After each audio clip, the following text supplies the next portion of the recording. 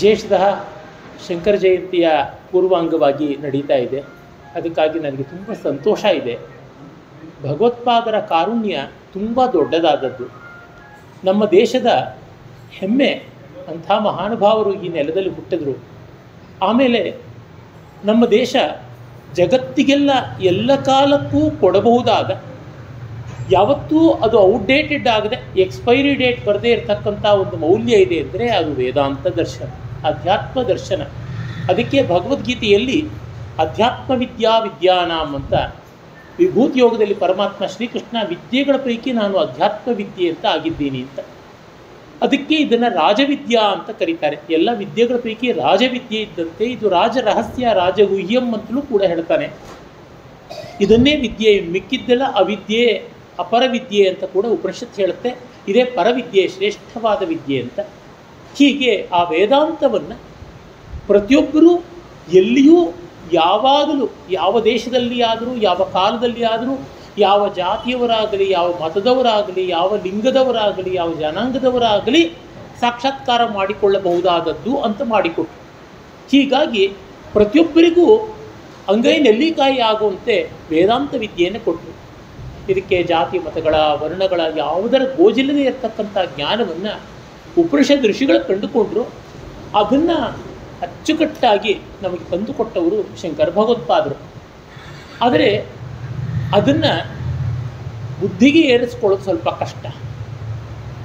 ಏನು ಮಾಡೋದು, ನಮಗೆ ಕಷ್ಟವಾಗ್ತಾ ಇದೆಯಲ್ಲ ಅಂದರೆ ಚಿಂತೆ ಇಲ್ಲ. ನಿಮಗೆ ಪರಬ್ರಹ್ಮವನ್ನು ಕುರಿತು ಯೋಚನೆ ಮಾಡೋದು ಕಷ್ಟವಾದರೆ ಅಪರಬ್ರಹ್ಮ ಅಂತ ಮಾಡಿಕೊಳ್ಳಿ ಅಂತ. ಅಂದರೆ ನಮಗೆ ಎಷ್ಟೋ ಬಾರಿ ಗಂಗೆವರೆಗೂ ಹೋಗೋಕ್ಕಾಗೋಲ್ಲ. ಅದಕ್ಕೆ ನಮ್ಮೂರಿನಲ್ಲೇ ನಾವು ಒಂದು ಕೊಳಕ್ಕೋ, ಒಂದು ಕಲ್ಯಾಣಿಗೋ, ಒಂದು ನದಿಗೋ, ಪುಣ್ಯ ನದಿಗಳ ತೀರ್ಥ ಒಳ್ಳೆಯ ನಕ್ಷತ್ರಗಳಲ್ಲಿ ಒಳ್ಳೆಯ ರಾಶಿ ಸಮಾಯೋಗ ಬಂದಾಗ ಗಂಗೋದ್ಭವ ಆಗುತ್ತದೆ ಅಂತ ಮಾಡ್ತಾರೆ. ಹಾಗೆ ಮಾಡೋದು ಶ್ರೀಧರ ಶಾಸ್ತ್ರ ಅಯ್ಯಾವಾಳ್ ಅಂತ ಮಹಾಭಕ್ತರು, ಜ್ಞಾನಿಗಳು ಇದ್ದರು ತಂಜಾವೂರು ಪ್ರಾಂತದಲ್ಲಿ. ಅವರು ತಮ್ಮ ಮನೆಯ ಬಾವಿಯಲ್ಲಿಯೇ ಗಂಗೆಯನ್ನು ಉತ್ಪತ್ತಿ ಮಾಡಿದ್ರು. ಆಶ್ಚರ್ಯವೇನಲ್ಲ, ಮಹಾಭಕ್ತರು ಎಷ್ಟೋ ಬಾರಿ ಮಾಡ್ತಾರೆ. ರೈದಾಸ ಅಂತ ಒಬ್ಬ ಇದ್ದ, ಆತ ಮೋಚಿ ಚಪ್ಪಲಿ ಹೊಲಿತಾ ಇದ್ದ ವ್ಯಕ್ತಿ. ತಾನು ಚಪ್ಪಲಿ ಹೊಲಿಯೋದಕ್ಕೆ ಬೇಕಾದ ತೊಗಲನ್ನು ನೆನೆಸುವ ನೀರಿನಲ್ಲಿ ನೆನೆಸ್ತಕ್ಕಂಥ ತೊಟ್ಟಿಯೊಳಗೆ ಗಂಗೆಯನ್ನು ಸಾಕ್ಷಾತ್ಕಾರ ಮಾಡಿಕೊಂಡಿತು ಅಂತ. ಹೀಗಾಗಿ ಈ ದೃಷ್ಟಿಯಿಂದ ನೋಡಿದಾಗ ನಮ್ಮ ಪರಂಪರೆಯಲ್ಲಿ ಎಲ್ಲಿಯೂ ಆ ದಿವ್ಯವಾದದ್ದನ್ನು ಆವಾಹನೆ ಮಾಡಿಕೊಳ್ಬೋದು. ಅಷ್ಟ್ಯಾಕೆ ನಾವು ಒಂದು ಸಣ್ಣ ಕಲಶವನ್ನು ಇಟ್ಕೊಂಡು ಅದರ ಮೇಲೆ ಮುದ್ರೆ ಮಾಡಿ ಗಂಗೆ ಯಮುನೆ ಚೈವ ಗೋದಾವರಿ ಸರಸ್ವತಿ ಅಂತ ಸಪ್ತ ಸಿಂಧುಗಳನ್ನು ಆವಾಹನೆ ಮಾಡ್ತೀವಿ. ಒಂದು ಸಗಣಿಯ ಮುದ್ದೆಯಲ್ಲಿ ಗಣಪತಿಯನ್ನು ಆವಾಹನೆ ಮಾಡ್ತೀವಿ. ಒಂದು ಶಿಲಾಮೂರ್ತಿಯಲ್ಲಿ ರಾಜರಾಜೇಶ್ವರನ ಆವಾಹನೆ ಮಾಡ್ತೀವಿ. ಒಂದು ಬಾಣಲಿಂಗದಲ್ಲಿ ಶಿವನನ್ನು ಆವಾಹನೆ ಮಾಡ್ತೀವಿ. ಒಂದು ಶಾಲಗ್ರಾಮದಲ್ಲಿ ವಿಷ್ಣುವಿನ ಸಾನ್ನಿಧ್ಯ ಸದಾ ಇದೆ ಅಂತೀವಿ. ಶಾಲಗ್ರಾಮೇ ವಿಷ್ಣು ಬುದ್ಧಿ ಅಂತ ಭಗವತ್ಪಾದರೆ ಹೇಳ್ತಾರೆ. ಹೀಗಾಗಿ ಈ ರೀತಿ ನಮ್ಮ ಅನುಕೂಲಕ್ಕೆ ಬೇಕಾದಂತೆ ನಾವು ಮಾಡಿಕೊಳ್ಳೋದಕ್ಕೂ ಅವಕಾಶ ಕೊಟ್ಟು. ಯಾಕೆಂದರೆ ಎಲ್ಲೆಡೆಯೂ ಜಗತ್ತಿನಲ್ಲಿ ಪರಮಾತ್ಮನಿಂದ ಕಾಣು, ಎಲ್ಲವೂ ಪರಮಾತ್ಮನೇ ಅಂದಾಗ ನಮಗೆ ಸ್ವಲ್ಪ ಕಷ್ಟ ಆಗುತ್ತೆ. ಕನಕದಾಸರ ಥರ ಆಗುತ್ತೆ. ಯಾರೂ ನೋಡದೇ ಇದ್ದ ಜಾಗದಲ್ಲಿ ಬಾಳೆಹಣ್ಣು ತಿನ್ನೋದು ಅಂದರೆ ಅವ್ರಿಗಾಗಲೇ ಇಲ್ವಲ್ಲ, ಈ ಥರದ ಕಷ್ಟ. ನಮಗೆ ಇನ್ನೊಂದು ಥರ ಕಷ್ಟ ಬರುತ್ತೆ. ಎಲ್ಲವನ್ನೂ ಹೇಗೆ ಹಾಗೆ ನೋಡೋಣ ಅಂತ. ನಮಗೆ ನಮ್ಮ ಬದುಕು, ನಮ್ಮ ಸಂಸಾರ, ನಮ್ಮ ಮೇಲು ಕೀಳು ಎಲ್ಲ ಇರುತ್ತೆ. ಹಾಗಾಗಿ ಒಂದು ಕಡೆ ಮಾಡು, ಇದು ಸಗುಣಾರಾಧನೆ ಅಂತಂದು. ಹೀಗೆ ಸಗುಣಾರಾಧನೆಯ ಅವಕಾಶವನ್ನು ಕೊಟ್ಟಿದ್ದು ಒಂದು ದೊಡ್ಡ ವಿಷಯವಾಯಿತು. ಇದು ವೇದಗಳಲ್ಲಿಯೇ ಇದೆ. ಆ ವೇದಗಳಲ್ಲಿ ಇರುವುದನ್ನು ಇನ್ನಷ್ಟು ಮತ್ತಷ್ಟು ಸುಲಭ ಮಾಡಿದ್ರು. ಇಡೀ ನಮ್ಮ ದೇಶದಲ್ಲಿ ನೋಡಿ 6 ದೇವತೆಗಳನ್ನು ಸಾಮಾನ್ಯವಾಗಿ ಒಂದಲ್ಲ ಒಂದು ರೀತಿ ಉಪಾಸನೆ ಮಾಡ್ತಾರೆ. ವಿಷ್ಣುವನ್ನು ಉಪಾಸನೆ ಮಾಡ್ತಾರೆ, ಶಿವನನ್ನು ಉಪಾಸನೆ ಮಾಡ್ತಾರೆ, ಲಕ್ಷ್ಮಿ, ಸರಸ್ವತಿ, ಪಾರ್ವತಿ, ದುರ್ಗಾ ಅಂತ ಸೌಮ್ಯ, ಉಗ್ರ ಎರಡೂ ರೂಪದಲ್ಲಿ ದೇವಿಯನ್ನು ಆರಾಧನೆ ಮಾಡ್ತಾರೆ, ದೇವಿ ಅಂತ. ಮತ್ತು ಕೆಲವರು ಸ್ಕಂದನ ಭಕ್ತರಿರ್ತಾರೆ, ಮತ್ತು ಕೆಲವರು ಗಣಪತಿಯ ಭಕ್ತರಿರ್ತಾರೆ, ಇಲ್ಲ ನವಗ್ರಹಗಳ ಭಕ್ತರಿರ್ತಾರೆ. ನವಗ್ರಹಗಳಲ್ಲಿ ಅಧಿಪತಿ ಕೇಂದ್ರದಲ್ಲಿರ್ತಕ್ಕಂಥ ಸೂರ್ಯದೇವ. ಹೀಗೆ 6 ದೇವತೆಗಳಂತೂ ಇದ್ದೇ ಇದ್ದಾರೆ. ತಮಿಳುನಾಡಿಗೆ ನೀವು ಹೋದರೆ ಮುರುಗನ್ ಅಂತಾರೆ, ಮಹಾರಾಷ್ಟ್ರಕ್ಕೆ ಹೋದರೆ ಗಣಪತಿ ಅಂತಾರೆ, ಉತ್ತರ ಭಾರತದಲ್ಲಂತೂ ಶಿವ, ವಿಷ್ಣು, ರಾಮ, ಕೃಷ್ಣ ರೂಪದಲ್ಲಿ, ಮಿಕ್ಕ ಎಲ್ಲ ಕಡೆಯಲ್ಲೂ ಇದೆ. ಹೀಗೆ ಎಲ್ಲೆಲ್ಲಿಯೂ ಈ 6 ದೇವತೆಗಳು ಕಾಣೋದರಿಂದ ಸಾಂಕೇತಿಕವಾಗಿ 6 ದೇವತೆಗಳನ್ನು ಇಟ್ಕೊಂಡು ಷಣ್ಮತ ಅಂತಂತಂದು. ಹೀಗೆ ಶಂಕರ ಭಗವತ್ಪಾದರ ದೃಷ್ಟಿ ಏನಂದರೆ, ಅವರು ಅತ್ಯಂತ ಸೂಕ್ಷ್ಮವಾದ ಒಂದು ಮಹಾತತ್ವ ಬ್ರಹ್ಮತತ್ವವನ್ನು ಕುರಿತು ಹೇಳಿದಷ್ಟೇ ಸಮರ್ಥವಾಗಿ, ಸುಂದರವಾಗಿ, ಸರಸವಾಗಿ, ಸುಬೋಧವಾಗಿ ಈ ಸಗುಣ ಸಾಕಾರವಾದಂಥ ದೇವತಾಮೂರ್ತಿಗಳನ್ನು ಹೇಳಿದರು. ಯಾವುದು ಮೇಲಲ್ಲ, ಯಾವುದೂ ಕೀಳಲ್ಲ, ನಾವು ಒಲಿದದ್ದು ನಮಗೆ. ಹಾಗೆ ನಾನು ಹೇಳ್ತಾನೆ ಇರ್ತೀನಿ, ನಿಮ್ಮ ಬದುಕಿನಲ್ಲಿ ಅತ್ಯಂತ ಸುಂದರ ಮಹಿಳೆ ಯಾರು ಅಂದರೆ ನಮ್ಮಮ್ಮ ಅಂತೀನಿ. ನನಗೆ ಮಾತ್ರ ನಮ್ಮಮ್ಮನ ನಾನು ಏನು ಐಶ್ವರ್ಯ ಈ ತರಹನೋ ಅಥವಾ ಇನ್ಯಾವಳು ಲಾರಾ ಥರನೋ ಸೌಂದರ್ಯ ಸ್ಪರ್ಧೆಗೆ ಕಳಿಸೋಕ್ಕೆ ಸಾಧ್ಯವ ಇಲ್ಲ. ಆದರೆ ನನ್ನ ಮಟ್ಟಿಗೆ ಹಾಗೆ ನನ್ನ ಇಷ್ಟ ದೈವ ನನಗೆ ಪರಬ್ರಹ್ಮ ವಸ್ತು. ಅದನ್ನು ಹಟ್ಟಿ ಲಕ್ಕಮ್ಮ ಅನ್ನಿ, ಮಾರಮ್ಮ ಅನ್ನಿ, ಅಣ್ಣಮ್ಮ ಅನ್ನಿ, ದುರ್ಗಾ ಅಂತನ್ನಿ, ಯಾವುದೇ ರೂಪದಲ್ಲಿ ಹೇಳಿ ಕೊನೆಗೆ ಪರತತ್ವವೇ.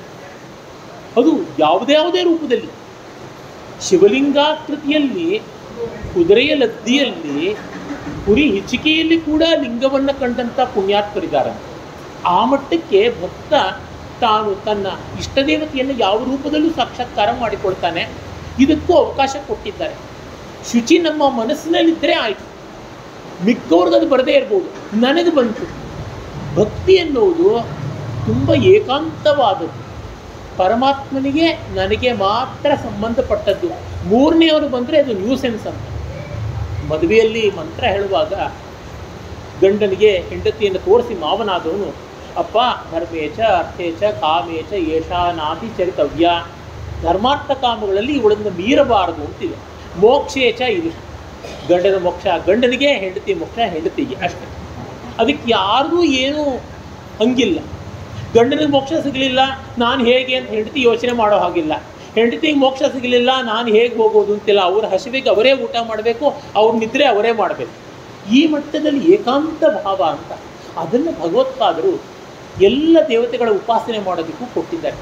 ಹಾಗಾಗಿ ನೋಡಿ, ಅವರು ಶಿವಸ್ತೋತ್ರ ಮಾಡಿದ್ದಾರೆ, ವಿಷ್ಣು ಸ್ತೋತ್ರ ಮಾಡಿದ್ದಾರೆ, ದೇವಿ ಸ್ತೋತ್ರ ಮಾಡಿದ್ದಾರೆ, ಗಣಪತಿ ಸ್ತೋತ್ರ ಮಾಡಿದ್ದಾರೆ, ಸೂರ್ಯ ಸ್ತೋತ್ರ ಮಾಡಿದ್ದಾರೆ, ಸ್ಕಂದ ಸ್ತೋತ್ರ ಮಾಡಿದ್ದಾರೆ.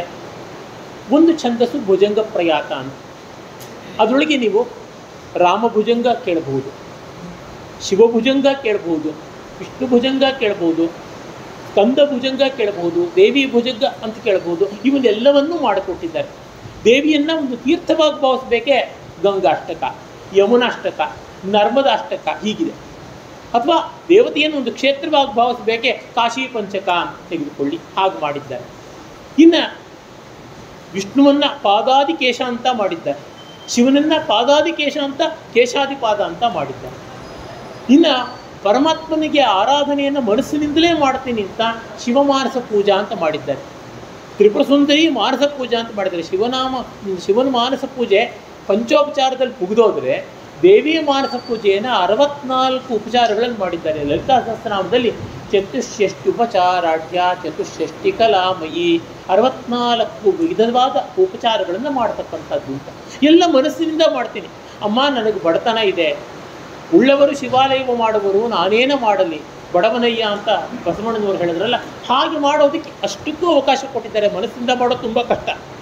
ರತ್ನೈಕಲ್ಪಿತ ಮಾಸನಂ ಅಂತ ಮನಸ್ಸಿನಿಂದ ನವರತ್ನದ ಮಾಡಿಸ್ಕೋಬೇಕು, ಅಷ್ಟು ಮನಸ್ಸು ಏಕಾಗ್ರತೆ ಬೇಕು.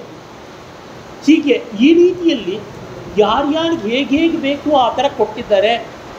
ಹೋಟೆಲ್ಗಳಿಗೆ ಹೋದರೆ 99 ದೋಸೆಗಳು ಅಂತೆಲ್ಲ ಕೊಡ್ತಾರಲ್ಲ, ಅಥವಾ ಕಾಫಿ ಡೇ ಹೋದರೆ ಎಷ್ಟೋ ಬಗೆಯ ಕಾಫಿಗಳು ಇರ್ತಾರಲ್ಲ, ಅದಕ್ಕಿಂತ ವೆರೈಟಿ ಕೊಟ್ಟಿದ್ದಾರೆ ಆಚಾರ್ಯರು. ಅಂದರೆ ಅವರ ಔದಾರ್ಯ ಕೃಪೆ ನೋಡಿ, ಯಾರಿಗೆ ಏನು ಬೇಕು ಅದನ್ನು ಕೊಟ್ಟಿದ್ದಾರೆ. ಎಲ್ಲ ಸದ್ಗತಿಗೆ ಹೋಗತಕ್ಕಂಥ ಮಾರ್ಗ ಅಂತ. ಹಾಗೆ ಕೊಟ್ಟಿದ್ರೊಳಗೆ ಒಂದು ಅಮೋಘವಾದ ರತ್ನ ಶಿವಾನಂದಲ್ಲಿ ಆಗಿದೆ. ಶಂಕರ ಭಗವತ್ಪಾದರನ್ನು ಶಿವನ ಅವತಾರ ಅಂತಲೇ ನಾವು ಭಾವಿಸ್ತೀವಿ. ಕಾರಣ ಇಷ್ಟೇ, ಶಿವ ಅಂದರೆ ಮಂಗಳ ಅಂತ. ಪರಮ ಮಂಗಳಮಯವಾದದ್ದು ಜಗತ್ತಿಗೆ. ಆತ್ಮಜ್ಞಾನಕ್ಕಿಂತ ಯಾವುದು? ಆತ್ಮಜ್ಞಾನ ಅಂದರೆ ಏನು? ಭಯ, ಶೋಕ, ಮೋಹ ಇವುಗಳನ್ನು ಕಳ್ಕೊಳ್ಳೋದು. ಭಯ ಇಲ್ಲಿಂದ ಬರುತ್ತೆ, ಹುಟ್ಟಿಂದಲೇ ಬರುತ್ತೆ. ಭಯವನ್ನು ನಮ್ಮ ಸೆರಗಿಗೆ ಗಂಟು ಹಾಕ್ಕೊಂಡೇ ಬರ್ತೀವಿ. ಅದಕ್ಕೆ ನಾವೆಲ್ಲಿ ಕಳ್ಕೊಂಡು ಬಿಡ್ತೀವೋ ಅಂತ, ದೇಹವನ್ನು ಕಳ್ಕೊಂಡು ಬಿಡ್ತೀವಿ ಅನ್ನೋದ್ರಿಂದ ಮೊದಲುಗೊಂಡು ದುಡ್ಡು ಕಳ್ಕೊತೀವಿ, ಸ್ಥಾನ ಕಳ್ಕೊತೀವಿ, ಮಾನ ಕಳ್ಕೊತೀವಿ ಅಂತ ಎಲ್ಲ ಕಳ್ಕೊಳ್ತೀವಿ ಅನ್ನೋ ಭಯ. ಹೀಗಾಗಿ ಭಯದಿಂದ ಆ ವಸ್ತು ನಷ್ಟವೇ ಆಗಿಬಿಟ್ರೆ ಹೋಗ್ಬಿಡ್ತು ಅಂದರೆ ಗೋಳು, ಶೋಕ. ಅದಕ್ಕೆ ಅದು ಹೋಗಬಾರ್ದು ಅಂತ ಮೋಹ. ಹೀಗಾಗಿ ಇರುವ ಭಯ ಉಳಿಸ್ಕೊಳ್ಬೇಕು ಅನ್ನೋ ಮೋಹ ಹೊರಟೇ ಹೋಯಿತು ಅನ್ನೋ ಶೋಕ. ಹೀಗೆ ಭಯ ಅನ್ನುವ ಗಂಡನಿಗೆ ಈ ಕಡೆ ಶೋಕ ಅನ್ನುವ ಹೆಂಡತಿ, ಮೋಹ ಅನ್ನುವ ಮಗ ಅಂತ ನೀವು ಹೇಗೆ ಬೇಕಾದ್ರೂ ಹೇಳಿ, ಏನು ತೊಂದರೆ ಇಲ್ಲ. ಒಟ್ಟಿನಲ್ಲಿ ಇವುಗಳು ಮೂರು ನಮ್ಮನ್ನು ಕಾಡುತ್ತೆ. ಇವನ್ನ ನಿವೃತ್ತಿ ಮಾಡಿಕೊಳ್ಳೋದಕ್ಕೆ ಅಂತ ವೇದಾಂತ ಶಾಸ್ತ್ರ ಇದೆ. ಭಗವದ್ಗೀತೆಯಲ್ಲಿ ಕೊನೆಗೆ ಕೃಷ್ಣ ಉಪದೇಶ ಮಾಡಿದ್ಮೇಲೆ ಅರ್ಜುನನ್ನ ಕೃಷ್ಣ ಕೇಳ್ತಾನೆ, ಕಚ್ಚಿತೇತ ಶ್ರುತಂ ಪಾರ್ಥ ತ್ವಯೈಕಾಗ್ರೇಣ ಚೇತಸ ಕಚ್ಚಿದ ಅಜ್ಞಾನ ಸಮೋಹ ಪ್ರಣಷ್ಟಸ್ಥೇ ಧನಂಜಯ. ಏನಪ್ಪ, ಎಲ್ಲ ಭಯ ಶೋಕ ಮೋಹ ಹೋಯ್ತಾ ಅಂದರೆ ನಷ್ಟೋ ಮೋಹ ಸ್ಮೃತಿರ್ಲಬ್ಧ ತ್ವತ್ಪ್ರಸಾದಾನ್ ಮಯಾಚ್ಯುತ ಸ್ಥಿತೋಸ್ಮಿ ಗತಸಂದೇಹ ಕರಿಷ್ಯೇ ವಚನಂ ತವ ಹೇಳ್ದ. ಆ ಹೊತ್ತಿಗೆ ಅನಿಸಿರುತ್ತೆ, ಭಗವದ್ಗೀತೆ ಹೇಳಿದ 13ನೇ ದಿವಸ ಹೊರಟೋಯ್ತು ಭಗವದ್ಗೀತೆ, ವೈಕುಂಠ ಸಮಾರಾಧನೆ ಆಗೋಯ್ತು. ಅವನ ಮಗ ಕಳ್ಕೊಂಡು ಬಿಟ್ನಲ್ಲ ಮಗನನ್ನ, ಪಾಪ ನಮ್ಮ ಅಭಿಮನ್ಯುವನ್ನ. ಎಷ್ಟು ಶೋಕ ಬಂತು, ಎಷ್ಟು ಓಡಾಡ್ದ, ಎಷ್ಟು ಸಂಕಟ ಪಟ್ಟ ಅಂದರೆ ಪರಮಾತ್ಮನೇ ಹೇಳಿಯೋ ಗೀತೆಯನ್ನು ಅಂಥ ಅರ್ಜುನನೇ ಕೇಳಿಯೋ ಅವನಿಗಾಗಲಿಲ್ಲ. ಅದಕ್ಕೆ ಶಂಕರರು ಭಾಷ್ಯ ಬರೀತಾ ಗೀತಾ ಭಾಷ್ಯದಲ್ಲಿ ಅರ್ಜುನಂ ನಿಮಿತ್ತೀಕೃತ್ಯ ಅಂತಾರೆ. ಅರ್ಜುನನನ್ನು ಒಂದು ನೆಪವಾಗಿ ಮಾಡಿಕೊಂಡು ಜಗತ್ತಿಗೆ ಹೇಳಿದ್ದು. ಹೀಗಾಗಿ ದೊಡ್ಡ ವಿಷಯವನ್ನು ದೊಡ್ಡವರೇ ಹೇಳಿದ್ರು ನಮ್ಮ ಯೋಗ್ಯತೆ ಎಷ್ಟೋ ಅಷ್ಟು. ತುಂಬಿಕೊಡೋದಕ್ಕೆ ಬಂಗಾರದ್ದೇ ಪಾತ್ರೆ ಇರ್ಬೋದು, ತುಂಬಿಕೊಳ್ಳೋದಕ್ಕೆ ಸಮುದ್ರವೇ ಇರ್ಬೋದು. ನಮ್ಮ ಶಕ್ತಿ, ನಮ್ಮ ಯೋಗ್ಯತೆ, ನಮ್ಮ ಪಾತ್ರೆ, ನಾವು ಹೊರೋ ಸೈಜು ಇವುಗಳು. ಹೀಗಾಗಿ ಸ್ತೋತ್ರಾದಿಗಳ ಮೂಲಕ ಆ ಬ್ರಹ್ಮಭಾವಕ್ಕೆ ಒಂದು ಉನ್ನತಿ ತಂದುಕೊಡೋದಕ್ಕೆ ಬೇಕಾದ ಚಿತ್ತ ಶುದ್ಧಿ ಸಿಗಲಿ. ಭಕ್ತಿಯಿಂದ, ಕರ್ಮದಿಂದ, ಎಲ್ಲ ಬಗೆಯ ಸತ್ಕಾರ್ಯಗಳಿಂದ ನಮಗೆ ಮೊದಲ ಆಗುವುದು ಚಿತ್ತಶುದ್ಧಿ. ಚಿತ್ತಶುದ್ಧಿಯೇ ವೇದಾಂತಕ್ಕೆ ಬೇಕಾದ ಅರ್ಹತೆ. ವೇದಾಂತಕ್ಕೆ ಅರ್ಹತೆ ಏನು? ಉಪನಿಷತ್ತುಗಳನ್ನು ತಿಳ್ಕೊಳ್ಳೋಕೆ ಅರ್ಹತೆ ಏನು ಅಂದರೆ ಪುಸ್ತಕ ಕೊಂಡುಕೊಳ್ಳೋಕೆ ದುಡ್ಡಿದೆ ಅಂತಲ್ಲ, ಪ್ರವಚನ ಮಾಡೋರಿಗೆ ದಕ್ಷಿಣೆ ಕೊಡೋಕೆ ದುಡ್ಡಿದೆ ಅಂತಲ್ಲ, ಇನ್ಯಾವುದೋ ಕೋರ್ಸ್ ಮಾಡ್ತೀನಿ ಅದಕ್ಕೆ ಸಮಯ ಇದೆ ಅಂತಲ್ಲ. ಮನಸ್ಸಿಗೆ ಒಂದು ಪ್ರಸನ್ನತೆ ಬೇಕು. ಮನಸ್ಸಿಗೆ ಪ್ರಸನ್ನತೆ ಬರುವುದಕ್ಕೆ ಭಗವದ್ಭಕ್ತಿ ತುಂಬ ಮುಖ್ಯ. ಕಲೆಯಿಂದ ಆಗ್ಬೋದು, ಲೋಕಸೇವೆಯಿಂದ ಆಗ್ಬೋದು, ಕರ್ಮಯೋಗ ನಮ್ಮ ಕೆಲಸವನ್ನೇ ನಾವು ಚೆನ್ನಾಗಿ ಮಾಡಿದರೆ ಅದರ ಮೂಲಕ ಬರೋದಾಗ್ಬೋದು. ಯೋಗ ಕರ್ಮಸು ಕೌಶಲ ಅಂತಲೇ ಗೀತಾಚಾರ್ಯ ಹೇಳ್ತಾನೆ. ಅದರೊಳಗೆ ಒಂದು ಈ ಸ್ತೋತ್ರ ಭಗವನ್ ನಾಮ ಸಂಕೀರ್ತನ ಅಂತ. ವೇದವ್ಯಾಸರು ಹಲವು ಕಡೆ ಪುರಾಣಗಳಲ್ಲಿ ಹೇಳ್ತಾರೆ, ಕಲವು ಶ್ರೀನಾಮ ಕೀರ್ತನಂ, ಪರಮಾತ್ಮನನ್ನು ನೆನೆಯಿರಿ. ಕೆಲವರು ಬೀಜಾಕ್ಷರಗಳ ಮೂಲಕವಾಗಿ ಧ್ಯಾನ ಮಾಡ್ತಾರೆ. ಆ ಬೀಜಾಕ್ಷರ ಎಲ್ಲ ತುಂಬ ಏಕಾಗ್ರತೆ ಬೇಕು. ಸನ್ಯಾಸಿಗಳಿಗೆ ಪ್ರಣವ ಜಪ ಮಾತ್ರ ಹೇಳಿದ್ದಾರೆ. ಓಂ ಓಂ ಓಂ ಅಂತ ಪ್ರಣವ ಜಪ ಮಾಡಬೇಕು ಅಂದರೆ ಒಂಟಿ ಕಾಲಲ್ಲಿ ನಿಂತ್ಕೊಂಡು ಭಗೀರಥ ತಪಸ್ಸು ಮಾಡಿದ್ನಲ್ಲ ಹಾಗೆ. ಒಂದು ಸ್ವಲ್ಪ ಹೊತ್ತು ನಿಂತರೆ ಸಾಕು, ಬೆನ್ನು ನೋವು ಬಂತು, ಮಂಡಿ ನೋವು ಬಂತು, ತೊಡೆ ನೋವು ಬಂತು, ಸುಸ್ತಾಯಿತು. ಇನ್ನು ಪಂಚಾಕ್ಷರ, ಅಷ್ಟಾಕ್ಷರ, ಷೋಡಶಾಕ್ಷರ, ದ್ವಾದಶಾಕ್ಷರ ಅಂತೆಲ್ಲ ಹೇಳಿದ್ರೆ ನಮಃ ಶಿವಾಯ, ಓಂ ನಮಃ ಶಿವಾಯ, ಓಂ ನಮೋ ನಾರಾಯಣಾಯ, ಓಂ ನಮೋ ಭಗವತೆ ವಾಸುದೇವಾಯ ಅಂತೆಲ್ಲ ಅಂದರೆ ಕೂತ್ಕೊಂಡಿರೋದಷ್ಟೇ. ಇಲ್ಲಿಂದ ಎದ್ದು ಹೋಗ್ಬಾರ್ದು, ಕೂತ್ಕೊಂಡು ಧ್ಯಾನ ಮಾಡಬೇಕು. ಹಾಗಲ್ಲದೆ ಒಂದು ಅಷ್ಟಕ, ಪಂಚಕ, ಒಂದು ಶ್ಲೋಕ, ಏಕಶ್ಲೋಕಿ ರಾಮಾಯಣ, ಏಕಶ್ಲೋಕಿ ಭಾರತ, ಈ ಥರದ್ದು ಅಂದರೆ ಒಂದು ಮನೆಯಿಂದ ಆಚೆಗೆ ಹೋಗೋ ಹಾಗಿಲ್ಲ ಅಂತ. ಅದೇ ಒಂದು ರಾಮಾಯಣ, ಒಂದು ಮಹಾಭಾರತ, ಒಂದು ಲೀಲಾಶುಕನ ಕೃಷ್ಣಕರ್ಣಾಮೃತ, ಒಂದು ಶಿವಾನಂದ ಲಹರಿ ಅಂದರೆ ಈ ಊರಿಂದ ಆಚೆಗೆ ಹೋಗಬೇಕಾಗಿಲ್ಲ, ಈ ಜಗತ್ತಿಂದ ಆಚೆಗೆ ಹೋಗಬೇಕಾಗಿಲ್ಲ. ಯಾಕೆಂದರೆ ಎಲ್ಲಿ ಹೋದರೂ ನಿಮ್ಗೆ ಆ ಭಗವದ್ಭಕ್ತಿ ಕಾಣಿಸ್ತಾನೇ ಇರುತ್ತೆ. ಒಂದು ರಾಮಾಯಣದ 24,000 ಶ್ಲೋಕದಲ್ಲಿ ಎಲ್ಲಿ ಓಡಾಡಿದ್ರು ರಾಮ ಬರ್ತಾ ಇರ್ತಾನೆ. ಒಂದು ಮಹಾಭಾರತ 1,00,000 ಶ್ಲೋಕದಲ್ಲಿ ಎಲ್ಲಿ ಓಡಾಡಿದ್ರು ಕೃಷ್ಣ ಬರ್ತಾನೆ. ಇಂಥದ್ದನ್ನು ನಮಗೆ ಕೊಟ್ಟಿದ್ದಾರೆ ಶಂಕರ ಭಗವತ್ಪಾದರು. ಒಳ್ಳೆ ಸೊಗಸಾಗಿರ್ತಕ್ಕಂಥ ಒಂದು ಊರನ್ನೇ ನಮಗೆ ಕೊಟ್ಟಿದ್ದಾರೆ ಈ ಶಿವಾನಂದ ಲಹರಿಯಲ್ಲಿ. 100 ಶ್ಲೋಕಗಳು. ಒಂದೊಂದು ಶ್ಲೋಕವು ಶಿವನ ಸ್ವಾರಸ್ಯವನ್ನು ಅದ್ಭುತವಾಗಿ ಹೇಳುತ್ತೆ. ಆಶ್ಚರ್ಯ ಆಗ್ಬೋದು ನಿಮಗೆ. ಇದಕ್ಕೆ ಒಂದು ಒಳ್ಳೆಯ ವ್ಯಾಖ್ಯಾನ ಉಂಟು. ಅದರೊಬ್ಬರು ಶ್ರೀ ವೈಷ್ಣವ ವರೇಣ್ಯರು ಬರೆದಿದ್ದಾರೆ. ಕಾರಣ, ಶ್ರೀ ವೈಷ್ಣವರು ಇಷ್ಟು ಭಕ್ತರು. ಶಿವಸ್ತೋತ್ರಕ್ಕೆ ಯಾಕೆ ಬರೆದ್ರು ವ್ಯಾಖ್ಯಾನ ಅಂದರೆ ಭಕ್ತಿಯಲ್ಲಿ ತುಂಬ ಚೆನ್ನಾಗಿದೆ ಅಂತ. ಭಕ್ತಿ ಚೆನ್ನಾಗಿರೋದಕ್ಕೆ ಬರದೆ ಭಗವಂತ ಯಾರಾದರೆ ಏನು ಅಂತ. ಇದು ಶಿವಾನಂದ ಲಹರಿಯ ಸ್ವಾರಸ್ಯ. ಆಚಾರ್ಯರ ಲಹರಿ ತ್ರಯ ಅಂತ ಹೇಳ್ತಾರೆ. ಆನಂದ ಲಹರಿ, ಸೌಂದರ್ಯ ಲಹರಿ, ಶಿವಾನಂದ ಲಹರಿ. ಈ ಲಹರಿ ತ್ರಯದಲ್ಲಿ ನನಗೆ ತುಂಬ ಇಷ್ಟವಾದದ್ದು ಶಿವಾನಂದ ಲಹರಿ. ಅದಕ್ಕಾಗಿ ನಾನು ಅದನ್ನೇ ಮಾತಾಡ್ತೀನಿ ಅಂತ ಹೇಳಿದೆ. ಮೊದಲೇ ಹೇಳಿದಂತೆ ಶಿವ ಅಂದರೆ ಮಂಗಳ, ಪರಮ ಮಂಗಳಕರ ಅಂತ. ಆದರೆ ನೋಡಿ, ಶಿವ ಇರೋದೆಲ್ಲಿ? ಸ್ಮಶಾನದಲ್ಲಿ. ಮತ್ತೆ ಆತ ತೊಟ್ಟಿದ್ದೇನು? ಚರ್ಮಾಂಬರ. ಬಳ್ಕೊಂಡಿದ್ದೇನು? ಚಿತಾಭಸ್ಮ. ಹಾಕ್ಕೊಂಡಿದ್ದೇನು? ಸ್ಮಶಾನದ ಹುತ್ತಗಳಲ್ಲಿ ಓಡಾಡ್ತಕ್ಕಂಥ ಹಾವುಗಳು. ಇನ್ನು ಬೇಡುವುದೇನು? ಭಿಕ್ಷೆ. ಅದು ಎಲ್ಲಿ? ತಲೆಬುರುಡೆಯ ಪಾತ್ರೆಯಲ್ಲಿ ಭಿಕ್ಷೆ ಬೇಡತಕ್ಕಂಥದ್ದು. ಮತ್ತು ಕೈಯಲ್ಲಿ ಹಿಡಿದಂಥ ದಂಡ ಖಟ್ವಾಂಗ ಅಂತ ಕರೀತಾರೆ. ಖಟ್ವಾಂಗ ಅಂತಂದರೆ ಮಂಚದ ಕಾಲು. ಆ ಮಂಚದ ಕಾಲ ಮೇಲೆ ಒಂದು ತಲೆಬುರುಡೆ ಇರುತ್ತದೆ. ಅಂದರೆ ಈ ಥರ ಭಯಾನಕವಾದ ವಸ್ತುಗಳು ಇರ್ತಕ್ಕಂಥವನು, ಈ ಥರ ಇದ್ದವನು ಶಿವ ಹೇಗಾದ? ಪುಸ್ತಕ ನೋಡಿದ್ರೆ ಆತ ಇರೋ ಸ್ಮಶಾನ ಯಾವುದೂ ಅಲ್ಲ, ನಮ್ಮ ದೇಹವೇ. ನಮ್ಮ ದೇಹದಲ್ಲಿ ನಿತ್ಯವೂ ಜೀವಕೋಶಗಳು ಸಾಯ್ತಾ ಇರ್ತವೆ, ಹುಟ್ಟುತ್ತಾ ಇರ್ತವೆ. ರಕ್ತಕೋಶಗಳು ಇಷ್ಟು ಸಾಯ್ತಾ ಇರ್ತವೆ. ಹೀಗಾಗಿ ನಮ್ಮ ದೇಹದಲ್ಲಿ ನಿತ್ಯ ಸಾವಾಗ್ತಾ ಇದೆ. ಈ ಶರೀರ ಅನ್ನೋ ಸ್ಮಶಾನದಲ್ಲಿ ಆತ ಇದ್ದಾನೆ. ಜಗತ್ತು ಜಂಗಮ್ಯತೆ ಇದೆ. ಜಗತ್ತು ಬದಲಾಗ್ತಾ ಇರುತ್ತೆ, ಸತ್ತು ಹೋಗ್ತಾ ಇರುತ್ತೆ. ಹಳೆ ಬಿಲ್ಡಿಂಗ್ಗಳು ಸಾಯ್ತಾ ಇರ್ತವೆ, ಹೊಸ ಬಿಲ್ಡಿಂಗ್ ಬರ್ತಾ ಇರ್ತವೆ. ಹಿಂಗಿರತಕ್ಕಂಥದ್ದು ಅದು. ಈ ಜಗತ್ತನ್ನುವ ಸ್ಮಶಾನದಲ್ಲಿ ಆತ ಇದ್ದಾನೆ. ನಶ್ವರವಾದ ಜಗತ್ತಿನಲ್ಲಿದ್ದಾನೆ. ಈ ನಶ್ವರವಾದ ದೇಹದಲ್ಲಿದ್ದಾನೆ ಅಂತೇಳಿ ಸ್ಮಶಾನ. ಇನ್ನು ಮತ್ತೆ ಅವನು ದಿಗಂಬರ, ದೇಶವನ್ನು ವಸ್ತ್ರವಾಗಿ ಉಟ್ಟುಕೊಂಡ ಮಹಾಕಾಲ. ಹೀಗಿರ್ತಕ್ಕಂಥ ಮಹಾನುಭಾವ. ಇನ್ನು ಸರ್ಪಗಳು ಯಾವುದನ್ನು ಸೂಚಿಸುತ್ತವೆ ಹೇಳ್ತಾರೆ? ಎಲ್ಲ ನಾಡಿಗಳು 72ರಿಂದ 72,000 ಅಂತ ಹೇಳುತ್ತವೆ ಉಪನಿಷತ್ತುಗಳು, ತಂತ್ರಶಾಸ್ತ್ರಗಳು. ಆ 72,000 ನಾಡಿಗಳ ಚೈತನ್ಯಮಯವಾದ ಸ್ವರೂಪವೇ ಸರ್ಪ ಅಂತೆಲ್ಲ. ಹೀಗೆ ಶಿವನ ಸಂಕೇತ ತುಂಬ ದೊಡ್ಡದಾಗಿದೆ. ಆದರೆ ನೋಡಿ, ಆತನಿಗೆ ಮಡಿಯ ಹೆಮ್ಮೆ ಇಲ್ಲ, ಮೈಲಿಗೆಯ ಭಯ ಇಲ್ಲ, ಈ ಹಿಗ್ಗೂ ಇಲ್ಲ, ಆ ಕುಗ್ಗೂ ಇಲ್ಲ. ಭೀತಿರ್ನಾಸ್ತಿ ಭುಜಂಗ ಪುಂಗ ಭವಿಷಾತ್ ಪ್ರೀತಿರ್ನ ಚಂದ್ರಾಮೃತಾತ್ ನಾ ಶೌಚಂಚ ಕಪಾಲ ದಾಮ ಲುಲನಾ ಶೌಚನ್ನ ಗಂಗಾ ಜಲಾತ್ ನೋದ್ವೇಗಶ್ಚಿತಿ ಭಸ್ಮನ ನಚ ಸುಖಂ ಗೌರೀಸ್ತನಾಲಿಂಗನಾತ್ ಆತ್ಮಾರಾಮತಯಾ ಹಿತಾಹಿತ ಸಮಃ ಸ್ವಸ್ಥೋಹರಸ್ಪಾತು ವಹ. ಹಾವುಗಳ ಮೈ ಮೇಲೆ ಹರಿದಾಡ್ತಾ ಇವೆ ಅಂತ ಭಯ ಇಲ್ಲ. ತಲೆ ಮೇಲೆ ಎಲ್ಲರೂ ಇಷ್ಟಪಡುವ ಚಂದ್ರ ಇದ್ದಾನೆ ಅಂತ ಸಂತೋಷ ಇಲ್ಲ. ಮೈ ಮೇಲೆಲ್ಲ ಚಿತೆಯ ಭಸ್ಮ ಇದೆ ಅಂತ ಮೈಲಿಗೆ ಇಲ್ಲ. ತಲೆ ಮೇಲಿಂದಲೇ ಗಂಗೆ ಸುರಿತಾ ಇದ್ದಾಳೆ ಅಂತ ಮಡಿ ಇಲ್ಲ. ಕೈಯಲ್ಲಿ ತಲೆಬುರುಡೆ, ಕೊರಳಲ್ಲಿ ತಲೆಬುರುಡೆಗಳ ಹಾರ ಅಂತ ಒಂದು ರೀತಿ ಜುಗುಪ್ಸೆ ಇಲ್ಲ. ಅರ್ಧ ಶರೀರವೇ ಜಗದಂಬೆ ಇದ್ದಾಳೆ ಅಂತ ಮೈಮರಿಯುವ ಉತ್ಸಾಹ ಇಲ್ಲ. ಆತ್ಮಾರಾಮನಾಗಿ ಸ್ವಸ್ಥನಾಗಿರ್ತಕ್ಕಂಥ ಹರ ಮಹಾದೇವ ಅವನು ನಮ್ಮನ್ನು ಕಾಪಾಡಲಿ ಅಂತ ಒಂದು ಸುಭಾಷಿತ ಇದೆ. ಇದು ಶಿವತತ್ವ. ಮತ್ತು ಆತನಷ್ಟು ಅನುಕೂಲಕಾರಿಯಾದ ದೇವರು ಯಾರೂ ಇಲ್ಲ.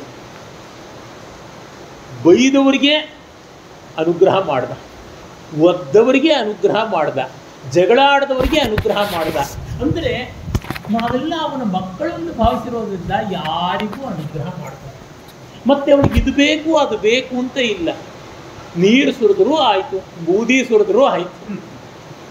ಅಂದರೆ ನಿಮ್ಮ ಮನೆ ಎಕ್ಕ ಹುಟ್ಟೋಗ ಅಂತ ಶಾಪ ಹಾಕ್ತೀವಿ. ಎಕ್ಕ ಹುಟ್ಟೋದು ಯಾವಾಗ? ಅವ್ರ ಮನೆ ಪೂರ್ತಿ ಹೋಗಿ ಜನ ಎಲ್ಲ ಬಂದು ಬೂದೆ ತಿಪ್ಪೆ ಮಾಡಿ ಸುರಿದ ಮೇಲೆ ಆಮೇಲೆ ಎಕ್ಕದ ಗಿಡ ಬೆಳೆಯುತ್ತದೆ. ಹೀಗೆ ಎಕ್ಕ ಹುಟ್ಟೋಗ್ಬೇಕು ಅಂತ ಅವನಿಗೆ ಬೂದಿ ಸುರಿದ್ರೂ ಅವನ ಆತ್ಮಾರಾಮನಾಗಿರ್ತಾನೆ. ಇಷ್ಟು ಸುಲಭದ ದೇವರು ಇನ್ನೆಲ್ಲಿ ಸಿಗುತ್ತಾರೆ? ಮತ್ತು ಅವನನ್ನು ಬರೆಯೋದು ಸುಲಭ, ಮಾಡೋದು ಸುಲಭ. ಒಂದು ಮುದ್ದೆ ಮಾಡಿ ಇಟ್ಬಿಟ್ರೆ ಆಯಿತು. ಪಾಣಿಪೀಠನೂ ಶಿವನ ರೂಪ ಅಲ್ಲ, ದೇವಿ ರೂಪ. ಶಿವಲಿಂಗ ಅಷ್ಟೇ ಇರೋದು. ಇನ್ನು ಚಿದಂಬರಕ್ಕೆ ಹೋದ್ವಾ, ನಿರಾಕಾರ, ಮುಗೀತು ಕಥೆ. ಹೀಗೆ ಅಷ್ಟು ಭಕ್ತ ವಶಂವದನಾಗಿರ್ತಕ್ಕಂಥವರು ಮಹಾದೇವ.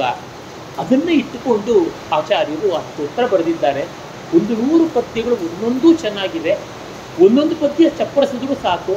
ಸಮಯಾಭಾವದಿಂದ ಕೆಲವು ಪದ್ಯಗಳು ಹೇಳ್ತೀನಿ. ರಾಮಕೃಷ್ಣಾಶ್ರಮದ ಸೋಮನಾಥಾನಂದ ಸ್ವಾಮಿಗಳು ಬಹಳ ಸುಬೋಧವಾಗಿ ಅನುವಾದ ಮಾಡಿದ್ದಾರೆ. ಅಂಗೈಯಲ್ಲಾಗುವಂಥ ಪುಸ್ತಕ. ಆಸ್ವಾದ ಮಾಡಬೇಕು, ಅನುಭವಿಸಬೇಕು, ಒಂದೊಂದು ಪದ್ಯವನ್ನು ಚಪ್ಪಡಿಸಬೇಕು, ಹಾಡ್ಕೋಬೇಕು. ಬಂದಂತೆ ಹಾಡಿಕೊಳ್ಳಿ.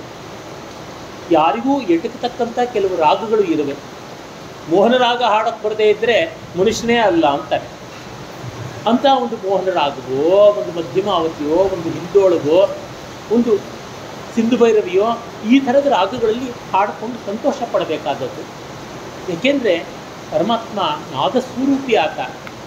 ಮೊದಲಿಗೆ ನೋಡಿ, ಆ ಶಿವ ಮತ್ತು ಶಿವೆ ಇಬ್ಬರನ್ನೂ ಸೇರಿಸಿ ಆರಾಧನೆ ಮಾಡ್ತಾರೆ.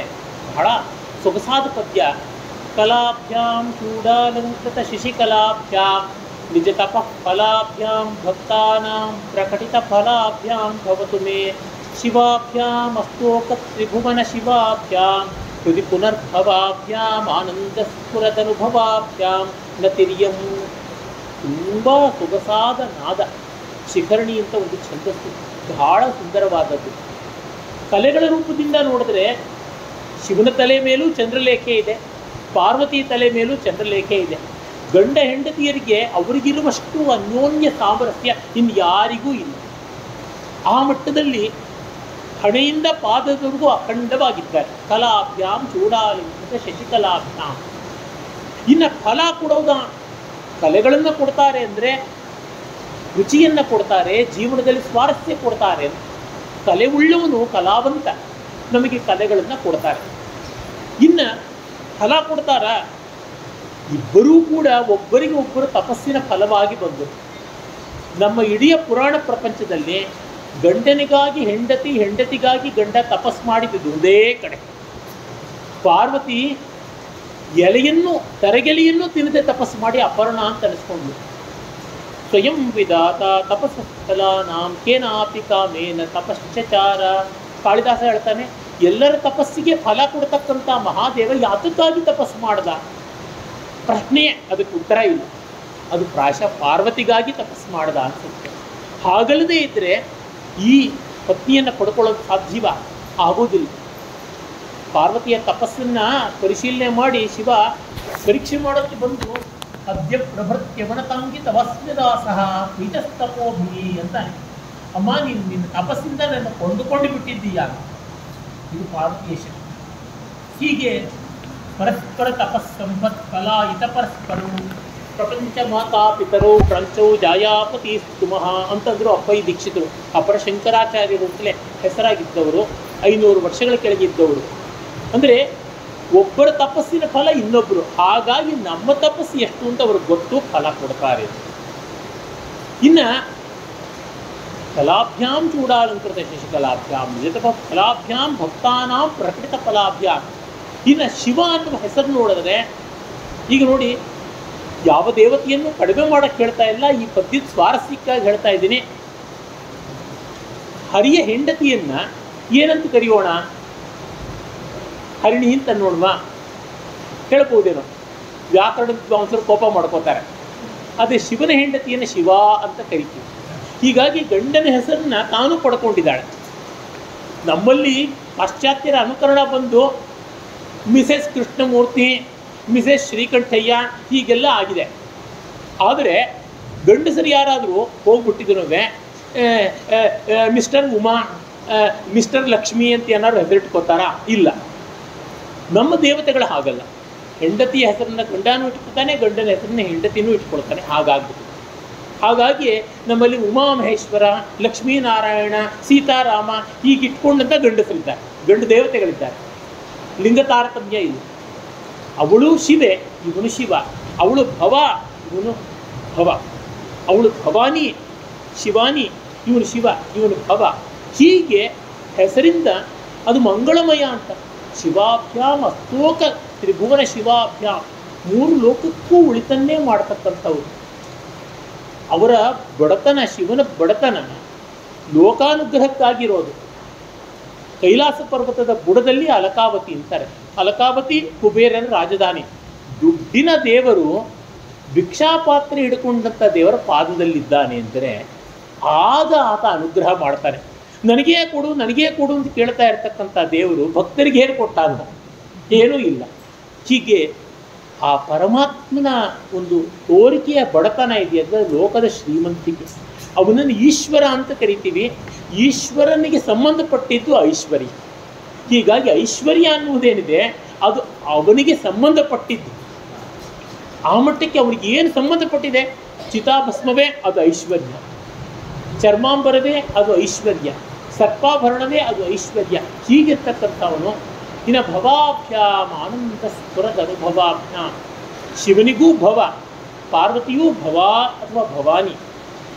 ಅವರು ಆನಂದದ ಅನುಭವವನ್ನು ಕೊಡ್ತಾರೆ. ಸಾಮಾನ್ಯವಾಗಿ ಶಿವನನ್ನು ಲಯದೇವತೆ ಅಂತ. ಭವ ಅಂದರೆ ಸೃಷ್ಟಿ ಅಂತ ಅರ್ಥ.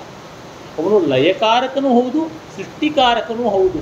ಅದಕ್ಕೆ ಹೇಳ್ತಾರಲ್ಲ, ನಮಃ ಶಿವಾಯ ಸಂಸಾರ ಸರೋಜಸ್ಯ ರಜಸ್ವಿನಃ ವಿಕಾಸ ಆಶ್ಚರ್ಯ ಸೂರ್ಯಾಯ ಸಂಕೋಚ ಸಕಲೇಂದವೇ. ಈ ಜಗತ್ತೆನ್ನುವ ಕಮಲವನ್ನು ಅರಳಿಸುವಾಗ ಸೂರ್ಯ ಆಗ್ತಾನೆ, ಮುದುಡಿಸುವಾಗ ಚಂದ್ರ ಆಗ್ತಾನೆ. ಹೀಗೆ ಶಿವನ ಲೀಲೆ. ಅವನು ಒಂಟಿ ಕಾಲಲ್ಲಿ ಹಾಕಿದ್ದಾನೆ. ಜಯತ್ಯೇಕ ಪದಾಕ್ರಾಂತ ಸಮಸ್ತ ಭುವನತ್ರಯ ದ್ವಿತೀಯ ಪದವಿನ್ಯಾಸ ವ್ಯಾಕುಲಾಭಿನಯ ಶಿವ. ನಟರಾಜನಾಗಿ ಒಂಟಿ ಕಾಲಲ್ಲಿ ಶಿವ ಯಾಕೆ ನಿಂತ ಅಂದರೆ, ಒಂದು ಕಾಲಿಟ್ಟ ತಕ್ಷಣ ಜಗತ್ತಲ್ಲಿ ಇನ್ನು ಉಳಿಯಲಿಲ್ಲ ಜಾಗ ಇಡೋದಕ್ಕೆ. ಮತ್ತೊಂದು ಕಾಲು ಎಲ್ಲಿಡ್ಲಿ ಅಂತ ಅಷ್ಟು ಕಾಲದಿಂದ ಯೋಚನೆ ಮಾಡ್ತಾ ಹಾಗೇ ಇದ್ದಾನೆ. ಎರಡನೇ ಕಾಲು ಎಲ್ಲಿಡ್ಲಿ ಅಂತ ಗೊತ್ತಿಲ್ಲದೆ ಇರುವ ಒಂದು ತೊಂದರೆಯ ಭಂಗಿನೇ ನಟರಾಜ ಆಗ್ಬಿಡ್ತು ಅಂತ ರಾಜಶೇಖರ ಅನ್ನೋ ಕವಿ ಹೇಳ್ತಾನೆ. ನನ್ನ ಗೆಳೆಯ ಶಂಕರ್ ಅಂತ ಒಳ್ಳೆಯ ಸಂಸ್ಕೃತ ಕವಿ ಆತ ಹೇಳ್ತಾನೆ, ಸ್ವಾಮಿ ನಟರಾಜ, ನೀನು ಒಂಟಿ ಕಾಲಲ್ಲಿ ನಿಂತು ನೃತ್ಯ ಮಾಡ್ತಿದ್ದೀಯಲ್ಲ, ಇಷ್ಟು ಕಾಲ ಆದರೂ ನನಗೆ ಬಳಲಿಕ್ಕೆ ಯಾಕಾಗಿಲ್ಲ ಗೊತ್ತಾ? ನಾವೆಲ್ಲ ಭಕ್ತರು ನಾವು ಒಂದು ಕಾಲನ್ನು ಗಟ್ಟಿಯಾಗಿ ಹಿಡ್ಕೊಂಡಿದ್ದೀವಿ, ಅದಕ್ಕೆ ನೀನು ಬೀಳದೆ ನಿಂತಿದ್ದೀಯಾ ಅಂತ. ಹೀಗೆ ಭಕ್ತರ ಸ್ವಾರಸ್ಯಗಳು ಭಗವಂತನ ಕೀರ್ತನೆ ಮಾಡುವಾಗ ಹಾಗಾಗುತ್ತದೆ, ದಿವ್ಯಾನುಭವಗಳನ್ನು ಕೊಡುವುದಾಗುತ್ತದೆ. ಶಂಕರನೇ ಬಹಳ ಸೊಗಸಾದ 50 ಪದ್ಯಗಳನ್ನು ಶಿವನ ಬಗ್ಗೆ ಬರೆದಿದ್ದಾನೆ. ಭಾರಾವತಾರ ಸ್ತವ ಅಂತ. ಅಲ್ಲಿ ಒಂದು ಪದ್ಯದಲ್ಲಿ ಹೀಗಿದೆ: ತ್ಯಕ್ಷೋಸಿ ಪಶ್ಯತಿ ನಮಾಂ ಪತಿತಂ ಭವಾಬ್ಧೌ ಪಂಚಾನನೋಸಿ ನವಚೋಪಿ ದದಾಸಿ ಮಹ್ಯಂ ಈಶೋಸಿ ದಾಸಜನ ವೀಕ್ಷಸೆ ತ್ವಂ. 5 ಬಾಯಿ ನಿನಗಿದೆ ಪಂಚಮುಖ, ಒಂದು ಬಾಯಿಂದಲೂ ಅಯ್ಯೋ ಪಾಪ ಅಂತ ಅನ್ನೋಲ್ವಲ್ಲಪ್ಪ ನನಗೆ ನೀನು. ಒಂದೊಂದು ಮುಖಕ್ಕೆ 3 ಥರ 15 ಕಣ್ಣಿದೆ. ಈ ಸಂಸಾರ ಕೂಪದಲ್ಲಿ ಬಿದ್ದಿದ್ದೀನಿ ಅಂತ ಒಮ್ಮೆನೂ ನೀನು ನೋಡಲ್ವಲ್ಲ. ಹೀಗಾಗಿ ನೀನು ಈಶ್ವರ ಅಂತ. ಈಶ್ವರ ಅಂದರೆ ಯಜಮಾನ. ಯಾರಿಗೆ ಯಜಮಾನ? ಸೇವಕರಿಗೆ. ನಿನ್ನ ಸೇವಕ ನಾನು. ಸೇವಕರಿಗೆ gratuity, provident fund, increment, promotion ಕೊಡಬೇಕು. ಏನೂ ಕೊಟ್ಟಿಲ್ಲ ನೀನು. ಇನ್ನು ಈಶ್ವರ ಅಂತ ಅನ್ನೋದಾದರೆ ಏನಾಯಿತು? ಹೀಗಾಗಿ ನೀನು ಸ್ಥಾಣು ಅಂದರೆ ಅಲ್ಲಾಡದೆ ಜಡವಾಗಿರೋನು ಅನ್ನೋದು ಸಾರ್ಥಕವಾಯಿತು ಅಂತ ವಿನೋದ ಮಾಡ್ತಾನೆ. ಹೀಗೆ ಭಕ್ತರಿಗೆ ತನ್ನನ್ನು ವಿನೋದ ಮಾಡಿಕೊಳ್ಳೋಕ್ಕೂ ಅವಕಾಶ ಕೊಡ್ತಾನೆ. ಈ ಆನಂದದ ಅನುಭವಗಳನ್ನು ಕೊಡ್ತಾ ಹೋಗ್ತಾನೆ. ಶಿವಾನುಭವಕ್ಕಿಂತ ಮಿಗಿಲಾದದ್ದು ಯಾವುದು? ಹೀಗಾಗಿ ಆ ಶಿವಾನುಭವ ಪಾರ್ವತಿಯ ಅನುಭವವೂ ಹೌದು, ಶಿವಾಯಾಹ ಅನುಭವ. ಹೀಗೆ ಆ ಮೊದಲನೇ ಪದ್ಯದಲ್ಲಿಯೇ ಅವರ ದಿವ್ಯ ಭಾವಗಳನ್ನು ಕೊಡ್ತಾರೆ. ಆಮೇಲೆ ಮುಂದೆ ಕೆಲವೊಂದು ಪದ್ಯಗಳನ್ನು ನೋಡೋಣ. ನಾವು ದೊಡ್ಡವ್ರ ಹತ್ರಕ್ಕೆ ಹೋದರೆ ಯಾವುದಾದ್ರೂ ಒಂದು ವಿದ್ಯೆಯನ್ನು ತೋರಿಸ್ಬೇಕು. ನಮ್ಮ ವಿದ್ಯೆಗಳನ್ನು ತೋರಿಸ್ದೇ ಇದ್ದರೆ ಅವರು ಒಲಿಯೋಲ್ಲ. ಹೀಗಾಗಿ ನೀನು ದೊಡ್ಡವನು, ನಿನ್ನ ಹತ್ರ ಏನಾದರೂ ವಿದ್ಯೆ ತೋರಿಸೋಣ ಅಂದರೆ ನನಗೇನೂ ಇಲ್ವಲ್ಲ ಅಂತಾರೆ. ಸ್ಮೃತವು ಶಾಸ್ತ್ರೇ ವೈದ್ಯೆ ಶಕುನ ಕವಿತಾಗಾನ ಪಣಿತವು ಪುರಾಣೇ ಮಂತ್ರೇವ ಸ್ತುತಿನಟನ ಹಾಸ್ಯೇಷು ಅಚತುರಃ ಕಥಂ ರಾಜ್ಞಾಂ ಪ್ರೀತಿರ್ಭವತಿ ಮಯಿ ಕೋಹಂ ಪಶುಪತಿ ಪಶುಂ ಮಾಂ ಸರ್ವಜ್ಞ ಪ್ರತಿತ ಕೃಪಯಾ ಪಾಲಯ ವಿಭೋ. ಅಪ್ಪ ಸ್ವಾಮಿ, ಯಾವುದಾದ್ರು ರಾಜರುಗಳ ಹತ್ರ ಹೋಗಿ ಹೊಟ್ಟೆಪಾಡು ನೋಡ್ಕೊಳ್ಳೋಣ ಅಂದರೆ ದುಡ್ಡಿದ್ದವರಿಗೆ ಏನಾದರೂ ಎಂಟರ್ಟೈನ್ಮೆಂಟ್ ಕೊಡಬೇಕು.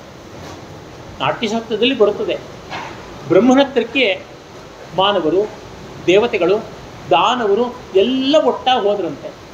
ಏನು ಈ ಕಾಲದಲ್ಲಿ ಜನ ಏನು ಕೇಳ್ತಾರೋ ಆ ಕಾಲದಲ್ಲೂ ಅದೇ ಕೇಳಿದ್ದು. ಕ್ರೀಡನೀಯ ಕಮಿಚ್ಛಾವೋ ದ್ರಷ್ಟುಂ ಶ್ರೋತುಂಚ ಯದ್ ಭವೇತ್ we need audio video entertainment for ever ಅಂತ. ನಮಗೆ ಆಡಿಯೋ ವಿಜುವಲ್ ಎಂಟರ್ಟೈನ್ಮೆಂಟ್ ಬೇಕು. ದ್ರಷ್ಟುಂ ಶ್ರೋತುಂಚ ಯದ್ ಭವೇತ್ ತತ್ ಕ್ರೀಡನೀಯಕಂ. ಒಂದು ಆಟದ ಸಾಮಾನು ಬೇಕು ಅಂದರೆ ಸೆಲ್ ಫೋನು ಅಂತ. ಆಗ ಬ್ರಹ್ಮನಿಗೆ ಇರಲಿಲ್ಲ, ಇದೇನೆ ಕೊಟ್ಟು ಕೈಗೆ ತೊಳ್ಕೊತಾ ಇದ್ದ ಅನಿಸುತ್ತೆ. ನಮಗೆ ಆಡಿಯೋ ವಿಜುವಲ್ ಎಂಟರ್ಟೈನ್ಮೆಂಟ್ ಬೇಕು. ಇದು ಯಾವಾಗ? ಕೃತಿಯುಗದ ಕೊನೆಗಾಲದಲ್ಲಿ ಕೇಳಿತ್ತು. ಕಲಿಯುಗದ ಕೊನೆಗಾಲದಲ್ಲೂ ಅದೇ ನಮಗೆ ಬೇಕಾಗಿರುವಂಥದ್ದು. ಪ್ರತಿಯೊಬ್ಬರೂ ಅದೇ ಮಾಡ್ತಾ ಇದ್ದಾರೆ. ಹಾಗಾಗಿ ರಾಜರ ಹತ್ರ ಹೋದರೆ ನೀನು ಏನು ಮಾಡ್ತೀಯಾ, ಏನು ಚಮತ್ಕಾರ ಕೊಡ್ತೀಯ, ನಮ್ಗೆ ಹೊತ್ತು ಹೋಗಬೇಕು ಅಂತಾರೆ. ನೋಡಿ, ನಮಗೀಗ ಏನಾಗಿದೆ, ಅಡುಗೆ ಮಾಡಬೇಕಾಗಿಲ್ಲ, ಸ್ವಿಗ್ಗಿ ಹುಗ್ಗಿ ಪಗ್ಗಿ ಎಲ್ಲ ಬಂದಿದೆ. ಹಾಗೆ ಓಡಾಡೋಕ್ಕೂ ಕೂಡ ಡ್ರೈವರ್ಲೆಸ್ ಕಾರ್ಗಳು ಬಂದ್ಬಿಡುತ್ತಂತೆ. ಡ್ರೈವರ್ಗಳು ಬೇಕಾಗಿಲ್ಲ. ಬಟ್ಟೆ ಒಗೆಯೋದಕ್ಕೆ ವಾಷಿಂಗ್ ಮಿಷನ್ ಇದೆ, ಪಾತ್ರೆ ತೊಳೆಯೋದಕ್ಕೆ ಡಿಶ್ ವಾಷಿಂಗ್ ಮಿಷನ್ ಇದೆ. ಅಡುಗೆನೇ ಮಾಡ್ತಿದ್ಮೇಲೆ ಇನ್ನು ಡಿಶ್ಶು ಬೇಕಾಗಿಲ್ಲ, ಡಿಶ್ಶೂ ಬೇಕಾಗಿಲ್ಲ, ಮುಗೀತು. ಇನ್ನು ಎಲ್ಲವೂ ಇದೆ ಅಂದರೆ ನಮಗೆ ಸಮಯ ತುಂಬ ಇದೆ. ಹೇಗೆ ಸಮಯ ಕಳೆಯೋದು ಗೊತ್ತಾಗ್ತಾಯಿಲ್ಲ. ಪೊದ್ದು ಸುದ್ದುಲು ಚಪ್ಪವೇ ಭಾಮಾಮಣಿ ಅಂತ ಒಂದು ಹಳೆ ಹಾಡಿದೆ. ಹಾಗೆ ಹೊತ್ತು ಹೋಗ್ತಾ ಇಲ್ಲ, ಏನಾದ್ರು ಸುದ್ದಿ ಹೇಳು. ಅದಕ್ಕೆ ನಾವು ಸೆಲ್ ಫೋನನ್ನು ಏನೇ ಶುಕ ಭಾಷಿಣಿ ಅಂತ ಕೇಳ್ತಾ ಇರ್ತೀವಿ. ಸುದ್ದಿ ಏನೇ ಮನೋಲಾಸಿನಿ ಅಂತ DVG ಹೇಳಿದ್ರಲ್ಲ, ಹಾಗೆ ನಾವು ಕೇಳ್ತೀವಿ. ಅದು ರಾಜರುಗಳು ಕೇಳ್ತಾರೆ, ನೀನೇನು ಎಂಟರ್ಟೈನ್ಮೆಂಟ್ ಕೊಡ್ತೀಯಾ ಅಂತ. ನೀಲಕಂಠ ದೀಕ್ಷಿತ ಹೇಳ್ತಾನೆ ತನ್ನ ಶಾಂತಿ ವಿಲಾಸದಲ್ಲಿ, ಅಯ್ಯೋ ನಾನು ಎಂಥ ಮಹೋನ್ನತವಾದ ಯಜ್ಞ ಮಾಡುವಂಥವ್ರ ವಂಶದಲ್ಲಿ ಹುಟ್ಟಿದೆ. ಅಪ್ಪಯ್ಯ ದೀಕ್ಷಿತರ ಮೊಮ್ಮಗ, ವೇದಾಭ್ಯಾಸ ಮಾಡಿದೆ, ವೇದಾಂತಾಭ್ಯಾಸ ಮಾಡಿದೆ. ಈಗ ನನ್ನ ವಿದ್ಯೆಯನ್ನೆಲ್ಲ ಏನೋ ಮಾಡಿದ್ದೀನಿ.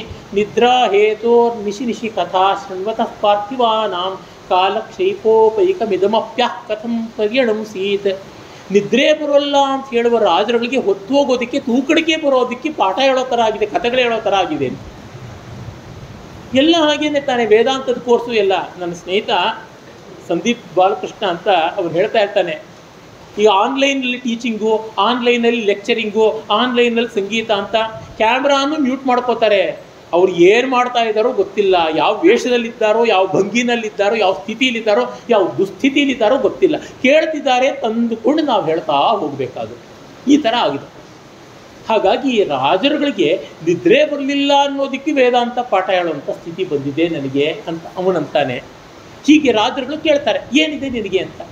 ಮೃತೋವ ಶಾಸ್ತ್ರೇವ ಶಕುನ ಕವಿತಾಯಾಮ್. ಧರ್ಮಶಾಸ್ತ್ರ ನಾನು ಹೇಳ್ತೀನಿ, ಅಥವಾ ಮಂತ್ರತಂತ್ರ ಹೇಳ್ತೀನಿ, ಹಾಡು ಹೇಳ್ತೀನಿ, ಗಾನ ಕವಿತೆ ಹೇಳ್ತೀನಿ, ಅಥವಾ ಜ್ಯೋತಿಷ ಹೇಳ್ತೀನಿ. ಪುರಾಣೇವ ಮಂತ್ರೇ, ಪುರಾಣ ಹೇಳ್ತೀನಿ, ಮಂತ್ರಶಾಸ್ತ್ರ ಹೇಳ್ತೀನಿ. ಸ್ತುತಿನಟನ ಹಾಸ್ಯೇಶು, ಸ್ತುತಿ ಮಾಡ್ತೀನಿ. ಹೊಗಳೋದು ಅಂದರೆ ಯಾರಿಗೂ ಬೇಡ. ರಾಜರನ್ನು ಹೊಗಳಿಸ್ಕೊಳ್ಳೋದಕ್ಕೆ ಹೊಗಳ ಭಟ್ರು ಅಂತ ಇಟ್ಕೊಂಡಿರ್ತಾರೆ. ಮೈಸೂರು ಮಹಾರಾಜರ ಊಟ ಮಾಡುವಾಗಲೂ ಅವರಿಗೆ ಪರಾಕ್ ಹೇಳಬೇಕಾಗ್ತಿತ್ತಂತೆ. ಇಂತಿಂಥ ಅಡುಗೆನ ಒಪ್ಪಿಸ್ಕೊಳ್ಳಿ, ಪುಳಿಯೋಗರೆ ಒಪ್ಪಿಸ್ಕೊಳ್ಳಿ ಸ್ವಾಮಿ, ಬಹುಪರಾಕ್ ಅಂದರೆ ಮಾತ್ರ ಪುಳಿಯೋಗರೆ ಮುಟ್ಟಬೇಕು. ನನ್ನಂಥವ್ರಿಗೆ ಎಲೆ ಹಾಕಿದ ತಕ್ಷಣ ಸಂಡಿಗೆ ಬಡ್ತಿದ್ದೀರಾ, ಹಪ್ಪಳ ಬಡ್ತಿದ್ದೀರಾ ಅಂತ ಕೇಳ್ತೀನಿ. ಆ ಹಪ್ಪಳ ಸಂಡಿಗೆ ಪರಾಕ್ ಅಂತ ಹೇಳಿದ್ರೆ ಮುಟ್ಟೋ ಹಾಗೇನೇ ಇಲ್ಲ. ಅದು ಯಾವುದೋ ಒಂದು ಕಥೆ ಹೇಳ್ತಾ ಇದ್ರು ನಮ್ಮ ಎಸ್ ಕೃಷ್ಣಮೂರ್ತಿ ಅಂತ, ಮೈಸೂರು ವಾಸುದೇವಾಚಾರ್ಯರ ಮೊಮ್ಮಗ, ಬಹಳ ರಸಜ್ಞರು, ಸಂಗೀತ ವಿದ್ವಾಂಸರು. ಪರಾಕ್ ಹೇಳಲೇಬೇಕಾಗಿತ್ತು, ಹೇಳದೇ ಇದ್ರೆ ಮುಟ್ಟೋಕ್ಕಾಗ್ತಿರಲಿಲ್ಲ. ಯಾವುದೋ ಒಬ್ಬ ಮೈಸೂರಿನ ಪರಂಪರೆಯಲ್ಲಿ ಬಂದ ರಾಜರಿಗೆ ಬೆಳ್ಳುಳ್ಳಿ ಚಟ್ನಿ ತುಂಬ ಇಷ್ಟ ಅಂತ. ಬೆಳ್ಳುಳ್ಳಿ ಚಟ್ನಿ ಬಹುಪರಾಕ್ ಅಂದ್ರದ್ದು ಕಲಿಸ್ಕೊಳ್ಳೋ ಹಂಗಿಲ್ಲ. ಮೊದಲು ಗೌರವಕ್ಕಾಗಿ ಬಂದಿದ್ದು, ಆಮೇಲೆ ಆಚಾರವಾಗ್ಬಿಟ್ಟು ನಿರ್ಬಂಧ ಆಗ್ಬಿಟ್ಟಿದೆ. ಅವ್ರಿಗೆ ಇಷ್ಟ. ದೊಡ್ಡ ಎಲೆ, ಬೆಳ್ಳಿ ತಟ್ಟೆ, ಬಂಗಾರದ ಬಟ್ಲುಗಳು ಒಂದೊಂದು ಅಷ್ಟು ಬಳಸಿದ್ದಾರೆ. ಏನು ಬೇಕಾದ್ರೂ ತೊಗೋಬೋದು, ಆದರೆ ಪರಾಕ್ ಹೇಳದೆ ತೊಗೊಳೋಂಗಿಲ್ಲ. ಅಲ್ಲೆಲ್ಲೂ ಮೂಲೆಯಲ್ಲಿ ಬೆಳ್ಳುಳ್ಳಿ ಚಟ್ನಿ ಇದೆ. ಅವ್ರಿಗೆ ಅದು ಇಷ್ಟ. ರಾಜಗಾಂಭೀರ್ಯ ಹೇಳೋ ಹಾಗಿಲ್ಲ. ಬೆಳ್ಳುಳ್ಳಿ ಚಟ್ನಿ ಪರಾಕ್ ಹೇಳೋ ಅಂತನ್ನೋ ಹಾಗಿಲ್ಲ. ಆ ಕಡೆ ನೋಡ್ತಾರೆ, ಕೈ ತೋರಿಸ್ಬಾರ್ದು, ಹಿಂಗಂತಾರೆ. ಹಾಗಲಕಾಯಿ ಹುಳಿ ಬಹುಪರಾಕ್, ಹಾಗಲಕಾಯಿ ಗೊಜ್ಜು ತೊಗೊಳ್ಳಿ ಸ್ವಾಮಿ, ಅವ್ರಿಗೆ ಇಷ್ಟ ಇಲ್ಲ, ಕಲಿಸ್ಕೋಬೇಕು. ಇನ್ನೊಂದು ಸರ್ತಿ ಹಿಂಗಂತಾರೆ. ಅಲ್ಲಿ ನೋಡಿದ್ರೆ ಇರ್ತಕ್ಕಂಥದ್ದು ಇನ್ಯಾವುದೋ ಪದಾರ್ಥ, ಗೋಂಗೂರುವೋ ಪಾಂಗೂರುವೋ ಇನ್ಯಾವುದೋ ಒಂದು, ಅದು ಬೇಡ ಅವ್ರಿಗೆ. ಬೆಳ್ಳುಳ್ಳಿ ಚಟ್ನಿ ಬೇಕು. ಪಾಪ ಬೇಡದನ್ನೆಲ್ಲ ತಿಂದು ಹಸು ಕಡಿಸ್ಕೋತಾ ಇದ್ದಾರೆ. ಕೊನೆಗೆ ರೇಗೋಯ್ತು, ಒಳಿ ಮಗನೇ ಬೆಳ್ಳುಳ್ಳಿ ಚಟ್ನಿ ಪರಾಕ್ ಇಲ್ವೇನೋ ಅಂತಂತೆ. ಪಾಪ ಅವ್ನು ಪರಾಕ್ ಹೇಳೋನಿಗೆ ಭಯ. ಮಹಾರಾಜರು ಕೋಪ ಬರ್ತಾ ಇದೆ, ತನಗೇನು ಗೊತ್ತಾಗುತ್ತೆ, ಅವರಿಷ್ಟ. ಇಂಥದ್ದೆಲ್ಲ ಆಗಿಬಿಡುತ್ತೆ. ಅಂದರೆ ಹೊಗಳಿಕೆ ಅನ್ನುವಂಥದ್ದು ಒಂದು ಬಂಧ ಆಗುತ್ತದೆ.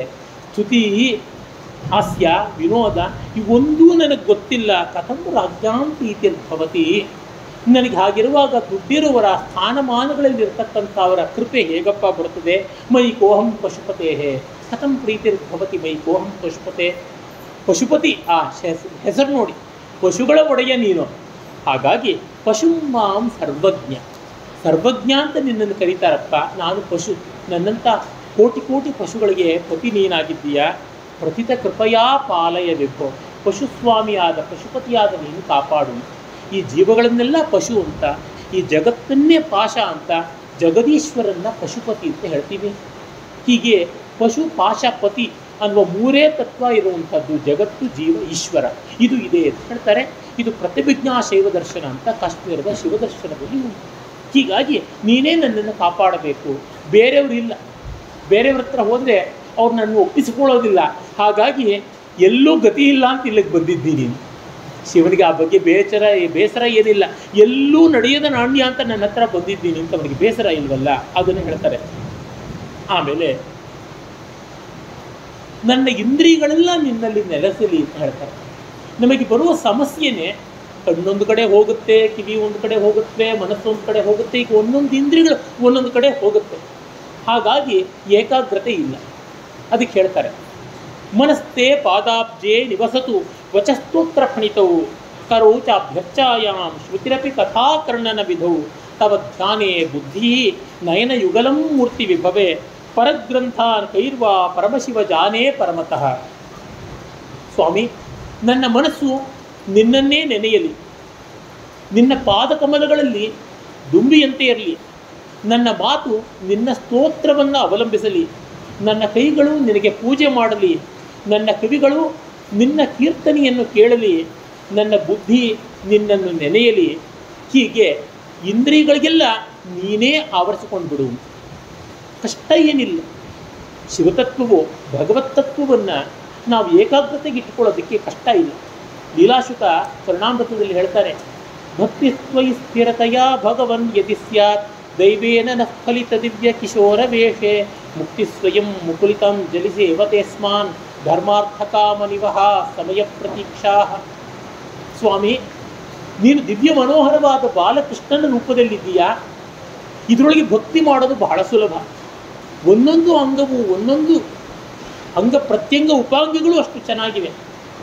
ಕೃಷ್ಣನೇ ಆ ಎಳೆ ಅಂಬೆಗಾಲಿಡುವ ಮಗುವಾಗಿದ್ದಾಗ ನೆಲದ ಮೇಲೆ ತನ್ನ ಪ್ರತಿಫಲನ ಆಗ್ತಾ ಇರುವ ಮೂರ್ತಿಯನ್ನು ನೋಡಿ ಚಿತ್ರಂ ತದೇ ತತ್ ಚರಣಾರವಿಂದಂ, ಚಿತ್ರಂ ತದೇ ತನ್ನಯನಾರವಿಂದಂ, ಚಿತ್ರಂ ತದೇ ತತ್ ಪದನಾರವಿಂದಂ, ಚಿತ್ರಂ ತದೇ ತತ್ ಪುನರಂಬ ಚಿತ್ರಂ ಅಂದನಂತೆ. ಅಮ್ಮ ಈ ಕಣ್ಣಿಷ್ಟು ಚೆನ್ನಾಗಿದೆ, ಅಮ್ಮ ಈ ಬಾಯಿ ಎಷ್ಟು ಚೆನ್ನಾಗಿದೆ, ಅಮ್ಮ ಈ ಮುಖ ಎಷ್ಟು ಚೆನ್ನಾಗಿದೆ, ಎಲ್ಲ ಚೆನ್ನಾಗಿದೆ ಅಂತ ತನ್ನ ಬಿಂಬವನ್ನೇ ತಾನು ನೋಡಿ ಸಂತೋಷಪಟ್ಟಂತೆ. ಹಾಗೆ ನಮ್ಮ ಪುಣ್ಯದಿಂದ ಇಷ್ಟು ಮನೋಹರವಾದ ಆಕೃತಿ ಇದೆ, ನೆನೆಯೋದಕ್ಕೆ ಕಷ್ಟವೇ ಇಲ್ಲ ಅಂತ. ಡಿ ವಿ ಜಿ ಅವರು ಮೂವ ಅಂತ ಒಂದು ಕ್ಷೇತ್ರ, ಅದು ಕೂಚಿಪುಡಿ ಗ್ರಾಮದ ಪಕ್ಕದಲ್ಲಿಯೇ ಇದೆ, ಆಂಧ್ರ ಪ್ರದೇಶದಲ್ಲಿ ಕೃಷ್ಣಾ ನದಿ ತೀರದಲ್ಲಿದೆ. ಅಲ್ಲಿಂದಲೇ ಬಂದವನು ಪದಕವಿತಾ ಸಾರ್ವಭೌಮ ಕ್ಷೇತ್ರಯ್ಯ ಅಥವಾ ಕ್ಷೇತ್ರಜ್ಞ. ಅವನನ್ನು ಕುರಿತು ಹೇಳ್ತಾರೆ, ಈ ಮೂವ ಗ್ರಾಮದಲ್ಲಿ ಜಗನ್ಮೋಹನಾಕಾರನಾದ ಗೋಪಾಲಸ್ವಾಮಿ ಇದ್ದಾನೆ. ಆ ಗೋಪಾಲಸ್ವಾಮಿ ಅಂತ ದಿವ್ಯಮಂಗಳ ಮೂರ್ತಿ ಇರೋದ್ರಿಂದ ಅಷ್ಟು ಸುಂದರವಾದ ಪದಕವಿತೆಗಳು ಅವನ ಬಾಯಿಂದ ಬಂದವು, ಒಂದೊಂದು ರತ್ನಪ್ರಾಯವಾದದ್ದು ಅಂತ ಹೇಳ್ತಾರೆ. ಅಲ್ಲಿ ಮಾರಮ್ಮನೋ ಮಾರುತಿಯೋ ವೀರಭದ್ರನೋ ವಿನಾಯಕನೋ ಊರಿನ ದೇವತೆ ಆಗಿದ್ದರೆ ಇಷ್ಟು ಶೃಂಗಾರಮಯವಾದ ಕೃತಿಗಳು ಬರ್ತಾ ಇರಲಿಲ್ಲ ಅಂತ. ಚೆಟ್ಟು ಕೊದ್ದಿ ಗಾಳಿ ಅಂತ ತೆಲುಗಲ್ಲಿ ಒಂದು ಗಾದೆ, ಮರ ಎಷ್ಟಿರುತ್ತೋ ಆ ಗಾಳಿನೂ ಅದರ ಪ್ರಮಾಣಕ್ಕೆ ಅಂತ.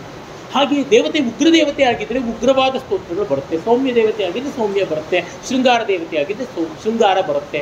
ಕೃಷ್ಣನಂತ ಇಷ್ಟು ಸುಂದರವಾದ ಮೂರ್ತಿ ಇರೋದ್ರಿಂದ ನಮಗೆ ಧ್ಯಾನ ಮಾಡೋದಕ್ಕೆ ಕಷ್ಟವೇ ಇಲ್ಲ. ಒಮ್ಮೆ ನಿನ್ನ ರೂಪದಲ್ಲಿ ನಾವು ಮನಸ್ಸಿಟ್ಟುಕೊಂಡ್ರೆ ಮೋಕ್ಷವೇ ಕೈ ಮುಕ್ಕೊಂಡು ನಮ್ಮ ಮುಂದೆ ಬಂದ್ಬಿಡುತ್ತೆ. ಮುಕ್ತಿ ಸ್ವಯಂ ಮುಕುಲಿತಾಂಜಲಿ ಸೇವತೆ ಅಸ್ಮಾನ್. ನಮ್ಮ ಭಜನೆ ಮಾಡ್ತಾ ಕೂತ್ಕೊಂಡ್ಬಿಡುತ್ತೆ ಮೋಕ್ಷವೇ. ಇನ್ನು ಧರ್ಮ ಅರ್ಥ ಕಾಮಗಳೆಲ್ಲ ಬಾಗಿಲ ಥರ ವಿಸಿಟಿಂಗ್ ಕಾರ್ಡ್ ಕಳಿಸ್ತಾ ಇರ್ತವೆ, ನಮಗೆ ಯಾವಾಗ ಅಪಾಯಿಂಟ್ಮೆಂಟ್ ಕೊಡ್ತೀರಾ, ನಾವು ಯಾವಾಗ ಮನೆ ಒಳಗೆ ಬರಬೇಕು ಅಂತ. ಇದು ಸ್ವಾರಸ್ಯ.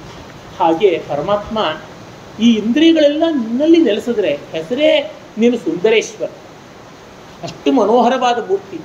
ಅವನು ದಾರುಕಮನದಲ್ಲಿ ಸಂಚಾರ ಮಾಡುವಾಗ ಋಷಿಪತ್ನಿಯರಿಗೆ ಬುದ್ಧಿ ಕೆಟ್ಟೋಯ್ತಂತೆ, ಅಂಥ ಜಗನ್ಮಂಗಳ ಆಕಾರ. ಮತ್ತು ಅವನ ತಿಳುವಳಿಕೆಯೇ ಸರ್ವಜ್ಞ. ಯಸ್ಯ ನಿಶ್ವಸಿತಂ ವೇದಾಹ, ಅವನು ಉಸಿರು ಬಿಟ್ಟರೆ ವೇದ ಅಂತಂತ. ಇಂಥವನು ಶಿವ. ವಾಮದೇವ ಅಂತ ಕರೀತಾರೆ. ವಾಮ ಅನ್ನೋದಕ್ಕೆ ಸುಂದರ ಅಂತ ಅರ್ಥ ಇದೆ. ಅತ್ಯಂತ ಸುಂದರರಲ್ಲಿ ಸುಂದರನಾದವನು. ಹೀಗಾಗಿ ಏಕಾಗ್ರತೆ ಮಾಡೋದಕ್ಕೆ ಕಷ್ಟವೇ ಇಲ್ಲ. ಮತ್ತು ಅವನ ಲೀಲೆಗಳಾದವು ಬಗೆ ಬಗೆಯ ಪುರಾಣದಲ್ಲಿ ಪಂಚವಿಂಶತಿ ಲೀಲೆ ಅಂತಾರೆ. ಒಂದೊಂದು ಶಿವನ ಲೀಲೆಯೂ ಅದ್ಭುತವಾದದ್ದು, ಅಪಾರವಾದದ್ದು. ತಮಿಳಿನಲ್ಲಿ ತಿರುವಳಿಯಾಡಲ್ ಪುರಾಣಂ ಅಂತ ಇದೆ, ಅದು ಸಿನಿಮಾ ಕೂಡ ಆಗಿ ಬಂದಿದೆ.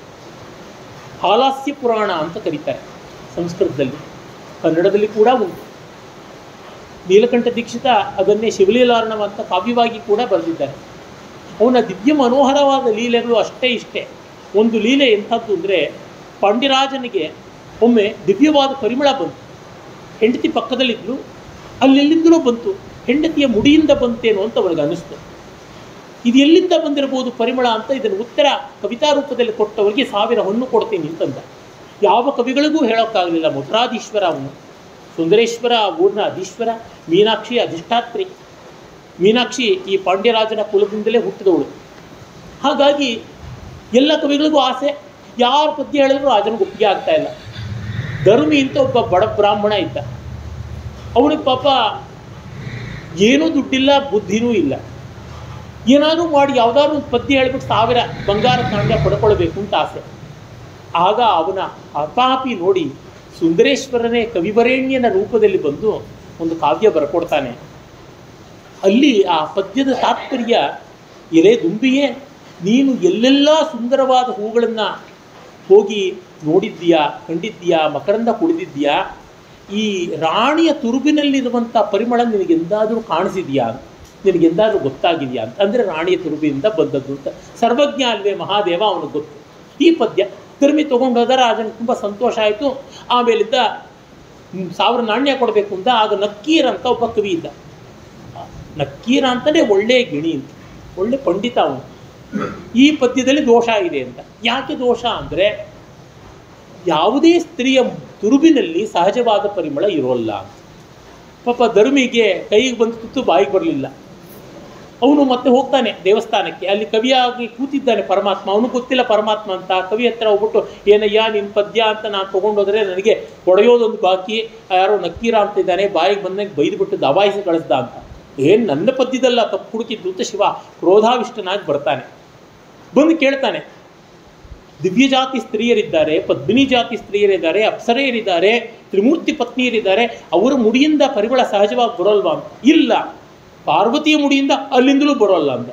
ಆಗ ಶಿವ ತನ್ನ 3ನೇ ಕಣ್ಣು ತೋರಿಸ್ದ. ಅವನಿಗೆ ಮಾತ್ರ ಗೊತ್ತಾಯಿತು ಶಿವ ಅಂತ. ನೀನು 3ನೇ ಕಣ್ಣು ತೋರಿಸಿದ್ದಲ್ಲ, 3ನೇ ಕಣ್ಣಿಂದ ಬೆಂಕಿ ಉಗುಳಿದ್ರು ಪದ್ಯದಲ್ಲಿ ತಪ್ಪೇ. ಅಂದರೆ ಶಿವನಿಗೆ ಈ ಪಾಂಡಿತ್ಯ ವೀರ ತುಂಬ ಮೆಚ್ಚುಗೆ ಆಯಿತು. ನಾನೇ ಎದುರಿಗೆ ಬಂದರೂ ಪದ್ಯದಲ್ಲಿ ತಪ್ಪಿದೆ ಅಂತ ಹೇಳ್ತೀಯಲ್ಲಪ್ಪ, ನೀನು ನಿಜವಾಗಿ ಅಲಂಕಾರ ಶಾಸ್ತ್ರಜ್ಞ, ನೀನು ನಿಜವಾಗಿ ವಿಮರ್ಶಕ ಅಂತಂದ. ಕೋಪದಿಂದ ಸುಟ್ಟು ಬಿಟ್ಟ ಅವನನ್ನು. ಆಮೇಲೆ ಬದುಕಿಸ್ತಾನೆ ಅಂತ ಕಥೆ. ಇದೊಂದು ಆಟ. ಅಂದರೆ ಎಷ್ಟು ಸುಂದರವಾದಂಥ ಈ ರೀತಿಯಾದ ಎಷ್ಟೆಷ್ಟೆಲ್ಲ ಚಟುವಟಿಕೆಗಳಿವೆ ಪರಮಾತ್ಮನ ಕಥೆಗಳು. ನಮಗೆ ಕೇಳ್ತಾ ಇದ್ದರೆ ಒಂದಕ್ಕಿಂತ ಒಂದು ಚಮತ್ಕಾರಕಾರಿಕೆ ಆದದ್ದು. ನಮಗೆ ಗೊತ್ತಿದೆ, ಸಿರಿಯಾಳನ ಕಥೆ ಗೊತ್ತಿದೆ, ಕೋಳೂರಿನ ಕೊಡಗೂಸಿನ ಕಥೆ ಗೊತ್ತಿದೆ, ಪಾಶುಪತ ತೆಗೆದುಕೊಳ್ಳೋದಕ್ಕೆ ಅರ್ಜುನ ಪಟ್ಟಂಥ ಪ್ರಯತ್ನ ಏನು ಅಂತ ಗೊತ್ತಿದೆ, ಗಣಪತಿ ತಡದದ್ದು ಕಥೆ ಎಷ್ಟು ಅಂತ ಗೊತ್ತಿದೆ, ಅವನನ್ನೇ ಹೃದಯದಲ್ಲಿಟ್ಟುಕೊಂಡ ಗಜಾಸುರನ ಕಥೆ ಗೊತ್ತಿದೆ, ಶಿವನ ನಾಮಧೇಯ ಬಿಟ್ಟು ಬೇರೆ ಯಾವುದನ್ನೂ ಕೇಳಲ್ಲ ಅಂತ ಕಿವಿಗೆ ಗಂಟೆ ಕಟ್ಟಿಕೊಂಡು ಘಂಟಾಸುರನ ಕಥೆ ಗೊತ್ತಿದೆ. ಹೀಗೆ ಎಷ್ಟೊಂದು ಕಥೆಗಳು ಈ ಟಿ ವಿ ಸೀರಿಯಲ್ಗಳಿಗೆ ಯಾರೂ ಹುಟ್ಟಿಸೋಕ್ಕಾಗೋಲ್ಲ, ಅಷ್ಟು ಒಳ್ಳೆಯ ಕಥೆಗಳಿವೆ. ಹೀಗಾಗಿ ಶಿವನ ಕಥಾ ಕೀರ್ತನವನ್ನು, ಅವನ ಆಕಾರವನ್ನು, ವ್ಯಕ್ತಿತ್ವವನ್ನು, ಗುಣಗಣಗಳನ್ನು ನಾವು ಆಸ್ವಾದ ಮಾಡೋದಕ್ಕೆ ಕಷ್ಟವೇ ಇಲ್ಲ. ಪರೀಕ್ಷೆ ಓದಬೇಕಾಗಿರೋ ಟೆಕ್ಸ್ಟ್ ಬುಕ್ಕೆ ಬೋರ್ಡಮ್ ಅಂತ ಅನ್ನೋದಕ್ಕೆ ಶಿವನ ಕಥೆ ಚರಿತ್ರೆ ಅಷ್ಟು ಸುಂದರವಾದದ್ದು. ಹೀಗಾಗಿ ನಿನ್ನ ಆ ಗುಣಕೀರ್ತನಗಳಲ್ಲಿ ನನ್ನ ಮನಸ್ಸು ನೆಲೆಸಿದರೆ ಏನೂ ಕಷ್ಟವಿಲ್ಲ. ಇದು ಬಹಳ ಮುಖ್ಯವಾಗಿ ಬೇಕಾದದ್ದು. ಅದನ್ನು ಹೇಳ್ತಾನೆ ಕವಿ ಶಂಕರ ಭಗವತ್ಪಾದರು, ಅದನ್ನು ಹೇಳ್ತಾರೆ. ಆಮೇಲೆ ಅವ್ರು ಹೇಳ್ತಾರೆ, ನಮ್ಮ ಮನುಷ್ಯರ ಪ್ರಯತ್ನಗಳು ನಿನ್ನನ್ನು ಒಲಿಸ್ಕೊಳ್ಳೋಕ್ಕೆ ಅಂತ ಹುಚ್ಚುಚ್ಚಾದದ್ದು. ಗಭೀರೇ ಕಾಸಾರೆ ವಿಶತಿ ವಿಪಿನೆ ವಿಜನೆ ಘೋರ ವಿಪಿನೆ ವಿಶಾಲೆ ಶೈಲೆ ಚ ಭ್ರಮತಿ ಕುಸುಮಾರ್ಥಂ ಜಡಮತಿ ಸಮರ್ಥೀಕಂ ಚೇತಃ ಸರಸಿಜ ಮುಮಾನಾಥ ಭವತೆ ಸುಖೇನೈವ ಸ್ಥಾತುಂ ಜನ ಇಹ ನ ಜಾನಾತಿ ಕಿಮಹೋ. ಕಮಲ ಬೇಕು ಅಂತ ಮೊಸಳೆಗಳು ತುಂಬಿರ್ತಕ್ಕಂಥ, ಕೆಸರು ತುಂಬಿರ್ತಕ್ಕಂಥ, ಸುಳಿಯಿರ್ತಕ್ಕಂಥ ಆಳವಾದ ನದಿಗಳಿಗೆ, ಸರೋವರಗಳಿಗೆ ಹೋಗ್ತಾರೆ. ಹೂ ಬೇಕು, ಪತ್ರೆ ಬೇಕು ಅಂತ ಹುಲಿ, ಸಿಂಹ, ಆನೆ ಎಲ್ಲ ಇರತಕ್ಕಂಥ ಕಾಡು ಮೇಡುಗಳಿಗೆಲ್ಲ ಹೋಗಿ ಓಡಾಡ್ತಾರೆ. ಹೃದಯ ಕಮಲ ಅಂತ ಒಂದು ಸೃಷ್ಟಿಕರ್ತಾನೇ ಇಟ್ಟುಬಿಟ್ಟಿದ್ದಾನಲ್ಲ. ನಾಭ್ಯಾಂ ವಿತಸ್ತಿ, ಒಂದು ನಾಭಿಯಿಂದ ಒಂದು ಗೇಣುದ್ದ ಮೇಲೆ ಪದ್ಮಕೋಶ ಪ್ರತ್ಯೇಕಾಶ ಗಂಭತ ಯಂಚಾಪ್ಯಧೋಮುಖಂ, ಅಧೋಮುಖವಾಗಿರ್ತಕ್ಕಂಥ ಒಂದು ಕಮಲದ ಮೊಗ್ಗು ಇದ್ದೇ ಇದೆ ಅಂತ. ಆ ಹೃದಯ ಕಮಲ ಇದ್ದೇ ಇದೆಯಲ್ಲ, ಪ್ರತಿಯೊಬ್ಬರ ಹೃದಯವೂ ಇದೆ. ಅದೊಂದು ಕಮಲವನ್ನು ಮಾತ್ರ ಕೊಡೋಕ್ಕಿಷ್ಟ ಇರದೆ ಎಲ್ಲಿಂದಲೋ ಪತ್ರೆ, ಎಲ್ಲಿಂದಲೋ ಹೂವು, ಬೆಟ್ಟದಷ್ಟು ರಾಶಿ ಹಾಕ್ತಾರೆ. ಮಾರನೇ ದಿವಸ ತಿಪ್ಪೆ ಆಗಿಬಿಡುತ್ತಲ್ಲ. ಯಾಕೆ ಈ ಅವಿವೇಕ ಅಂತಂತ. ಅಂದರೆ ಅಂತರಂಗವನ್ನು ಕೊಟ್ಟುಬಿಡಿ, ಮತ್ತಿನ್ನೇನು ಬೇಕಾಗಿಲ್ಲ. ನೀಲಕಂಠ ದೀಕ್ಷಿತ ಶಿವೋತ್ಕರ್ಷ ಮಂಜರಿ ಹೇಳ್ತಾನೆ ನೋಡಿ, ಮನಸ್ಸು ಬಹಳ ಮುಖ್ಯ. ಅಪ್ರೋಚ್. ಅರ್ಚಾಮೀತಿ ಧಿಯಾ ಯದೇವ ಕುಸುಮಂ ಕ್ಷಿತ್ವ ನರೋ ಮುಚ್ಯತೆ. ಶಿವನೇ ನಿನ್ನನ್ನು ಪೂಜೆ ಮಾಡ್ತೀನಿ ಅಂತ ಹೇಳ್ತಾ ಒಂದು ಅಷ್ಟೋತ್ತರ ಶತನಾಮ ಒಳಗೆ ರಪ್ ಅಂತ ಹೂವು ಎಸಿತೀವಿ. ದೂರದಲ್ಲಿದ್ದರಂತೂ ನಾವು ಇಷ್ಟು ಎಸಿತೀವಿ ಹೂವನ್ನು. ನಿನ್ನ ಪೂಜೆ ಮಾಡ್ತೀವಿ ಅಂತ ಹೂವನ್ನು ಎಸೆದ್ರೂ ನೀನು ಮುಕ್ತಿ ಕೊಡ್ತೀಯಾ? ಅರೆ ನಿನಗೆ ಹೊಡಿತೀನಿ ಅಂತ ಹೂವನ್ನು ಹಾಕಿದ್ರೂ ಸುಟ್ಟು ಬಿಡ್ತೀಯ. ಮನ್ಮಥ ಹೂಬಾಣಗಳನ್ನೇ ಬಿಟ್ಟವನು.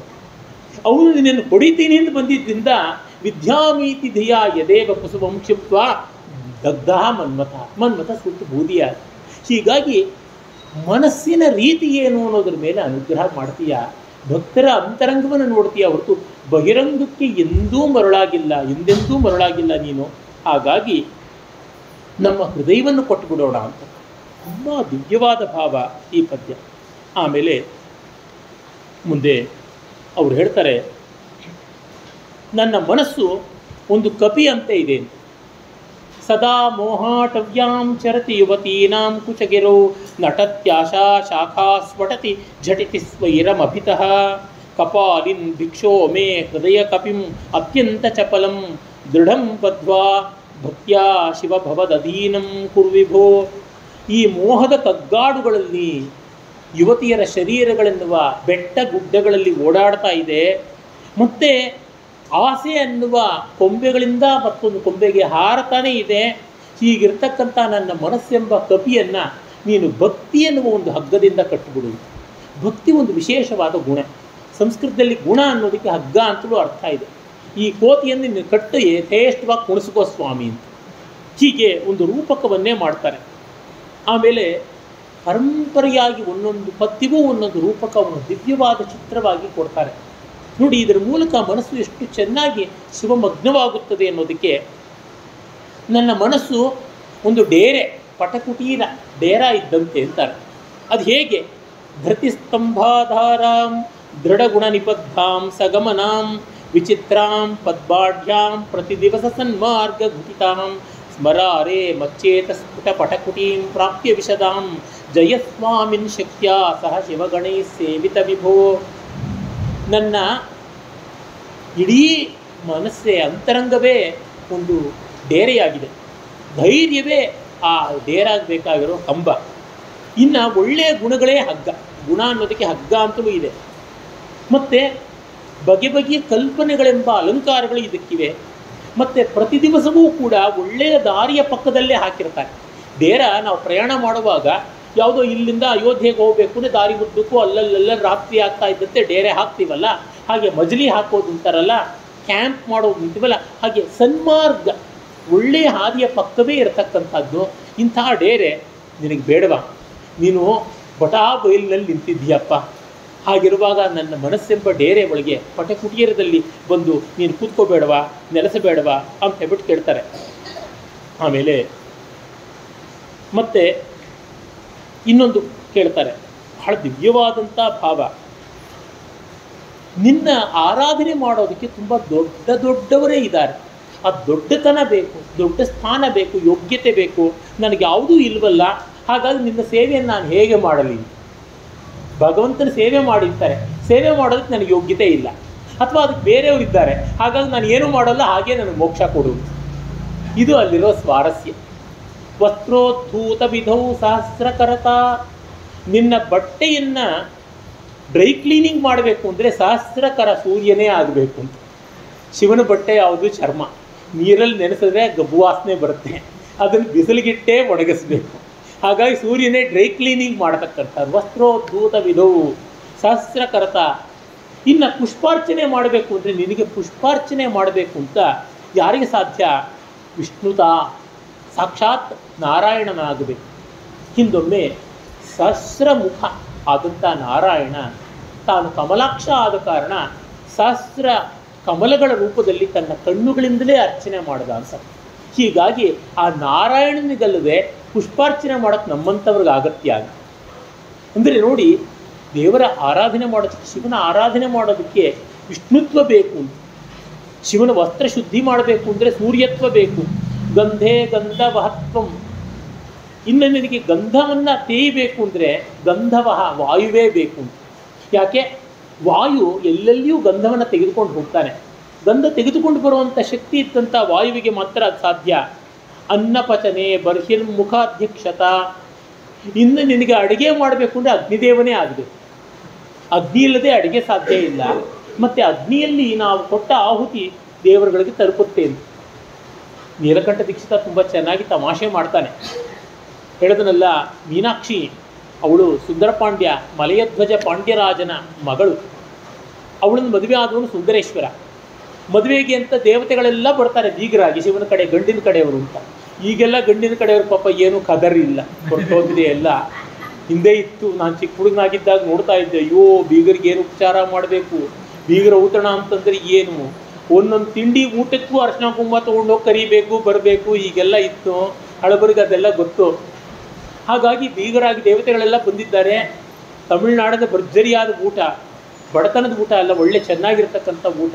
ಅಯ್ಯರ್ಗಳ ಊಟ ಅಷ್ಟು ಚೆನ್ನಾಗಿರೋಲ್ಲ ಅಂತ ನಾನೇ ಅಯ್ಯರಾಗಿ ಹೇಳ್ತೀನಿ. ಅಯ್ಯಂಗಾರಗಳ ಊಟ ತುಂಬ ಚೆನ್ನಾಗಿರುತ್ತೆ. ಒಳ್ಳೆ ಚೆನ್ನಾಗಿರ್ತಕ್ಕಂಥ ತುಣಿ ತೇಂಗಳದು, ಪುಳಿಯೋಗರೆ, ದಧ್ಯೋದನ, ಕ್ಷೀರಾನ್ನ, ಕ್ಷೀರ, ಒಂದೇ ಎರಡೇ ಕದಂಬಂ ಎಲ್ಲ ತುಂಬ ಸೊಗಸಾಗಿರುತ್ತೆ. ಅಯ್ಯರ್ಗಳು ಬೇಳೆನೇ ಹಾಕೋದಿಲ್ಲ, ಸ್ವಾರಸ್ಯವೇ ಇರೋದಿಲ್ಲ. ಹಾಗೆಲ್ಲ ಮಾಡಿದಾಗ ದೇವತೆಗಳಿಗೆ ಅದನ್ನು ಊಟ ಮಾಡ್ತಾ, ಎಲ್ಲ ಇವನ ಈ ಅಡಿಗೆ ಎಷ್ಟು ರುಚಿಯಾಗಿದೆ, ಅಗ್ನಿಯ ಮೂಲಕ ಹಾಕ್ತಾ ಇದ್ರು, ಎಲ್ಲ ಸೀದೋಗಿತ್ತು ನಮಗೆ. ಹಾಗಾಗಿ ಹೋಮದಲ್ಲಿ ಸಿಗತಕ್ಕಂಥ ಚೆರು ಅಷ್ಟು ಬೂದಿನೇ, ಅಷ್ಟು ಇಜ್ಲೇನೆ. ನಾವು ಅಗ್ನಿಯ ಮೂಲಕ ಅಂತ ಮಾಡ್ಕೊಂಡ್ವಲ್ಲ, ಈ ಕೊರಿಯರ್ ಸರ್ವಿಸ್ ಚೆನ್ನಾಗಿಲ್ಲ. ನಾವೇ ನೇರ ಹಿಂಗೆ ಕೈ ಇಟ್ಟು ತೊಗೊಂಡು ಆಹುತಿ ತಿಂದಿದ್ರೆ ಚೆನ್ನಾಗಿರ್ತಾ ಇತ್ತು. ಮನುಷ್ಯರು ಒಳ್ಳೇದು ತಿಂದ್ಬಿಟ್ಟು ನಮಗೆ ಹಿಂಗೆ ಕೊಡ್ತಾ ಇದ್ದಾರೆ, ನಾವು ನೇರ ಡೈರೆಕ್ಟಾಗಿ ಬರಬೇಕು. ಮೀಡಿಯೇಷನ್ ಈಸ್ ಆಲ್ವೇಸ್ ಬ್ಯಾಡ್ ಅಂತ ಅಂದ್ಕೊಂಡ್ರು. ಹೀಗೆ ಅಗ್ನಿ ನಿನಗೆ ತಂದು ಕೊಡಬೇಕು ಆಹಾರ, ನನಗಿಂತ ಎಲ್ಲಿಂದ ಸಾಧ್ಯ?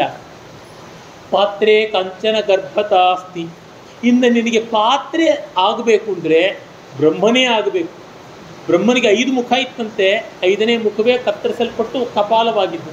ಹಾಗಾಗಿ ನಿನ್ನ ಪಾತ್ರೆ ಆಗಬೇಕು ಅಂದರೆ ಹಿರಣ್ಯ ಗರ್ಭ ಆಗಬೇಕು, ಬಂಗಾರದ ಉದರ ಉಳ್ಳಂಥ ಮಹಾ ಬ್ರಹ್ಮನೇ ಆಗಬೇಕು. ಮೈಚೇತ್ ಬಾಲೇಂದು ಚೂಡಾಮಣೆ ಶುಶ್ರೂಷಾಂಕರ ವಾಣಿತೆ ಪಶುಪತೆ ಸ್ವಾಮಿ ತ್ರಿಲೋಕಿ ಗುರು. ಹಾಗಾಗಿ ನಿನಗೆ ಸೇವೆ ಮಾಡೋದಕ್ಕೆ ನನಗೆ ಅರ್ಹತೆಯೇ ಇಲ್ಲ, ಏನು ಸೇವೆ ಮಾಡೋಲ್ಲ, ಹಾಗೆ ನನಗೆ ಮೋಕ್ಷ ಕೊಡು. ಈ ರೀತಿಯಾಗಿ ವಿನೋದದಿಂದ ಅವರನ್ನು ಆರಾಧನೆ ಮಾಡುವ ರೀತಿ ಇದೆಯಲ್ಲ, ನಮ್ಮ ದೇವರುಗಳಲ್ಲಿ ಇರುವಷ್ಟು ಹಾಸ್ಯ ಇಲ್ಲಿ ಎಲ್ಲಿಯೂ ಇಲ್ಲ. ಒಂದು ಸುಭಾಷಿತ ಹೇಳುತ್ತೆ, ಶಿವ ಯಾಕೆ ವಿಷ ಕುಡ್ದ ಅಂದರೆ ಸಂಸಾರ ತಾಪತ್ರಯ ತಾಳಲಾರದೆ, ಫ್ಯಾಮಿಲಿ ಫೈಟ್ಸನ್ನು ತಾಳಲಾರದೆ. ಎಷ್ಟೋ ಜನ ಸಂಸಾರ ತಾಪತ್ರಯ ತಾಳಲಾರದೆ ಈ ಕಾಲದಲ್ಲೆಲ್ಲ, ಹಿಂದಿನ ಕಾಲದಲ್ಲಿ ಗಂಡಸರು ಊರು ಬಿಟ್ಟು ಓಡೋಗ್ಬಿಡ್ತಾ ಇತ್ತು. ಪಾಪ ಹೆಂಡತಿ ಅನ್ನೋ ಪ್ರಾಣಿ ಮಕ್ಕಳನ್ನೆಲ್ಲ ಬೆಳೆಸ್ಕೊಂಡು ಒದ್ದಾಡಿಕೊಂಡು ಆಮೇಲೆ ಮಕ್ಕಳೆಲ್ಲ ಒಳ್ಳೆ ಕೆಲಸಕ್ಕೆ ಸೇರೋಷ್ಟೊತ್ತಿಗೆ ಗಂಡ ಅನ್ನೋ ಪ್ರಾಣಿ ಬರೋದು. ಅಚ್ಚುಕಟ್ಟಾಗಿ ಮಕ್ಕಳ ಮದುವೆ ಕೂತ್ಕೊಳ್ಳೋದು, ಜರಿ ಪಂಚೆ ಉಟ್ಕೊಳ್ಳೋದು, ಮೃಷ್ಟಾನ್ನ ಭೋಜನ ಮಾಡೋದು, ಷಷ್ಠಿ ಪೂರ್ತಿ ಮಾಡ್ಕೊಳ್ಳೋದು. ಇದಕ್ಕೆ ಕೊನೆಗೆ ಬಂದ್ಬಿಡ್ತಾರೆ. ಎಲ್ಲೋ ಕಾಶಿ ರಾಮೇಶ್ವರದಲ್ಲಿ ಲೀಲಾಜಾಲವಾಗಿ ಬಿಟ್ಟಿ ಊಟ ಕತ್ತರಿಸ್ಕೊಂಡು ಕೊನೆಗೆ ಬರ್ತಾರೆ. ಹೀಗಾಗೋದು ಉಂಟು. ಹೀಗೆ ಶಿವ ಕೂಡ ಹಾಗೆ ಮಾಡ್ದ ಅಂತ. ಈ ಥರ ನಮ್ಮ ದೇವತೆಗಳ ಜೊತೆ ಆಟ ಆಡ್ಬೋದು. ಯಾಕೆ? ಹತ್ತುಂ ಮಂಚತಿ ಪನ್ನಗಂ ಗಣಪತೇ ರಾಕುಂ ಶತಾರ್ಥಪಣಿ. ಶಿವನ ಕೊರಳಲ್ಲಿ ಹಾವಿದೆಯಲ್ಲ, ಶಿವನಿಗೆ ಹೊಟ್ಟೆಗೇನು ಇಲ್ಲ ಅಂದರೆ ಕೊರಳಲ್ಲಿರೋ ಹಾವಿಗೆ ಎಲ್ಲಿಂದ ಬರಬೇಕು? ಹಾಗಾಗಿ ಅಡಿಯನ ಕೊಂಡಾಟಿಯಲ್ಲೇ ಪುಳ್ಳೆ ಪೇರು ಗೋಪಾಲಕೃಷ್ಣ ಅಂತ ತಮಿಳಲ್ಲಿ ಒಂದು ಗಾದೆ ಇದೆ. ಏನೇ ಅನ್ನೋದಕ್ಕೆ ಹೆಂಡ್ತಿನೇ ಇಲ್ಲ, ಮಗನ ಗೋಪಾಲಕೃಷ್ಣ ಅಂತ ಹೆಸರಿಟ್ಬಿಟ್ಟಂತೆ ಅಂತ. ಹೀಗೆ ಆ ಕೊರಳಲ್ಲಿರೋ ಹಾವಿಗೆ ಏನೂ ಇಲ್ಲದೆ ಅದು ಪಾಪ ಅಲ್ಲಿ ಇಲ್ಲಿ ಎಲ್ಲ ನೋಡುತ್ತೆ. ಗಣಪತಿಗೆ ಇಲಿ ಕಾಣಿಸ್ತು, ತಿನ್ನೋಕೆ ಅಂತ ಹೋಗುತ್ತೆ. ಗಣಪತಿ ಅಪ್ಪ ನಿನ್ನ ಹಾವು ಬಂದು ನನ್ನ ಇಲಿನ ತಿನ್ನತ್ತೆ ಅಂತ ಗಲಾಟೆ. ಅಷ್ಟೊತ್ತಿಗೆ ಆ ಹಾವನ್ನು ತಿನ್ನೋದಕ್ಕೆ ಸುಬ್ರಹ್ಮಣ್ಯನ ನವಿಲು ಬರುತ್ತೆ. ಕಂಚ ಕೊಂಚ ರಿಪೋ ಶಿಖಿ.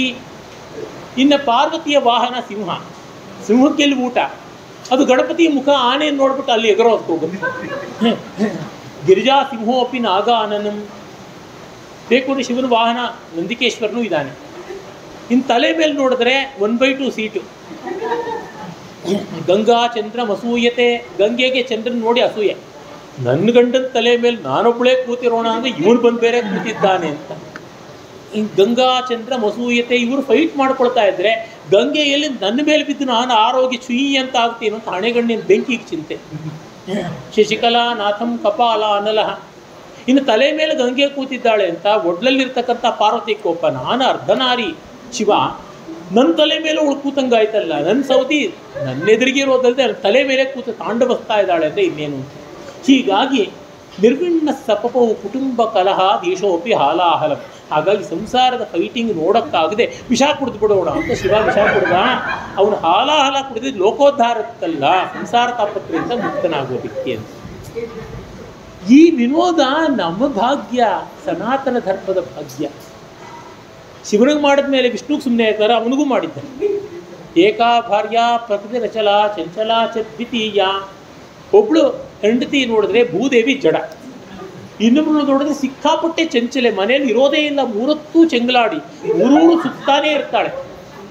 ಯಾಸ್ವಸತ್ಮನಿ ಪತ್ನೇಪಿ ಸಂಧ್ಯಾವತಿ ವಿಜೃಂಭತೆ ಇಂದಿರಾ ಮಂದಿರೇನ್ಯೇಷಾಂ ಕಥಂ ತಿಷ್ಠತಿ ಸಾಚಿರಂ. ಯಾರು ತನ್ನ ಮನೆಯಾದ ಕಮಲದಲ್ಲೂ ಸಾಯಂಕಾಲದ ಮೇಲೆ ಇರೋಲ್ವೋ, ಕಮಲ ಮುದುಡ್ಕೊಂಡು ಬಿಡುತ್ತೆ, ಸಂಜೆ ಮೇಲೆ ಮನೇಲಿ ಯಾವ ಹೆಂಗಸಿರಲ್ವೋ ಅವಳಿಗೆ ಏನಂತಾರೆ ನಿಮಗೆ ಗೊತ್ತಿಲ್ಲ. ಅಂಥವಳು ನಮ್ಮ ಮನೇಲಿ ಪರ್ಮನೆಂಟ್ ಆಗಿರ್ತಾಳ ಅಂತ. ತನ್ನ ಮನೇಲೇ ಇರೋಲ್ಲ ಅನ್ನೋಳು ತನ್ನ ಗಂಡನಿಗೆ ಎದೆಯಲ್ಲೇ ನಿಲ್ಲೋಲ್ಲ ಅಂತ ನೋಡು, ಮುಳಿಸ್ಕೊಂಡು ಹೊರಟೋಗ್ಬಿಡ್ತೀನಿ ಅಂತಾಳೆ ಕೊಲ್ಲಾಪುರಕ್ಕೆ ಅಂತವಳು ನಮ್ಮನೇಲಿ ಗೂಟ ಹುಡ್ಕೊಂಡಿರ್ತಾಳ, ಬಿಟ್ಬಿಡಿ ಭ್ರಮೆ ಅಂತ. ಹೀಗೆ ಏಕಾಭಾರ್ಯ ಪ್ರಕೃತಿ ಚಲ ಚಂಚಲ ಆಚ ದ್ವಿತೀಯ. ಇನ್ನು ಹೆಂಡತಿ ಇಲ್ಲಪ್ಪ ಸರಿಯಾಗಿದೆ, ಮಗ ಅಂದರೆ ಪುತ್ರೋ ನಂಗಹ ತ್ರಿಭುವನ ಜಯಿ ದುರ್ನಿವಾರೋ.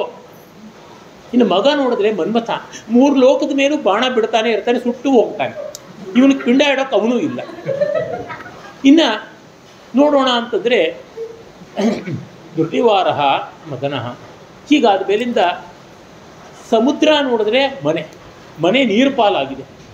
ಶೇಷಶಯ್ಯ ಶಯನ ಮುದದಿ, ಹಾಸಿಗೆ ನೋಡಿದ್ರೆ ಹಾವು, ಬೆಚ್ಚಗಿರಬೇಕು ಹಾಸಿಗೆ ಅಂತ, ಹಾವು ತಣ್ಣಗಿರುತ್ತೆ.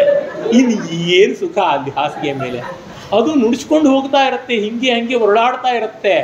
ಅಯ್ಯೋ ರಾಮನೇ. ಹೀಗಾಗಿ ಶೇಷಶಯ್ಯ ಶಯನ ಮುದತಿ ವಾಹನಂ ಪನ್ನಗಾರಿಗೆ, ಹಾಸಿಗೆಯನ್ನು ನೋಡಿದ್ರೆ ವಾಹನಕ್ಕಾಗೋಲ್ಲ, ವಾಹನವನ್ನು ಕಂಡ್ರೆ ಹಾಸಿಗೆಗೆ ಆಗೋದಿಲ್ಲ.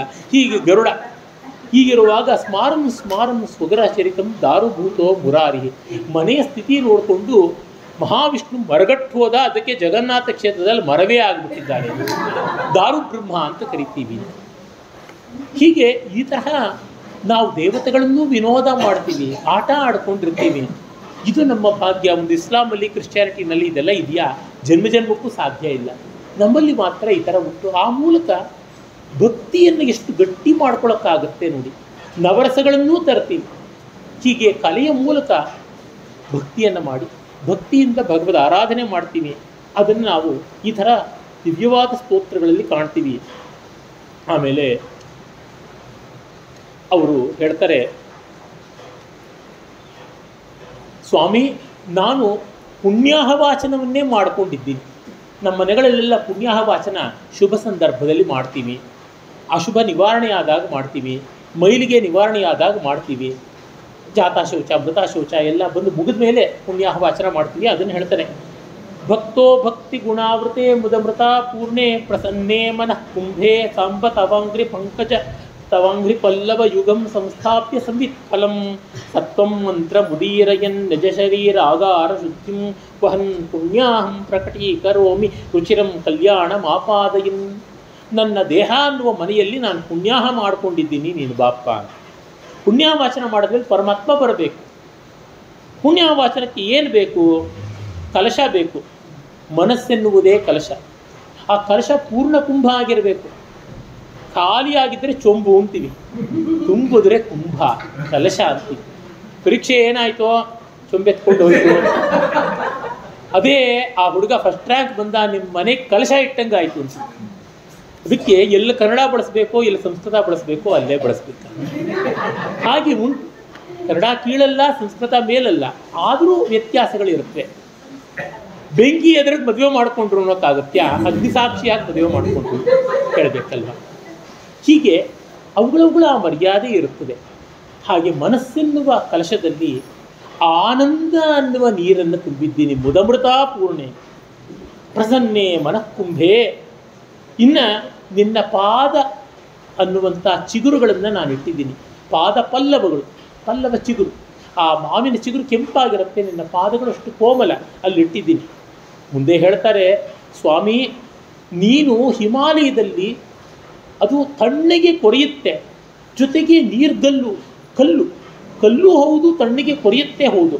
ಅಂಥ ಜಾಗದಲ್ಲಿ ಓಡಾಡ್ಕೊಂಡಿರೋದು ಯಾಕೆ ಅಂದರೆ, ಮುಂದೆ ನನ್ನಂಥ ಭಕ್ತ ಹುಟ್ಟಿದಾನೆ, ಕಠೋರವಾದ ಇವನ ಅಂತರಂಗದಲ್ಲಿ ಓಡಾಡಬೇಕು ಅಂತ ರಿಹರ್ಸಲ್ ಮಾಡ್ತಾ ಇದೆಯಾ, ಸಾಧನೆ ಮಾಡ್ತಾ ಇದೆಯಾ ಅಂತ ಇಂಥ ಸುಂದರವಾದಂಥ ಆ ಒಂದು ಹೇತುತ್ಪ್ರೇಕ್ಷ ಅಲಂಕಾರವನ್ನು ಮಾಡ್ತಾರೆ. ತವಂಗ್ರಿ ಪಲ್ಲವ ಯುಗಂ ಸಂಸ್ಥಾಪ್ಯ. ಪೂರ್ಣ ಫಲ ಇಡಬೇಕಲ್ಲ, ಜ್ಞಾನವೇ ಪೂರ್ಣ ಫಲ.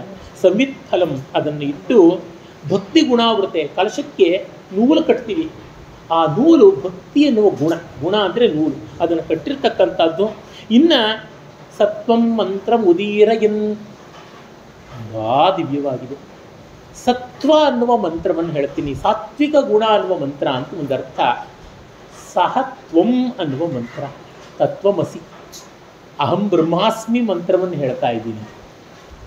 ಎಷ್ಟು ದಿವ್ಯವಾದ ಕಾವ್ಯ ನೋಡಿ ಬರೆದಿದ್ದಾರೆ. ಬ್ರಹ್ಮಪರವಾದಂಥ ವೇದಾಂತವನ್ನು ಹೇಳಿದ್ದಾರೆ. ಸೌಂದರ್ಯ ಲಹರಿಯಲ್ಲಿ ಹೇಳ್ತಾರೆ, ಭವಾನಿತ್ವಂ ದಾಸೇ ಮಯಿ ವಿತರ ದೃಷ್ಟಿಂ ಸ ಕರುಣಾಮಿತಿ ಸ್ತೋತುಂ ವಂಚನ್ ಕಥಯತಿ ಭವಾನಿತ್ವಮಿತಿ ಯಃ ತದೈವ ತ್ವಂ ತಸ್ಮೈ ದಿಶಸಿ ನಿಜ ಸಾಯುಜ್ಯ ಪದವಿ ಮುಕುಂದ ಬ್ರಹ್ಮೇಂದ್ರ ಸ್ಫುಟ ಮುಕುಟ ನೀರಾಜಿತ ಪದಾಂ. ದೊಡ್ಡ ಸ್ತೋತ್ರವೂ ಮಾಡಬೇಕಾಗಿಲ್ಲ ತಾಯಿ ಜಗನ್ಮಂಗಲೆ. ಭವಾನಿ ಅಂತ ತಾಯಿಯೇ, ಭವಾನಿಯೇ, ಭವನ ಪತ್ನಿಯೇ, ತ್ವಾಂ ನಿನ್ನನ್ನು ಸ್ತೋತ್ರ ಮಾಡೋದಕ್ಕೆ ಭವಾನಿ ತ್ವಾಂ ಸ್ಥಾತುಂ ಅಂತ ಆರಂಭ ಮಾಡ್ತಿದ್ದಂತೆ ಭವಾನಿ ತ್ವಂ ಅಂತ ಹೇಳ್ತಾ ಇದ್ದಂತೆಯೇ ನೀನು ಮೋಕ್ಷ ಕೊಡ್ತೀಯ ಅಂತ. ಅದರಲ್ಲಿ ವ್ಯಾಕರಣ ಚಮತ್ಕಾರದ ಭವಾನಿ ಅನ್ನುವುದು ಭವಾನಿ ಶಬ್ದದ ಸಂಬೋಧನ ಪ್ರಥಮ ವಿಭಕ್ತಿ ಅಂತ ನಾಮಪದ. ಇನ್ನೊಂದು ಭವಾನಿ ಅಂತಂದರೆ ಲೋಟ್ಲಕಾರದ ಉತ್ತಮ ಪುರುಷ ಏಕವಚನ ಆಗುವೆನು ಅಂತ. ತ್ವಂ ಭವಾನಿ, ನಾನು ನೀನಾಗ್ತೀನಿ, ಅಹಂ ಬ್ರಹ್ಮಾಸ್ಮಿ. ಅಂದರೆ ಹೀಗೆ ಆ ದೇವಿ ರೂಪವಾಗಿ ಆಗಲು ದೇವರೂಪವಾಗಿ ಆಗಲಿ, ಶಿವೇ ಆಗಲಿ ಶಿವನಾಗಲಿ, ಹೇಗಾದರೂ ಅದ್ವೈತ ಭಾವ ಬಂದರೆ ಮುಗೀತು. ಹಾಗಾಗಿ ಸತ್ವಂ ಮಂತ್ರ ಮುದೀರಯನ್, ಸತ್ವಗುಣದ ಮಂತ್ರ, ಗುಣಾತೀತತೆಯ ಮಂತ್ರ, ಅದು ಅಹಂ ಬ್ರಹ್ಮಾಸ್ಮಿ ತತ್ವಮಸಿ ಎನ್ನುವ ಭಾವದಿಂದ ಉದೀರಯನ್ ನಿಜ ಶರೀರ ಆಗಾರ ಶುದ್ಧಿಂ ವಹನ್, ಈ ಶರೀರ ಅನ್ನುವ ಮನೆಯ ಶುದ್ಧಿಯನ್ನು ಮಾಡ್ತಾ ಪುಣ್ಯಾಹಂ ಪ್ರಕಟೀಕರೋಮಿ. ಪುಣ್ಯಾಹದ ಅರ್ಥ ಏನೋ ಒಳ್ಳೆಯ ಹಗಲು, ನಲ್ ಬೆಳಗು, ಗುಡ್ ಮಾರ್ನಿಂಗ್, ಒಳ್ಳೆಯ ಹಗಲಾಯಿತು ಇವತ್ತು ಅಂತ ವೇದದಲ್ಲಿ ಬರ್ತದೆ. ಸುದಿನಂಶಮೇ ಅಂತ, ನನಗೆ ಒಳ್ಳೆಯ ದಿವಸವನ್ನು ಕೊಡು ಅಂತ ದೇವರನ್ನು ಕೇಳುವಾಗ ರುದ್ರಾಧ್ಯಾಯದಲ್ಲಿ ಚಮಕದಲ್ಲಿ ಬರ್ತಲ್ಲ ಕೊನೆಗೆ, ಅಲ್ಲಿ ಸುದಿನಂಚಮೇ ಅಂತ ಬರ್ತದೆ, ಒಳ್ಳೆಯ ದಿವಸ ಕೊಡು. ಅದು ಮಾತ್ರ ಅಲ್ಲ, ನನಗೇನೇನು ಕೊಡು ಅನ್ನುವಾಗ ನೋಡಿ, ಪ್ರತಿಯೊಂದು ಕೊಡು ಅನ್ನುವಾಗ ಊಟ ಕೊಡು, ತಿಂಡಿ ಕೊಡು, ಗೋಧೂಮಾಶ್ಚಮೆ, ತಿಲಾಶ್ಚಮೆ, ಕುರುತ್ಥಾಶ್ಚಮೆ, ಎಲ್ಲ ಹುರುಳಿ ಕೊಡು, ಗೋಧಿ ಕೊಡು, ಮಿಲ್ಲೆಟ್ಸ್ ಕೊಡು, ಎಲ್ಲರೂ ಕೊಡು ಅಂತ ಕೇಳಿರೋದಾಗಿದೆ. ಹಾಗೆ ಕೇಳುವಾಗ ಸಗ್ಧಿಶ್ಚಮೆ, ಸಪೀತಿಶ್ಚಮೆ ಅಂತ. ಸಗ್ಧಿ ಅಂದರೆ ಇದು ಸಂಸ್ಕೃತದಲ್ಲಿ ಮಾತ್ರ ಇರುವ ಶಬ್ದ, ಅದು ವೇದದಲ್ಲಿ ಮಾತ್ರ ಇರುವ ಶಬ್ದ. ತಿನ್ನುವುದಕ್ಕೆ ಜೊತೆಗಾರ ಅಂತ, ಫೆಲ್ಲೋ ಈಟರ್. ಇಂಗ್ಲೀಷ್ನಲ್ಲಿ ಕನ್ನಡದಲ್ಲೆಲ್ಲ ಊಟಕ್ಕೆ ಜೊತೆಗಾರ ಅಂತ ಹೇಳಬೇಕು. ಸಂಸ್ಕೃತದಲ್ಲಿ ಒಂದೇ ಶಬ್ದ ವೇದ ಸಂಸ್ಕೃತ ಸಗ್ಧಿ. ಸಪೀತಿ ಅಂದರೆ ಯಾವುದಾದ್ರೂ ಪಾನೀಯವನ್ನು ಕುಡಿಯುವಾಗ ಜೊತೆಗಾರ, ಕ್ಲಾಸ್ಮೇಟ್ ಥರ ಗ್ಲಾಸ್ಮೇಟ್ ಅಂತ ಹೇಳ್ತಾರೆ. ಹೀಗೆ ಪ್ಲೇಟ್ಮೇಟನ್ನು ಗ್ಲಾಸ್ಮೇಟನ್ನು ನನಗೆ ಕೊಡು ಅಂತ ವೇದ ಕೇಳುತ್ತೆ. ಅಂದರೆ ಏಕಸ್ವಾದು ನ ಭುಂಜೀತ, ಒಬ್ಬರೇ ರುಚಿಯಾಗಿರೋದನ್ನು ತಿನ್ನಬಾರ್ದು. ಶ್ರೀರಾಮ ಭರತನಿಗೆ ರಾಜ್ಯಭಾರ ಹೇಗೆ ಮಾಡಬೇಕು ಅಂತ ಅಯೋಧ್ಯಕಾಂಡದಲ್ಲಿ 100ನೇ ಸರ್ಗದಲ್ಲಿ ಹೇಳ್ತಾನೆ. ಹಾಗೆ ಹೇಳುವಾಗ ಕೊನೆಗೆ ಕಚ್ಚಿತ್ ಸ್ವಾದು ಕೃತಂ ಭೋಜ್ಯ ಮೇಕೋ ನಶ್ನಾಸಿ ರಾಘವ, ರುಚಿಯಾದ ಊಟವನ್ನು ನೀನೊಬ್ಬನೇ ತಿಂತಾ ಇಲ್ಲ ತಾನೇ. ಯಾಕೆಂದರೆ ಮೋಘಮನ್ನಂ ವಿಂದತೆ ಅಪ್ರಚೇತಾ ಕೇವಲಾಘೋ ಭವತಿ ಕೇವಲಾದಿ ಅಂತಲೇ ವೇದ ಹೇಳುತ್ತದೆ ಅನ್ನ ಸೂಕ್ತದಲ್ಲಿ. ಯಾರು ತಾನೊಬ್ಬನೇ ಊಟ ಮಾಡ್ತಾನೋ ಅವನು ತನ್ನ ಪಾಪವನ್ನೇ ತಿಂದ್ಕೋತಾ ಇದ್ದಾನೆ. ಅದಕ್ಕೆ ಇವಂ ಪ್ರವರ್ತಿತಂ ಚಕ್ರಂ ನಾನು ವರ್ತಯಿತಿ ಹಯ ಅಘಾಯುರಿಂದ್ರಿಯಾರಾಮೋ ಮೋಘಂ ಪಾತ್ರ ಸ ಜೀವತಿ ಅಂತನ್ನುವಾಗ ಭಗವದ್ಗೀತೆಯಲ್ಲೂ ಅದೇ ಮಾತು ಬರುತ್ತೆ, ಹಂಚಿಕೊಂಡು ತಿನ್ನಬೇಕು ಅಂತ. ಈ ಸಾಮಾನ್ಯವಾದ ಜೀವನ ಮೌಲ್ಯ ಲೋಕೋತ್ತರವಾದದ್ದು ಇದನ್ನು ಹೇಳೋದು. ಅದನ್ನೇ ವೇದದಲ್ಲಿ ರುದ್ರನ ಆರಾಧನೆ, ಮಹಾದೇವನ ಆರಾಧನೆಯಲ್ಲಿ ಹೇಳೋದಾಗಿದೆ. ಹೀಗಾಗಿ ಒಳ್ಳೆಯದು ಬೇಕು ಅನ್ನೋವಾಗ ಹಂಚಿಕೊಳ್ಳಬೇಕು. ಅದಕ್ಕೆ ಒಂದು ಸಂಗೀತವಾಗಲಿ, ಒಂದು ಸಾಹಿತ್ಯವಾಗಲಿ, ಈ ಉಪನ್ಯಾಸವಾಗಲಿ 4 ಜನ ಬಂದು ಕೇಳಲಿ ಅಂದರೆ ಅದೇ. ನಾನು ಮನೇಲಿ ಇಟ್ಕೊಂಡು ಕೂತ್ಕೊಂಡು ಇದೇ ಶಿವಾನಂದ ಹರಿ ಇರ್ಬೋದು, ಇದೇ ಪದ್ಯಗಳು ನನಗೆ ಬರ್ಬೋದು, ನಾನು ಎಷ್ಟು ಹೇಳ್ಕೊಳ್ಳೋದಕ್ಕೆ ಸಾಧ್ಯ? ನಿಮ್ಮ ಜೊತೆ ಒಂದು ಹೊತ್ತು ಬಂತು ಹೇಳ್ತಾ ಇದ್ದೀನಿ, ಇಲ್ಲದೇ ಹೇಳ್ಕೊಳ್ಳೋಕ್ಕೆ ಹೇಗಾಗುತ್ತದೆ? ಹಾಗಾಗಿ ಹೇಳಿಕೊಳ್ಳೋದಕ್ಕೆ ಇರಬೇಕು, ಯಾರಾದರೂ ಆಡಿಕೊಳ್ಳೋದಕ್ಕೆ ಇರಬೇಕು. ಅದರಿಂದಲೇ ವೇದದಲ್ಲಿ ಬರುತ್ತದೆ ಏಕಾಕಿನ ರಮತೆ ಅಂತಲೇ. ಪರಮಾತ್ಮನು ಒಂಟಿಯಾಗಿದ್ದಾಗ ಎಂಜಾಯ್ಮೆಂಟ್ ಇಲ್ಲ ಅಂತ ಬಹುಸ್ಯಾಂ ಪ್ರಜಾಯೇತಿ, ತುಂಬ ಆಗ್ತೀನಿ ಅಂತ ಸೃಷ್ಟಿ ಮಾಡಿಕೊಂಡ. ಪರಮಾತ್ಮನಿಗೆ ಒಂಟಿಯಾಗಿರೋಕ್ಕಾಗಲಿಲ್ಲ ಅಂದರೆ ಈ ಜಗತ್ತು ನಮಗೆ ಬೇಕು, 4 ಜನರ ಜೊತೆ ಇರಬೇಕು. ಅದಕ್ಕಾಗಿ ಯಜ್ಞಕ್ಕಿರುವ ಅರ್ಥದಲ್ಲಿ ಒಂದರ್ಥ ಸಂಗತೀಕರಣ, ಎಲ್ಲ ಸೇರಿ ಇಂಟ್ರ್ಯಾಕ್ಷನ್, ಕಾಂಗ್ರಿಗೇಷನ್, ಒಟ್ಟಿಗೆ ಸಂವಾದ ಮಾಡಬೇಕು. ಆನ್ಲೈನಲ್ಲಿ ಮಾತಾಡ್ತೀವಿ, ಫೋನ್ನಲ್ಲಿ ಮಾತಾಡ್ತೀವಿ, ಕಾನ್ಫರೆನ್ಸ್ ಮಾಡ್ತೀವಿ, ಸುಡುಗಾಡು ಮಾಡ್ತೀವಿ, ಏನು ಮಾಡಿದ್ರೂ ಪ್ರಯೋಜನ ಇಲ್ಲ. ಅದು ಪರೋಕ್ಷ, ಇದು ಪ್ರತ್ಯಕ್ಷ. ಇಂಟ್ರ್ಯಾಕ್ಷನ್ ಆಗಬೇಕು. ಹೀಗಾಗಿ ಸಾಮೂಹಿಕವಾಗಿ ಆಗಬೇಕು. ಒಂದು ಉತ್ಸವ, ಒಂದು ಪೂಜೆ, ಒಂದು ಆರಾಧನೆ, ಒಂದು ಹೋಮ, ಒಂದು ಧಾತ್ರಿ ಹವನ, ಒಂದು ಮದುವೆ, ಈ ಥರದ ಕಡೆಗೆ ತಿಥಿಗೂ 10 ಜನ ಬರಬೇಕು. ಒಂದು ಚಟ್ಟ ಎತ್ತಕ್ಕೆ 4 ಜನ ಇಲ್ದಿದ್ರೆ ಆಗೋಲ್ವೇ? ಹಾಗಾಗಿ 10 ಜನ ಸೇರಿ ಆಗಬೇಕಾದದ್ದು. ನಮ್ಮ ಅಹಂಕಾರ ಖಂಡನೆ ಆಗಬೇಕು ಅಂದರೆ 4 ಜನ ಸೇರಿ ಸಹಕಾರ ಆಗಬೇಕು. ಆ ಭಾವದಿಂದ ಪುಣ್ಯಾಹವನ್ನು ನೋಡಿ, ಸಿಹಿನಂತೂ ಒಬ್ಬರು ತಿನ್ನಲೇಬಾರ್ದು ಅಂತ, ಮತ್ತೊಬ್ರು ಯಾರಾದರೂ ಬರಬೇಕು ಅಂತ. ಅಂಥ ಋಷಿಗಳಿಗೆ ವಾನಪ್ರಸ್ಥ ವ್ರತದಲ್ಲಿ ಇದ್ದವ್ರಿಗೂ ಅತಿಥಿ ಬಂದಾಗ ಅತಿಥಿಯನ್ನು ಗೌರವಿಸಲೇಬೇಕು ಅಂತ ಉಂಟು. ಅಷ್ಟು ಹೋಗಲಿ ರೀ, ನಾವೆಲ್ಲ ಸತ್ತ ಮೇಲೆ ಹೋಗ್ತಕ್ಕಂಥ ಯಮಲೋಕ. ನಾನಂತೂ ಸತ್ಯವಾಗಿ ನರಕಕ್ಕೆ ಹೋಗೋದು. ಎಷ್ಟು ಜನನ ಬೈದಿದ್ದೀನಿ, ಎಷ್ಟು ವೇದಿಕೆಗಳ ಮೇಲೆ ಬೈದಿದ್ದೀನಿ, ಎಷ್ಟು ಕೆಟ್ಟ ಕೆಟ್ಟ ಮಾತುಗಳಲ್ಲಿ ಬೈದಿದ್ದೀನಿ. ನರಕ ತುಂಬ ಚೆನ್ನಾಗಿರುತ್ತೆ, ಒಳ್ಳೆ ಇಂಟ್ರೆಸ್ಟಿಂಗ್ ಪೀಪಲ್ ಎಲ್ಲ ಅಲ್ಲೇ ಇರೋದು. ಸಪ್ಪೆ ಜನ ಮಾತ್ರ ಸ್ವರ್ಗದಲ್ಲಿರೋದು, ಘಾಟಾಗಿ ರುಚಿಯಾಗಿ ಇರೋರೆಲ್ಲ ಅಲ್ಲೇ ಇದ್ದಾರೆ. ಆ ನರಕದ ಒಡೆಯ ಆತ ಯಮಧರ್ಮ ಅವನ ಮನೆಗೆ ನಚಿಕೇತ ಬಂದಾಗ 3 ದಿವಸ ಆನ್ ಅಫಿಷಿಯಲ್ ಡ್ಯೂಟಿ ಹೊರಟೋಗ್ಬಿಟ್ಟಿದ್ದ. ಪ್ರಾಣ ತೆಕ್ಕೊಂಡು ಬರಬೇಕಲ್ಲ ಎಲ್ರದು. ಯಮ ಹೊರಟೋಗಿದ್ದಾಗ 3 ದಿನ ನಚಿಕೇತನಿಗೆ ಊಟ ಇರಲಿಲ್ಲ. ಬಂದ ತಕ್ಷಣ ಆ ಶರೀರವಾಣಿ ಹೇಳುತ್ತದೆ, ವೈವಸ್ವತಃ ರೋದಕಂ, ತಗೊಂಡು ಬಾ ಅರ್ಘ್ಯಪಾದ್ಯ ಎಲ್ಲ. ಬ್ರಹ್ಮಚಾರಿ ಬಂದಿದ್ದಾನೆ, 7 ವರ್ಷದ ಹುಡುಗ ಅವನು ಬಂದಿದ್ದಾನೆ. ಕೇಳ್ತಾನೆ, ಏನಪ್ಪ 3 ದಿವಸ ಏನು ತಿಂದೆ, ಏನು ಉಸಿರಾಡದೆ, ಏನು ಕುಡ್ದೆ ಅಂತ. ಮೊದಲನೇ ದಿವಸ ನಿನ್ನ ಚರಾಸ್ತಿ ಎಲ್ಲ ತಿಂದೆ, 2ನೇ ದಿವಸ ನಿನ್ನ ಸ್ಥಿರಾಸ್ತಿ ಎಲ್ಲ ತಿಂದೆ, 3ನೇ ದಿವಸ ನಿನ್ನ ಪುಣ್ಯ, ನಿನ್ನ ಹೆಂಡತಿ ಮಕ್ಕಳನ್ನು ತಿಂದೆ ಅಂತ. ಏನಿದು? ಮನೆಗೆ ಬಂದವರು ಒಂದು ದಿವಸ ಏನೂ ಇಲ್ಲದೆ ಇದ್ದರೆ ನಮ್ಮ ಸ್ಥಿರಾಸ್ತಿ ಹೋದಂತೆ, ಚರಾಸ್ತಿ ಹೋದಂತೆ, ಸಂಸಾರವೇ ಹೋದಂತೆ ಅಂತ.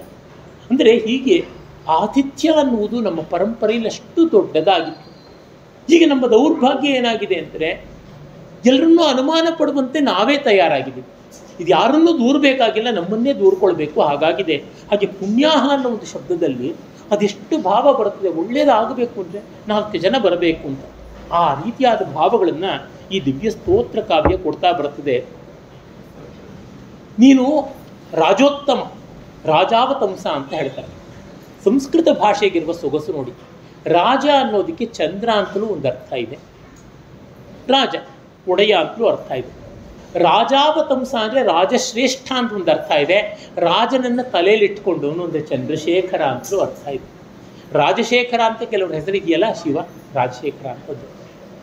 ಧರ್ಮೋ ಮೇ ಚತುರಂಗಿರ್ಕ ಸುಚರಿತ ಪಾಪಂ ವಿನಾಶಂಗತಂ ಕಾಮಕ್ರೋಧ ಮದಾದಯೋ ವಿಗಲಿತ ಕಾಲ ಸುಖಾವಿಷ್ಕೃತ ಜ್ಞಾನಾನಂದ ಮಹೌಷಧಿ ಸುಫಲಿತ ಕೈವಲ್ಯನಾಥೇ ಸದಾ ಮಾನ್ಯೇ ಮಾನಸ ಪುಂಡರೀಕ ನಗರೇ ರಾಜಾವತಂಸೇ ಸ್ಥಿತೇ.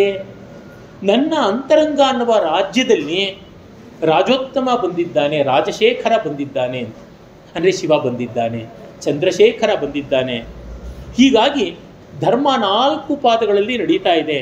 ಪಾಪ ದೂರವಾಗಿದೆ, ಕಾಮ ಕ್ರೋಧ ಮದ ಅನ್ನುವಂಥ ಎಲ್ಲ ಅರಿಷಡ್ವರ್ಗ ನಾಶವಾಗಿದೆ.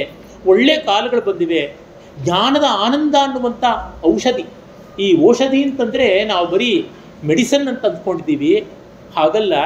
ಭತ್ತ, ರಾಗಿ, ಗೋಧಿ ಈ ಥರ ಯಾವುದೆಲ್ಲ 3 ತಿಂಗಳು 6 ತಿಂಗಳು ಪೈರು ಬೆಳೆದು ಆಮೇಲೆ ತಾನಾಗಿ ಬಾಡ ಹೋಗುತ್ತೋ ಅಂಥ ಸಸ್ಯಗಳಿಗೆ ಔಷಧಿಗಳು ಅಂತ ಕರೀತಾರೆ. ಹೀಗಾಗಿ ಒಳ್ಳೆ ಔಷಧಿಗಳಿಂದ ಕೂಡಿದೆ. ಅಂದರೆ ಜ್ಞಾನ ಅನ್ನುವ ಔಷಧಿ ಬೆಳೆ ಬರ್ತಾ ಇದೆ.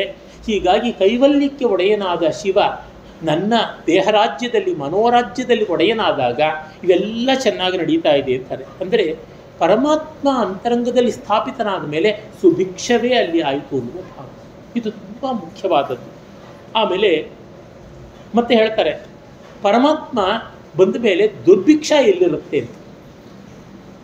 ಅರುಣ ಪ್ರಶ್ನ ಯಜುರ್ವೇದದಲ್ಲಿ ಆರಣ್ಯಕದಲ್ಲಿ ಬರುತ್ತದೆ. ಇಲ್ಲಿ ದುರ್ಭಿಕ್ಷನ್ ದೇವಲೋಕೇಶು ಮನೂನಾ ಮುದಕಂ ಮಹತ್. ದೇವಲೋಕದಲ್ಲಿ ದುರ್ಭಿಕ್ಷ ಇದೆ, ಮಾನವ ಲೋಕದಲ್ಲಿ ಇಲ್ಲ ಅನ್ನುವ ಮಾತು ಬರ್ತದೆ. ಆ ಭಕ್ತಿ ಪರಮಾತ್ಮನ ಸ್ಥಿತಿ ಇದೆಯಲ್ಲ, ಅದು ದೊಡ್ಡದು. ಈ ಲೋಕ ದೊಡ್ಡದು, ಇದು ಪೂಜನೀಯವಾದದ್ದು, ಜಗತ್ತು ಆರಾಧ್ಯವಾದದ್ದು. ಯಾಕೆ ನಾವು ವೇದಾಂತಿಗಳು, ಬ್ರಹ್ಮವಾದಿಗಳು. ಬ್ರಹ್ಮೇತರವಾದದ್ದು ಜಗತ್ತಿನಲ್ಲಿ ಇಲ್ಲವೇ ಇಲ್ಲ. ಈ ಜಗತ್ತು ಬ್ರಹ್ಮ, ಜೀವವೂ ಬ್ರಹ್ಮ, ಈಶ್ವರನು ಬ್ರಹ್ಮ, ಎಲ್ಲವೂ ಬ್ರಹ್ಮವೇ ಅಂದುಕೊಂಡದ್ದು. ಹಾಗಾಗಿ ನೋಡಿ, ರುದ್ರಾಧ್ಯಾಯದಲ್ಲಿ ಶ್ವಭ್ಯಶ್ಚ ವೋ ನಮಃ, ಶ್ವಪತಿಭ್ಯಶ್ಚ ವೋ ನಮಃ, ನಾಯಿಗಳಿಗೆ ನಮಸ್ಕಾರ, ನಾಯಿಗಳ ಯಜಮಾನರಿಗೆ ನಮಸ್ಕಾರ, ತಸ್ಕರಾಣಾಂ ಪತಯೇ ನಮಃ, ಸ್ಥೇನಾನಾಂ ಪತಯೇ ನಮಃ, ಕಳ್ಳರ ಯಜಮಾನನಿಗೆ ನಮಸ್ಕಾರ. ಯಾರೋ ಮಹಾಭಕ್ತರು ಬೀದಿಯಲ್ಲಿ ಎಲ್ಲೋ ಒಂದು ಮಂಟಪ, ಆ ಮಂಟಪದಲ್ಲಿ ಶಿವಲಿಂಗ, ಅದಕ್ಕೆ ಅಭಿಷೇಕ ಮಾಡ್ತಾಯಿದ್ರು, ಕ್ಷೀರಾಭಿಷೇಕ. ಕಣ್ಣು ಮುಚ್ಕೊಂಡು ರುದ್ರ ಹೇಳ್ತಾ ಇದ್ದಾಗ ಒಂದು ನಾಯಿ ಬಂದು ನೆಕ್ತಾ ಇತ್ತಂತೆ. ಇನ್ಯಾರೋ ಬಂದು ಹರಿಹರಿ ಎಂಥದ್ದಿದು ಅನ್ಯಾಯ, ಶಿವ ನಾಯಿ ಬಂದು ನೆಕ್ತಾ ಇದೆಯಲ್ಲ ಅಂತ. ಸ್ವಾಮಿ ಏನದು ಅವಿವೇಕ, ಶ್ವಭ್ಯಶ್ಚ ವೋ ನಮಃ ಅಂತ ಅಭಿಷೇಕ ಮಾಡ್ತಾ ಇದ್ದರೆ ನಾಯಿಗಳಿಗೆ ನಮಸ್ಕಾರ, ಶ್ವಪತಿಭ್ಯಶ್ಚ ವೋ ನಮಃ, ನಾಯಿಗಳನ್ನು ಕೊಂಡೊಯ್ದಂಥ ಬೇಟೆಗಾರ ರೂಪದಲ್ಲಿರುವ ಶಿವನಿಗೆ ನಮಸ್ಕಾರ ಅಂತ ಹೇಳ್ತಾ ಇದ್ದಾಗ ಆ ನಾಯಿ ಬಂದು ಆಸ್ವಾದ ಮಾಡಿದ್ರೆ ಶಿವನಿಗೇ ಸಂದು ಹೋಯ್ತಲ್ಲ ಅಂತ. ದಯಾನಂದ ಸರಸ್ವತಿಗಳು ಆರ್ಯ ಸಮಾಜ ಸ್ಥಾಪನೆ ಮಾಡಿದವರು ಪಾಪ ಈ ಮಂತ್ರದ ಜ್ಞಾನ ಆಗಲಿಲ್ವಲ್ಲ. ಶಿವರಾತ್ರಿ ದಿವಸ ಶಿವಲಿಂಗದ ಮೇಲೆ ಒಂದು ಇಲಿ ಓಡಾಡ್ತಾ ಇದ್ದಿದ್ದಕ್ಕೆ ಅವರಿಗೆ ವಿಗ್ರಹ ಪೂಜೆ ತಪ್ಪು ಉಣಿಸ್ಬಿಡ್ತಂತೆ. ಇಲಿ ಬಂದು ಶಿವನ ಮೇಲೆ ಓಡಾಡ್ತಾ ಇದೆ ಅಂದರೆ ಶಿವನಿಗೆ ಏನು ಶಕ್ತಿ ಇದೆ? ಅಯ್ಯೋ ದೇವರೇ, ಕಲ್ಲಿನ ರೂಪದ ಶಿವಲಿಂಗವೂ ಶಿವ ಆದರೆ ಜೀವ ಓಡಾಡ್ತಾ ಇರ್ತಕ್ಕಂಥ ಜೀವ ಸಂಚಾರ ಅವರು ಇಲಿಯಲ್ಲಿ ಶಿವ ಇಲ್ವೇ? ಅದು ಕೃಷ್ಣಸ್ವಾಮಿ ಅಯ್ಯರ್ ಅಂತ ಒಬ್ಬರು ಮಹಾಜ್ಞಾನಿಗಳಿದ್ದರು. ವೇದಾಂತ ದಿ ಸೈನ್ಸ್ ಆಫ್ ರಿಯಾಲಿಟಿ ಅನ್ನೋ ಮಹಾಗ್ರಂಥ ಬರೆದರು. ಒಳ್ಳೆ ಸಂಗೀತಜ್ಞರು ಆಗಿದ್ದರು. ಆಮೇಲೆ ಸನ್ಯಾಸಿಗಳು ಆದರು. ಹೊಳೆನರಸೀಪುರದ ಸ್ವಾಮಿಗಳಿಗೆ ಅವರು ಗುರುಗಳಾಗಿದ್ದವರು. DVG ಅವರು ಅವ್ರ ಬಗ್ಗೆ ತುಂಬ ಚೆನ್ನಾಗಿ ಬರೆದಿದ್ದಾರೆ. ಯಾರೋ ಗೇಲಿ ಮಾಡ್ತಾ ಇದ್ದಂತೆ, ಶಿವೋಹಂ ಶಿವೋಹಂ ಅಂದರೆ ಏನರ್ಥ? ನೀನು ಶಿವ ಆಗಿಬಿಟ್ರೆ ಪಾರ್ವತಿಗೆ ನೀನು ಗಂಡ ಆಗ್ಬಿಡ್ತೀಯಲ್ಲ, ಶಿವನಿ ಹ್ಯಾಂಗಾದ್ಯೋ ತಾಯಿ ಗಂಡ, ಶಿವನಿ ಹ್ಯಾಂಗಾದ್ಯೋ, ಶಿವನಿಯೇನಾದರೆ ಶಿವನರ್ಧಾಗ್ಯೋ, ನಿನಗೇನಾಗಬೇಕು ತಾಯಿ ಗಂಡ ಅಂತ. ಅವಿವೇಕ. ಶಿವನಿಯೇನಾದರೆ ಪಾರ್ವತಿಯೂ ಶಿವ ಅಲ್ವೇ? ಎಲ್ಲವೂ ಶಿವ. ಅದು ನಮಗೆ ವಾರಕರಿ ಸಂಪ್ರದಾಯದಲ್ಲಿ ಬರುತ್ತಲ್ಲ, ಒಬ್ಬ ಜ್ಞಾನಿ ಅಹಂಕಾರ ಪಟ್ಕೊಂಡು ಬಿಡ್ತಾನೆ. ಅವನು ನಾಮದೇವ ತಾನೇ ಪಾಂಡುರಂಗನ ಜೊತೆ ಮಾತಾಡೋದು ಅಂತ. ಆಗ ಪಾಂಡುರಂಗ ನೀನು ಹೋಗ್ಬಿಟ್ಟಲ್ಲಿ ನೋಡು, ಒಬ್ಬ ಸಾಧು ಇರ್ತಾನೆ, ಅವನನ್ನು ನೋಡು ಅಂತ. ನೋಡ್ತಾನೆ. ಆ ಹಾಳು ದೇವಸ್ಥಾನದಲ್ಲಿ ಶಿವಲಿಂಗದ ಮೇಲೆ ಕಾಲಿಟ್ಕೊಂಡು ಮಲಗಿದ್ದಾರೆ. ಹಾಪಿ ಎಂಥದ್ದಿದು, ಶಿವಲಿಂಗದ ಮೇಲೆ ಕಾಲಿಟ್ಟಿದೆಯಲ್ಲ ಅಂದರೆ ಬೇರೆ ಕಡೆ ಕಾಲಿಡಿ ಅಂತ. ಎಲ್ಲೆಲ್ಲಿ ಕಾಲಿಟ್ಟರು ಅಲ್ಲಲ್ಲಿ ಶಿವ. ಶಿವ ಇಲ್ಲದೇ ಇರೋ ಜಾಗ ಯಾವುದು? ಆಗ ಗೊತ್ತಾಯಿತು ನಾಮದೇವನಿಗೆ. ನಾಮದೇವ ಮಹಾಜ್ಞಾನಿ. ಏನೋ ಒಂದು ಕ್ಷಣಿಕವಾಗಿ ಅಹಂಕಾರ ಬಂದಿತ್ತು. ಶಿವ ಇಲ್ಲದ ಜಾಗ ನಾನೇ, ಅಹಂಕಾರಿ, ನನ್ನ ತಲೆ ಮೇಲೆ ಇಟ್ಕೊಂಡೆ, ಅಲ್ಲಿಯೇ ಶಿವಲಿಂಗ ಸಾಕ್ಷಾತ್ಕಾರ ಆಯಿತು. ಅಂದರೆ ಈ ಭಾವ ಶಿವೋಹಂ ಅಂದರೆ ಸರ್ವೋಹಂ ಅಂತ. ಶಿವ ಅಲ್ಲದ್ದು ಯಾವುದೂ ಇಲ್ಲ. ಶಿವನಿ ಹ್ಯಾಂಗಲ್ವೋ ಮರುಳೇ, ಶಿವನಿ ಹ್ಯಾಂಗಲ್ವೋ, ಶಿವನೀನಾದರೆ ಶಿವನರ್ಧಾಂಗಿಯು ಶಿವನೇ ಅಲ್ಲವೇನು? ಬ್ರಹ್ಮವಿದ್ ಬ್ರಹ್ಮೈವ ಭವತಿ. ಬೆಂಕಿಗೆ ಬಿದ್ದದ್ದೆಲ್ಲ ಬೆಂಕಿ ಆಗುತ್ತೆ, ಗಂಗೆಗೆ ಬಿದ್ದದ್ದೆಲ್ಲ ಗಂಗೆ ಆಗುತ್ತದೆ. ಹೀಗೆ ಈ ದೃಷ್ಟಿಯಿಂದ ನೋಡಿದಾಗ ಆ ಶಿವಭಾವ ಬಂದಾಗ ದುರ್ಭಿಕ್ಷವೇ ಇಲ್ಲ, ಎಲ್ಲ ಸುಭಿಕ್ಷ. ಈ ಜಗತ್ತು ಅನ್ನೋದು ಪಾವನಕಾರಿಯಾದದ್ದು, ಸಾಧಕ ಕ್ಷೇತ್ರವಾದದ್ದು. ಹೀಗಾಗಿ ಚಂದ್ರಶೇಖರ ಭಾರತೀ ಸ್ವಾಮಿಗಳು ಹೇಳ್ತಾ ಇದ್ದಂತೆ, ಮೋಕ್ಷ ಪಡ್ಕೊಳ್ಬೇಕು ಅಂದರೆ ದೇವತೆಗಳು ಇಲ್ಲಿ ಬಂದು ಹುಟ್ಟಬೇಕು ಅಂತ ವಿಷ್ಣು ಪುರಾಣವೇ ಹೇಳುತ್ತದೆ. ಹಾಗಾಗಿ ಧನ್ಯಾಸ್ತುತೆ ಭಾರತ ಭೂಮಿಭಾಗೆ ಜನ್ಮಾಪ್ನುವಂತಿ ಗಾಯಂತಿ ದೇವ ಕಿಲ ಗೀತಕಾನಿ ಧನ್ಯಾಸ್ತುತೆ ಭಾರತ ಭೂಮಿಭಾಗೆ ಜನ್ಮಾಪ್ನುವಂತಿ. ಸ್ವರ್ಗಾಪವರ್ಗ ಪದಪ್ರಾಪ್ತಿ ಸಾಧನ. ಸ್ವರ್ಗ ಅಪವರ್ಗ ಎಲ್ಲ ಪದಗಳನ್ನು ಪಡ್ಕೊಳ್ಳೋಕ್ಕಿಲ್ಲ ಆಗುತ್ತೆ. ಯಾಕೆಂದರೆ ಇದು ಕರ್ಮಭೂಮಿ. ಸ್ವರ್ಗ ಅನ್ನೋದು ನಾವು ವರ್ಕ್ ಪರ್ಮಿಟ್ ಇಲ್ಲದೆ ಡಾಲರ್ ಎಕ್ಸ್ಚೇಂಜಲ್ಲಿ ಟೂರಿಸ್ಟ್ ವೀಸಾ ಮೇಲೆ ಅಮೇರಿಕಾಗೆ ಹೋದಂತೆ ಕೆಲಸ ಮಾಡೋಕ್ಕಾಗೋಲ್ಲ. ನಮ್ಮ ಇಲ್ಲಿ ಸಂಪಾದಿಸಿರೋ ರೂಪೀಸನ್ನು ಡಾಲರಾಗಿ ಕನ್ವರ್ಟ್ ಮಾಡ್ಕೊಂಡು ಅಲ್ಲಿ ಎಂಜಾಯ್ ಮಾಡ್ಕೊಂಡು ಬಂದಂಗೆ. ಡಾಲರ್ಗಳು ಖಾಲಿ ಆಗ್ತಾ ಇದ್ದಂತೆ ವೀಸಾ ಡೇಟ್ ಬಂದಂತೆ ಇಲ್ಲಿ ವಾಪಸ್ ಬರಬೇಕು, ಇಲ್ಲದೇ ಓಡಿಸ್ತಾರೆ. ಪುಣ್ಯ ಅನ್ನುವ ಹಣವನ್ನಲ್ಲಿ ಕಟ್ಕೊಂಡು ಹೋಗಬೇಕು. ಅದೇ ಸ್ವಲ್ಪೀಭೂತೆ ಸುಚರಿತ ಫಲೇ ಸ್ವರ್ಗಿಣಾಂ ಗಾಂಗತಾನಾಂ ಶೇಷ ಪುಣ್ಯೇ ರಥಮೇವ ದೇವ ಕಾಂತಿ ಮತ್ತು ಖಂಡಮೇಕಂ ಕಾಳಿದಾಸ ಹೇಳ್ತಾನಲ್ಲ. ಹಾಗಾಗಿ ಕ್ಷೀಣೆ ಪುಣ್ಯ ಮರ್ತ್ಯ ಲೋಕಂ ವಿಶಂತಿ. ಹಾಗಾಗಿ ದೇವತೆಗಳಿಗೆ ಕರ್ಮ ಮಾಡೋಕ್ಕೆ, ಜ್ಞಾನ ಪಡೆಯೋದಕ್ಕೆ, ಚಿತ್ತಶುದ್ಧಿ ಪಡೆಯೋದಕ್ಕೆ ದೇವಲೋಕದಲ್ಲಾಗೋಲ್ಲ, ಇಲ್ಲಿಗೇ ಬರಬೇಕು ಅಂತ. ಹೀಗೆ ಈ ಭೂಮಿ ಅಷ್ಟು ಪವಿತ್ರವಾದದ್ದು. ಈ ಭೂಮಿ ದುರ್ಭಿಕ್ಷ ಇಲ್ಲದೆ ಸುಭಿಕ್ಷವಾಗಿದೆ ಅಂತ ಒಂದು ಪದ್ಯದಲ್ಲಿ ಹೇಳ್ತಾರೆ. ಧೀಯಂತ್ರೇಣ ವಚೋ ಘಟೇನ ಕವಿತಾ ಕುಲ್ಯೋಪಕುಲ್ಯಾಕ್ರಮೈರಾನೀತಿಶ್ಚ ಸದಾಶಿವಸ್ಯ ಚರಿತಾಂ ಭೋರಾಶಿ ದಿವ್ಯಾಮೃತೈ ಹೃತ್ಕೇದಾರಯುತಶ್ಚ ಭಕ್ತಿಕಲಮಾಹ ಸಾಫಲ್ಯ ಮಾತನ್ವತೆ ದುರ್ಭಿಕ್ಷಾನ್ ಮಮ ಸೇವಕಸ್ಯ ಭಗವನ್ ವಿಶ್ವೇಶ ಭೀತಿಕುತಃ. ಬುದ್ಧಿ ಎನ್ನುವ ಯಂತ್ರದಿಂದ, ಮಾತೆನ್ನುವ ಗಡಿಗೆಯಿಂದ ಕಾವ್ಯ ಎನ್ನುವ ಕಾಲುವೆಗಳನ್ನೇ ಅಗೆದುಬಿಟ್ಟಿದ್ದೀನಿ. ನೋಡು ಪರಮಾತ್ಮ, ನಿನ್ನ ದಿವ್ಯ ಚರಿತ್ರ ಅನ್ನುವಂಥ ನೀರನ್ನು ನಾನು ನನ್ನ ಮಾತೆಂಬ ಮಡಿಕೆಯಲ್ಲಿ ತುಂಬಿಕೊಂಡು ಕವಿತೆಗಳೆಂಬ ಕಾಲುವೆಗಳ ಮೂಲಕ ಸುರಿಸ್ತಾ ಇದ್ದೀನಿ. ಶಂಕರರ ಕವಿತೆಯೇ ಇನ್ನೇನೂ ಅಲ್ಲ. ಹಾಗಾಗಿ ನನ್ನ ಹೃದಯ ಅನ್ನುವ ಗದ್ದೆ ತುಂಬ ನೀರಿದೆ, ಭಕ್ತಿ ಎನ್ನುವ ಭತ್ತದ ಬೆಳೆ ಚೆನ್ನಾಗಾಗಿದೆ. ಹೀಗಾಗಿ ದುರ್ಭಿಕ್ಷವೇ ಇಲ್ಲ. ಇದು ಏಕಕಾಲದಲ್ಲಿ ಕಾವ್ಯ, ಸಾಧನೆ, ಭಕ್ತಿ ಎಲ್ಲ ಆಗಿದೆ. ಅಂತರಂಗ ಅನ್ನುವ ಹೊಲದಲ್ಲಿ ಈ ಮಾತೆಂಬ ಗಡಿಗೆಯಿಂದ ನಾವು ಸ್ತುತಿಯೆಂಬ ಕವಿತೆಯನ್ನು ನೀರಾಗಿ ತಂದುಕೊಳ್ಳಬೇಕು. ಅಂದರೆ ಭಗವದ್ ಧ್ಯಾನ, ಭಗವತ್ ಸ್ತೋತ್ರ ಮಾಡಬೇಕು. ಜಪ ಅಂದರೆ ಏನು? ತಜ್ಜಪಸ್ತಲ್ಲಯ ಸ್ಮೃತ. ಆಯಾ ದೇವಭಾವದಲ್ಲಿ ಮಗ್ನವಾಗಿ ಮುಳುಗುವುದೇ ಜಪದ ರೀತಿ ಅಂತ. ಆ ಭಾವ ಬರದೇ ಇದ್ದರೆ ಪ್ರಯೋಜನ ಆಗೋದಿಲ್ಲ. ನಾದೇವೋ ದೇವಮರ್ಚಯೇತ್ ಅಂತಾರೆ. ದೇವತ್ವ ನಮ್ಮ ಅಂತರಂಗದಲ್ಲಿ ಇಲ್ಲದೆ ದೇವ ಪೂಜೆ ಮಾಡೋಕ್ಕಾಗೋಲ್ಲ. ನಮ್ಮ ವ್ರತಾದಿಗಳಲ್ಲಿ ಅಷ್ಟೇ. ಪ್ರಾಣ ಪ್ರತಿಷ್ಠೆ ಮಾಡುವಾಗ ಎಲ್ಲಿಂದ ಪ್ರಾಣ ತರ್ತೀವಿ? ಹೋಗ್ಬಿಟ್ಟಿದ್ವ ಹಾಸ್ಪಿಟಲಲ್ಲಿ ಡೆಡ್ ವಾರ್ಡಲ್ಲಿ ಯಾವ್ದಾದ್ರು ಹೆಣದಿಂದ ತೊಗೊಂಡು ಬರ್ತೀವ? ಖಂಡಿತ ಇಲ್ಲ. ಅಥವಾ ಬೀದಿಲಿ ಹೋಗ್ತಾ ಇರೋ ಯಾರು ಕೊಂದುಬಿಟ್ಟು ತರ್ತೀವ? ಮಮ ಪ್ರಾಣಾ ನಿಶ್ವಾಸ ರೂಪೇಣ ಬಹಿರಾಗತ್ಯ ಅಸ್ಮಿನ್ ಬಿಂಬೆ ಅಸ್ಯಾಂ ಪ್ರತಿಮಾಯಾಂ ಅಸ್ಮಿನ್ ಕಲಶೆ ಯಾವತ್ ಪೂಜಾವಸಾನಕಂ ತಾವತ್ ಸುಖೇನ ಚಿರಂ ತಿಷ್ಠತು ಸ್ವಾಹ ಅಂತ ಅಸುನೀತೆ ಮಂತ್ರ ಹೇಳಿಬಿಟ್ಟು ಪ್ರಾಣವನ್ನು ತುಂಬಿಕೊಡ್ತೀವಿ. ಅಂದರೆ ನನ್ನ ಪ್ರಾಣವನ್ನೇ ನನ್ನನ್ನೇ ಆ ವಿಗ್ರಹದಲ್ಲಿ ತುಂಬಿಕೊಂಡು ಪೂಜೆ ಮಾಡ್ತೀವಿ. ಹೀಗಾಗಿ ತಂಬೂರಿಗೆ ಶ್ರುತಿ ಮಾಡ್ಕೊಳ್ಳೋದೇನು? ತಂಬೂರಿ ಶ್ರುತಿಗ ನಾವು ಹಾಡೋದು ನಮ್ಮ ಶ್ರುತಿಯನ್ನು ತಂಬೂರಿಲಿ ಹಾಕ್ತೀವಿ. ನಮಗೆ ನಮ್ಮ ಶ್ರುತಿ ಗೊತ್ತಾಗದೇ ಇದ್ದರೆ ತಂಬೂರಿ ಏನೋ ಆಗ್ತಾ ಇರುತ್ತೆ. ಹೀಗಾಗಿ ನನ್ನೊಳಗಿನ ಶ್ರುತಿಯನ್ನು ಅಂದರೆ ಯಾವುದನ್ನು ನಾವು ಈ ದೇಹವೀಣೆ ಅಂತೀವಿ, ಈ ಜೀವವೀಣೆ ಅಂತ ಕರಿತೀವಿ, ಈ ಕಂಠವೀಣೆಯ ಶ್ರುತಿಯನ್ನು ಆ ದಾರುವೀಣೆಯಲ್ಲಿ ತುಂಬಿ ಅದರಿಂದ ನಾವು ಪ್ರೇರಣೆ ಪಡ್ಕೊಂಡು ಮಾಡ್ತೀವಿ. ಹೀಗಾಗಿ ನನ್ನೊಳಗಿನ ಚೈತನ್ಯವನ್ನು ಅಲ್ಲಿಟ್ಟು ಅಲ್ಲಿ ಪೂಜೆ ಮಾಡ್ತೀವಿ. ನನ್ನೊಳಗಿನ ಚೈತನ್ಯ ಅಂದರೆ ಆ ಪರಮಾತ್ಮನೇ ಅಂತ. ಹೀಗೆ ಈ ಸುಭಿಕ್ಷತೆಯನ್ನು ತಂದುಕೊಡೋದು ಅನ್ನುವಾಗ ಈ ಆರಾಧನೆಯ ಭಾವ ಬರ್ತದೆ. ಸ್ತೋತ್ರ ಅನ್ನೋದು ಆ ರೀತಿಯಾಗಿರ್ತಕ್ಕಂಥದ್ದು. ಆಮೇಲೆ ಅವರು ಮತ್ತೂ ಕೆಲವು ಪದ್ಯಗಳು ಹೇಳ್ತಾರೆ. ಒಂದೊಂದು ಪದ್ಯವೂ ಚೆನ್ನಾಗಿದೆ, ಕೆಲವು ಮಾತ್ರ ಹೇಳ್ತಾ ಇದ್ದೀನಿ. ಪರಮಾತ್ಮನ 25 ಲೀಲೆಗಳಲ್ಲಿ ಒಂದು ಶಬರಶಂಕರ ಲೀಲೆ, ಬೇಡನ ರೂಪದಲ್ಲಿ ಹೋದದ್ದು. ನಮ್ಮ ಕುಮಾರವ್ಯಾಸ ಅಷ್ಟು ದಿವ್ಯವಾಗಿ ವರ್ಣಿಸ್ತಾನೆ. ಶಿವ ಕಿರಾತ ರೂಪಿಯಾದಾಗ ಆ ಕಿರಾತನ ಹಣೆಗಣ್ಣನ್ನು ಅಲ್ಲಿ ಕಾಣಿಸ್ಬಾರ್ದಲ್ಲ ಅರ್ಜುನಿಗೆ, ಅದಕ್ಕೆ ಅವನು ಇಲ್ಲಿಗೆ ಚೆನ್ನಾಗಿ ಸೊಗಸಾದ ನವಿಲುಗರಿಗಳ ಕಿರೀಟ ಇಟ್ಕೊಂಡು ಅಡ್ಡ ಮಾಡಿಕೊಂಡಂತೆ. ಚಂದ್ರ ಕಾಣಿಸ್ಬಾರ್ದು ಅಂತ ಹಕ್ಕಿಗಳ ಗರಿಗಳನ್ನು ಎಲ್ಲ ತುಂಬಿಕೊಂಡಂತೆ. ಕೊರಳಲ್ಲಿ ವಿಷದ ನೀಲಿ ಕಾಣಿಸ್ಬಾರ್ದು ಅಂತ ಹೇಳ್ಬಿಟ್ಟು ಗುಲಗಂಜಿಗಳ ಮಾಲೆಯನ್ನೆಲ್ಲ ಕೊರಳಿಗೆ ಹಾಕ್ಕೊಂಡಂತೆ.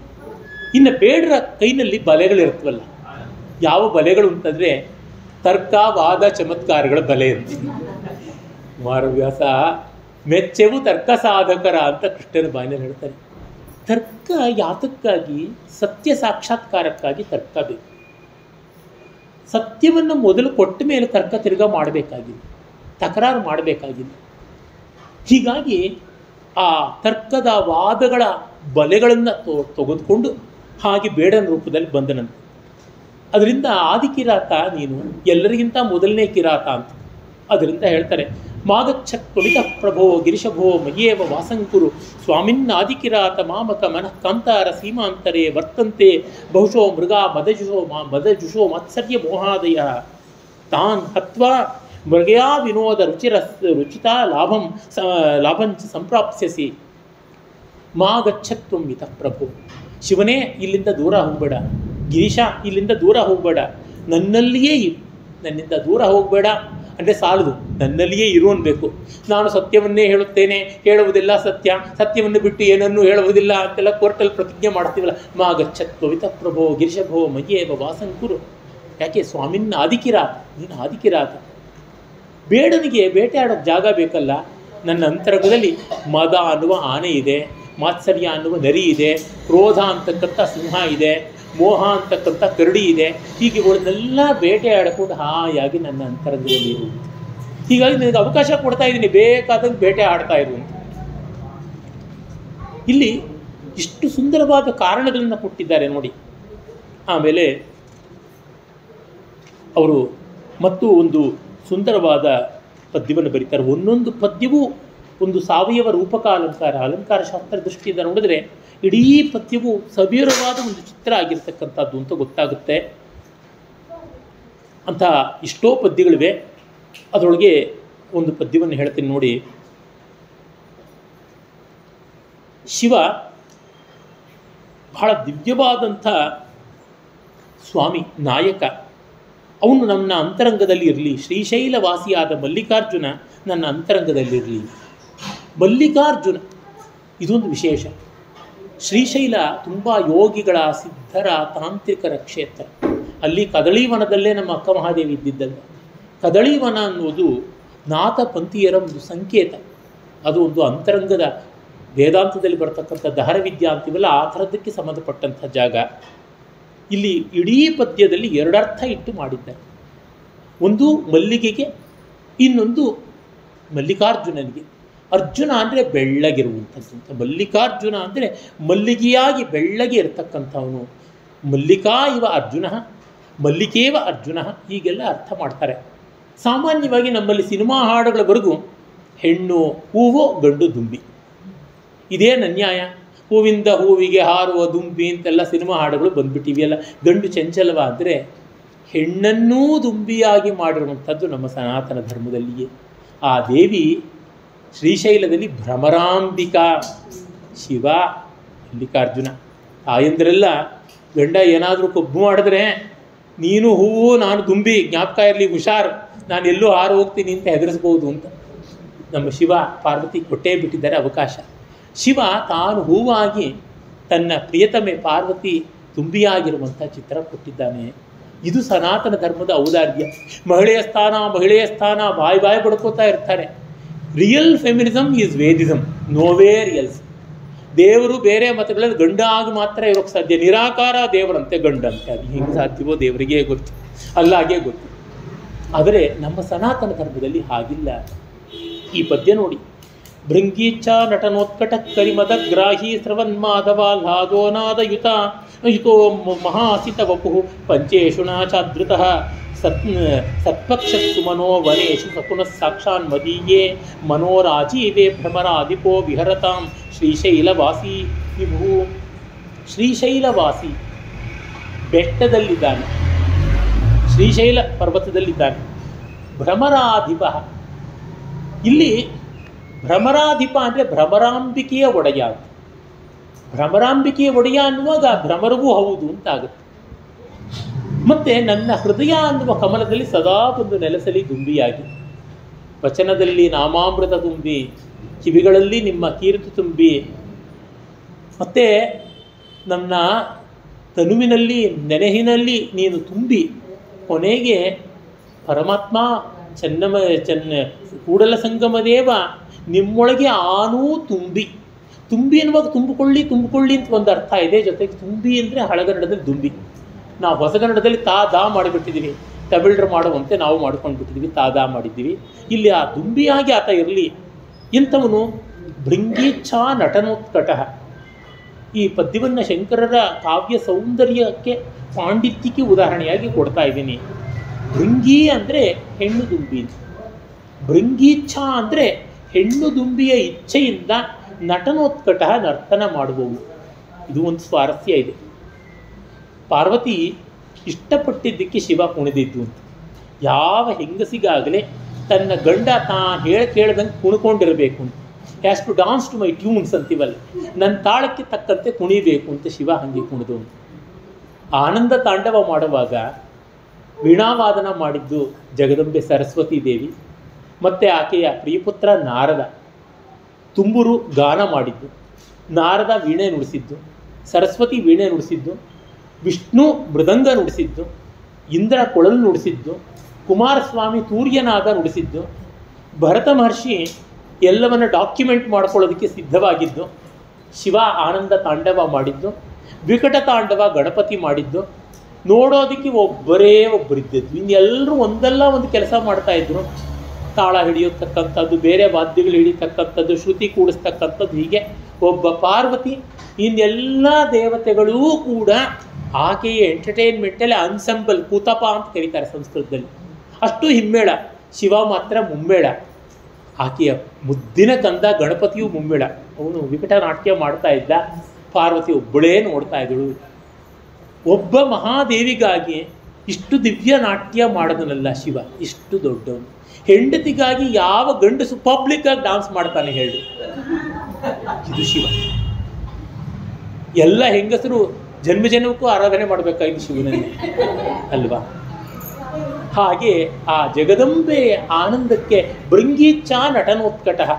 ಭೃಂಗಿ ಅಂದರೆ, ಭೃಂಗಿ ಎನ್ನುವ ಶಿವಭಕ್ತ ನಿಮಗೆ ಗೊತ್ತಿದೆ. ನಂದಿ ಭೃಂಗಿ 3 ಕಾಲು, ಅವನು 3 ಕಾಲಿನಲ್ಲಿ ವಿಕಟ ನೃತ್ಯ ಮಾಡ್ತಾನೆ ಅಂತ, ಹೀಗೂ ಒಂದು ಅರ್ಥ. ಹಾಗಾಗಿ ಶಿವ ಭೃಂಗಿಯ ಇಚ್ಛೆಗಾಗಿ ನೃತ್ಯ ಮಾಡ್ತಾನೆ ಅಂತ, ಜಗದಂಬಿಕೆಯ ಭ್ರಮರಾಂಬಿಕೆಯ ಇಚ್ಛೆಗಾಗಿ ನೃತ್ಯ ಮಾಡ್ತಾನೆ. ಕರಿ ಮದಗ್ರಾಹಿ, ದುಂಬಿ ಆನೆಯ ಮದದಾರಿಗೆ ಹೋಗಿ ಮರುಳಾಗಿ ಅದನ್ನು ಮದ ಇರುತ್ತೆ ಅಂತ. ಇನ್ನೊಂದು ಕರಿ ಮದಗ್ರಾಹಿ, ಗಜಾಸುರನ ಮದವನ್ನು ಇಳಿಸ್ತಕ್ಕಂಥವನು. ಸ್ಫುರನ್ ಮಾಧವಾಲ್ಹಾದು, ಮಾಧವ ಅಂದರೆ ವಸಂತ, ಮಾ ಲಕ್ಷ್ಮಿಯ ಧವ ಗಂಡ ವಿಷ್ಣು ಅಂತಂದರ್ಥ. ಮಧೋಹೋ ಅಯಂ ಮಾಧವ, ಮಧು ಅಂದರೆ ಚೈತ್ರ ಮಾಸ, ಮಧುವಿನಲ್ಲಿ ಕಾಣಿಸ್ಕೊಳ್ತಕ್ಕಂಥದ್ದು ಮಾಧವ ಅಂತ. ಮತ್ತು ವಿಷ್ಣುವಿಗೆ ಸಂತೋಷ ಕೊಡ್ತಕ್ಕಂಥವನು ಮಾಧವಾಲ್ಹಾದ. ಹರಿಹರರಿಗೆ ಭೇದ ಇಲ್ಲ, ಭೇದ ಮಾಡತಕ್ಕಂಥವ್ರು ಅವಿವೇಕಿಗಳು. ನನ್ನ ಗುರುಗಳ ರಂಗನಾಥ ಶರ್ಮರ ಪದ್ಯವೇ ಒಂದು ಸೊಗಸಾಗಿದೆ. ಹರಿಹರಯೋರಿಹ ಭೇದಂ ಕಲಯತಿ ಮೂಢೋ ನವೈ ವಿದ್ವಾನ್, ಪ್ರಕೃತಿ ಸ್ಥಯೋರ ಭಿನ್ನ ಪ್ರತ್ಯಯ ಭೇದ ದ್ವಿಧಾ ಭವತಿ. ಹರಿ ಎನ್ನುವಲ್ಲಿ, ಹರ ಅನ್ನುವಲ್ಲಿ ಹೃ ಅನ್ನುವ ಧಾತು ಒಂದೇ, ಪ್ರಕೃತಿ ಒಂದೇ. ಪ್ರತ್ಯಯ ನಮ್ಮ ಭಕ್ತಿ ಮಾತ್ರ ವಿಷ್ಣು ಭಕ್ತರು ಶಿವಭಕ್ತರು ಅಷ್ಟೇ. ಪ್ರತ್ಯಯ ಒಂದು ಇಕಾರ ಅಂತ ಪ್ರತ್ಯಯ, ಇನ್ನೊಂದು ಅಕಾರ ಅಂತ ಪ್ರತ್ಯಯ ಅಷ್ಟೇ ಇರತಕ್ಕಂಥದ್ದು ಭೇದ, ಒಂದೇ ಮೂಲ ಸ್ವರೂಪ ಅಂತ. ಹೀಗೆ ಮಾಧವಾಲ್ಹಾದ, ವಸಂತದಲ್ಲಿ ಆಹ್ಲಾದ ಮಾಡ್ತಕ್ಕಂಥದ್ದು ದುಂಬಿ. ನಾದಯುತ ಡಮರುಗ, ನಾದಾಂತ ತಾಂಡವ ಮಾಡ್ತಾರೆ. ಸಪ್ತ ತಾಂಡವಗಳಲ್ಲಿ ಒಂದು ನಾದಾಂತ ತಾಂಡವ. ಹಾಗೆ ಮಾಡುವಾಗಲೇ ಡಮರುಗ 14 ಬಾರಿ ನುಡಿಸಿ ಐಗೊಂಡ್ರಲ್ಲು ಕೇಮೋ ಐವೋಚಂತೆಲ್ಲ ಮಹೇಶ್ವರ ಸೂತ್ರಗಳನ್ನು ತಂದು ಮಾತು ಕೊಟ್ಟವನು ಜಗತ್ತಿಗೆ ಪರಮಾತ್ಮ ಶಿವ. ಮಹಾಸಿತ ವಪುಹು, ಶಿವ ಶುದ್ಧ ಸ್ಫಟಿಕ ಸಂಕಾಶ, ಬೆಳ್ಳಗೆ ಇರ್ತಾನೆ ಮಹಾದೇವ. ಇನ್ನೊಂದು ದುಂಬಿ ಬೆಳ್ಳಗೆಲ್ಲಿರುತ್ತೆ, ಮಹಾ ಅಸಿತ ವಪುಹು, ಕಪ್ಪಗಿರ್ತಕ್ಕಂಥ ಶರೀರ ಅಂತ ಸವರ್ಣ ದೀರ್ಘ ಸಂಧಿ ಮಾಡಿರೋದಲ್ಲಿ. ಪಂಚೇಶುನಾಶ ಅದೃತಃ, ಮನ್ಮಥ ಕೂಡ ಕೈಕಟ್ಟಿಕೊಂಡು ನಿಂತ, ಶಿವನ ಅನುಗ್ರಹದಿಂದ ಮತ್ತೆ ಅನಂಗನಾಗಿ ಹುಟ್ಟಿ ಬಂದ. ಇನ್ನೊಂದು ದುಂಬಿಯನ್ನು ಮನ್ಮಥ ತನ್ನ ಬಿಲ್ಲಿಗೆ ಹೆದೆಯಾಗಿ ಮಾಡಿಕೊಂಡಿದ್ದಾನೆ. ಜಾಯಸ್ಯಾಲಿ ಕುಲಂ ಅಂತ. ಸತ್ಪಕ್ಷ, ಶಿವ ಒಳ್ಳೆಯವರ ಪಕ್ಷಕ್ಕಿರ್ತಾನೆ. ಶಿವ ಇದ್ದ ಪಕ್ಷ ಒಳ್ಳೆಯದು. ಇನ್ನೊಂದು ದುಂಬಿಗೆ ಒಳ್ಳೆ ಚೆನ್ನಾಗಿರ್ತಕ್ಕಂಥ ರೆಕ್ಕೆ ಪಕ್ಷಗಳಿರುತ್ತೆ. ಸುಮನೋವನೇಶು, ಸುಮನೋವನೇಶು ಹೂಗಳ ಮನಗಳಲ್ಲಿ ಓಡಾಡುತ್ತೆ ದುಂಬಿ. ಸುಮನಸ್ಸು ಅಂದರೆ ಒಳ್ಳೆಯ ಮನಸ್ಸಿರುವವರು ಅಂತ, ದೇವತೆಗಳು ಅಂತ ಅರ್ಥ. ಅವರ ಜೊತೆಯಲ್ಲಿರ್ತಾನೆ. ಸ ಪುನಃ ಸಾಕ್ಷಾನ್ ಮದೀಯೇ ಮನೋರಾಜೀವೇ ಭ್ರಮರಾಧಿಪೋ ವಿಹರತಾಂ ಶ್ರೀಶೈಲ ವಾಸಿ ವಿಭು, ನನ್ನ ಹೃದಯ ಕಮಲದಲ್ಲಿ ಇರಲಿ. ಎರಡರ್ಥ, ಒಂದು ಶಿವಾರ್ಥ, ಇನ್ನೊಂದು ದುಂಬಿಯ ಅರ್ಥ. ಎರಡಕ್ಕೂ ಸಾರ್ಥಕವಾಗಿ ಕೊಟ್ಟು ಈ ಪದ್ಯ ರಚನೆ ಮಾಡಿದ್ದಾರೆ. ದಿವ್ಯವಾದಂಥ ಅವರ ವಾಕ್ಕೌಶಲಕ್ಕೆ ಒಂದು ಸಾಕ್ಷಿ.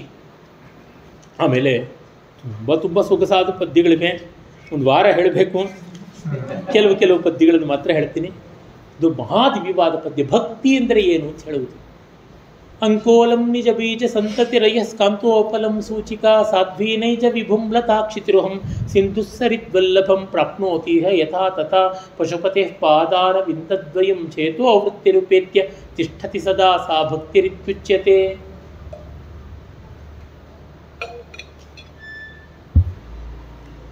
ಅಂಕೋಲ ಅಂತ ಒಂದು ಮರ. ಆ ಮರದ ಬೀಜಗಳು ಈ ಮಳೆಗಾಲದಲ್ಲಿ ಆ ಮರದ ಬುಡದ ಬಳಿಗೆ ಹೋಗುತ್ತವೆ ಅಂತ. ಹಾಗೆ ಅಂಕೋಲ ಮರದ ಬೀಜಗಳು ಅದರ ಬುಡಕ್ಕೆ ಹೋಗುವಂತೆ ನಾನು ನಿನ್ನ ಕಡೆಗೆ ಸದಾ ಹೋಗಬೇಕು.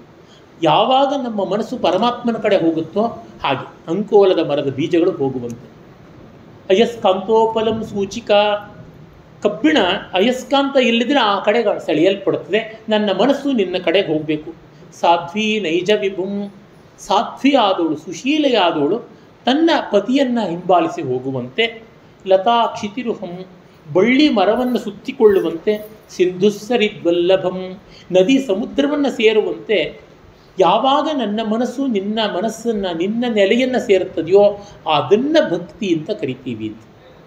ಇಲ್ಲಿ 5 ಹೋಲಿಕೆ ಕೊಟ್ಟಿದ್ದಾರೆ. ಒಂದೊಂದು ಹೋಲಿಕೆಯು ಒಂದೊಂದು ವಿಶೇಷತೆಯನ್ನು ಒಳಗೊಂಡಿದೆ. ಭಕ್ತಿಯ ಬೇರೆ ಬೇರೆ ಹಂತ ಕೊಡುತ್ತೆ. ಅಂಕೋಲದ ಮರಗಳ ಬುಡಕ್ಕೆ ಬೀಜ ಹೋಗಿ ತಲುಪೋದು ಮಳೆಗಾಲದಲ್ಲಿ ಮಾತ್ರ. ಅಂದರೆ ನಮ್ಮ ಮನಸ್ಸು ಪರಮಾತ್ಮನ ಬಳಿಗೆ ಹೋಗೋದು ಯಾವುದೋ ಬೆಳಗಿನ ಹೊತ್ತು ಮಾತ್ರ ಶಿವಪೂಜೆ ಮಾಡಬೇಕು, ಸಂಜೆ ಹೊತ್ತು ಮಾತ್ರ ಶಿವಪೂಜೆ ಮಾಡಬೇಕು, ಶಿವರಾತ್ರಿ ದಿವಸ ಮಾತ್ರ ಮಾಡೋಕ್ಕೆ ಯಾವುದೋ ಒಂದು ಕಾಲದಲ್ಲಿ ಅಂತ. ಕಾಲಬಾಧಿತ. ಸಂಕಟ ಬಂದಾಗ ವೆಂಕಟರಮಣ. ಇನ್ನು ಅಯಸ್ಕಾಂತೋಪಲಂ ಸೂಚಿಕಾ, ಕಬ್ಬಿಣ ಅಯಸ್ಕಾಂತದ ಕಡೆಗೆ ಆಕರ್ಷಿತವಾಗೋದು ಯಾವಾಗ ಅದರ ಪ್ರದೇಶಕ್ಕೆ ಹತ್ತಿರ ಇದ್ದಾಗ, ವಿತಿನ್ ದಿ ಮ್ಯಾಗ್ನೆಟಿಕ್ ಫೀಲ್ಡ್ ಅಂತ ಕರಿತೀವಿ. ಆ ಕಾಂತ ವಲಯದಲ್ಲಿದ್ದಾಗ, ದೇವರ ಮನೆಯಲ್ಲಿದ್ದಾಗ ಶಿವ ಕೇಶವ ಗೋವಿಂದ ನಾರಾಯಣ ಮಾಧವ, ಬೀದಿಗೆ ಬಂದರೆ ಮುಗೀತು ದಗಲ್ಬಾಜಿ ಕೆಲಸ. ಹೀಗಾಗಿ ನಮ್ಮ ಭಕ್ತಿ ಕಾಲಬಾಧಿತ, ಇಲ್ಲ ದೇಶಬಾಧಿತ, ಇಲ್ಲ ಕಾಲಬಾಧಿತ. ಇನ್ನು ಸಾಧ್ವಿ ನೈಜ ವಿಭುಂ, ನಿನ್ನೆವರೆಗೂ ಯಾರೋ ಅವಳು, ಇವತ್ತು ಮದುವೆ ಆಯಿತು ಗಂಡ ಅಂದರೆ ನಿಮಿತ್ತ ಬಾಧಿತ, ಮದುವೆ ಅನ್ನೊಂದು ನಿಮಿತ್ತದಿಂದ ಬರುತ್ತದೆ. ಹೀಗೆ ಲತಾ ಕ್ಷಿತಿರ್ಹಂ, ಮರಕ್ಕೆ ಬಳ್ಳಿ ಸುತ್ತಕೊಳ್ಳುತ್ತೆ, ಆದರೆ ಬಳ್ಳಿ ಮರವೇ ಆಗೋಲ್ಲ. ಬಳ್ಳಿನೇ ಮರವೇ.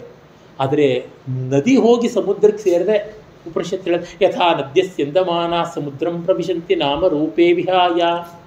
ನದಿ ಒಮ್ಮೆ ಸಮುದ್ರಕ್ಕೆ ಹೋಗಿ ಸೇರಿದ ಮೇಲೆ ಗಂಗೆ ಯಾವುದು, ತುಂಗೆ ಯಾವುದು, ಕೃಷ್ಣ ಯಾವುದು, ಅಮೆಜಾನ್ ಯಾವುದು, ಕಾಂಗೋ ಯಾವುದು, ನೈಲ್ ಯಾವುದು ಗೊತ್ತಿಲ್ಲ, ಓಲ್ಗಾ ಯಾವುದು, ರೈನ್ ಯಾವುದು, ಹಾಯಿಂಗಹೋ ಯಾವುದು ಒಂದೂ ಗೊತ್ತಿಲ್ಲ, ಚರಂಡಿ ಯಾವುದು ಗೊತ್ತಿಲ್ಲ, ದೇವಗಂಗೆ ಯಾವುದು ಗೊತ್ತಿಲ್ಲ. ಹಾಗಾಗಿ ನಾಮ ರೂಪೇ ವಿಹಾಯ, ಕಟ್ಟಕಡೆಗೆ ಜೀವಾತ್ಮ ತನ್ನ ನಾಮರೂಪಗಳೆಂಬ ಆರೋಪವನ್ನು ಕಳ್ಕೊಂಡು, ಉಪಾಧಿ ಕಳ್ಕೊಂಡು ಅಲ್ಲಿ ಮರೆಯಾಗತಕ್ಕಂಥದ್ದು, ಅಲ್ಲಿ ಒಂದಾಗತಕ್ಕಂಥದ್ದೇ ಕೈವಲ್ಯ, ಇನ್ಯಾವುದು ಅಲ್ಲ ಅಂತ ಗೊತ್ತಿದೆ. ಹೀಗಾಗಿ ಇದನ್ನು ತತ್ವಮಸಿ ಅರ್ಥಕ್ಕೆ ವಿವರಣೆ ಮಾಡ್ತಾರೆ, ಬಹಳ ಸೊಗಸಾಗಿ ಹೇಳ್ತಾರೆ. ಅದು ಹಾಗಿರಲಿ. ಹೀಗೆ ದೇಶಬಾಧಿತವಾದ, ಕಾಲಬಾಧಿತವಾದ, ನಿಮಿತ್ತ ಬಾಧಿತವಾದ, ಸಾಮೀಪ್ಯ ಇದ್ದರೂ ಭೇದ ಇರುವ, ಕೊನೆಗೆ ಸಾಯುಜ್ಯ ಪಡ್ತಕ್ಕಂಥ 5ನೇ ಹಂತಕ್ಕೆ ಹೋಗಿ ಭಕ್ತಿ ಮುಟ್ಟಬೇಕು. ಹಾಗಾಗಿ ಭಕ್ತಿ ಕಟ್ಟ ಕಡೆಗೆ ಅದ್ವೈತ ದೃಷ್ಟಿಯಲ್ಲಿ ಪರ್ಯವಸಾನವಾಗಬೇಕು. ನಾನು ಬೇರೆ ಅಂತಂದರೆ ಅದು ಆ ಮಟ್ಟಿಗೆ ಪ್ರತ್ಯೇಕತೆಯನ್ನು ಉಳಿಸಿಕೊಳ್ಳೋ ಅಹಂಕಾರವೇ ಆಗುತ್ತೆ. ನೀನು ಬಿಟ್ಟು ನಾನು ಏನೂ ಇಲ್ಲ ಅನ್ನುವುದೇ ಸಮರ್ಪಣಾ ಭಾವ ಉಂಟಲ್ಲ. ದ್ರೌಪದಿ ಕೈ ಎತ್ತಿ ಬೇಡಿಕೊಂಡರೂ ಸೆರೆಗಿಡ್ಕೊಂಡಿದ್ಲು, ಅದಕ್ಕೆ ಕೃಷ್ಣ ಅಕ್ಷಯಾಂಬರ ಕೊಡಲಿಲ್ಲ. ಎರಡೂ ಕೈ ಬಿಟ್ಟು ಕರ್ತೃತ್ವ ಭೋಕ್ತೃತ್ವ ಎರಡೂ ಬಿಟ್ಟು ಕೈ ಎತ್ತದಾಗ ಬಂದಿದ್ದು ಅಂತ. ಹೇ ದ್ವಾರಕಾವಾಸ ಅಂತ ಕರೆದ್ಲಂತೆ, ಅದಕ್ಕೆ ಲೇಟ್ ಆಯಿತು ಅಂತ ಕೃಷ್ಣ ಹೇಳ್ತಾನೆ. ನೀನು ದ್ವಾರಕಾವಾಸ ಅಂತ ಕರೆದಿಯಮ್ಮ, ಅಂತರ್ವಾಸ ಅಂದರೆ ತಕ್ಷಣ ಬರ್ತಾ ಇದ್ದೆ, ಅವನು ಕೈ ಹಿಡಿದು ಹಿಂಗೆ ಎಳೆಯೋಕ್ಕೆ ಮುಂಚೆನೆ ಬರ್ತಾ ಇದ್ದೆ. ಈ ಭಾವ ಇರಬೇಕು. ಅಂದರೆ ಕುಮಾರವ್ಯಾಸನ ದ್ರೌಪದಿ ಹೇಳ್ತಾಳೆ, ಅರಸುವೇನೆ ಸರ್ವಜ್ಞ, ನಿನ್ನ ಹುಡುಕೋ ಅರ್ಹುವೇನೆ ಸರ್ವಜ್ಞ. ಸ್ವಾಮಿ ನನ್ನ ಮೊರೆ ಕೇಳು ಅಂತ ಹೇಳೋಣ ಮಾಡಿದ್ರೆ ನಿನಗೆ ಗೊತ್ತಿಲ್ಲದೆ ಇರೋದೇ ಇಲ್ಲ. ಮತ್ತೆ ನಿನ್ನನ್ನು ಹುಡುಕೋಣ ಅಂದರೆ ಎಲ್ಲೆಲ್ಲೂ ಇದೆಯಾ, ಹೇಳೋಣ ಮಾಡಿದ್ರೆ ಎಲ್ಲವೂ ನಿನಗೆ ಗೊತ್ತು, ಹುಡುಕೋಣ ಮಾಡಿದ್ರೆ ನೀನು ಎಲ್ಲೂ ಇದೆಯಾ. ಇಂಥದ್ದು ಅಸಹಾಯಕತೆ, ನಿಜವಾದ ಭಕ್ತನಿಗೆ ಬರುವ ಅಸಹಾಯಕತೆ ಇದೆ. ಏನಂತ ಬೇಡೋಣ, ಏನಂತ ಕೇಳೋಣ. ಹೀಗಾಗಿ ಈ ಭಕ್ತಿಯ ಆ ಉತ್ಕಟವಾದ ಹಂತ ನಮ್ಮದೆಲ್ಲ ಸವ್ಯಾಜವಾದ ಭಕ್ತಿ.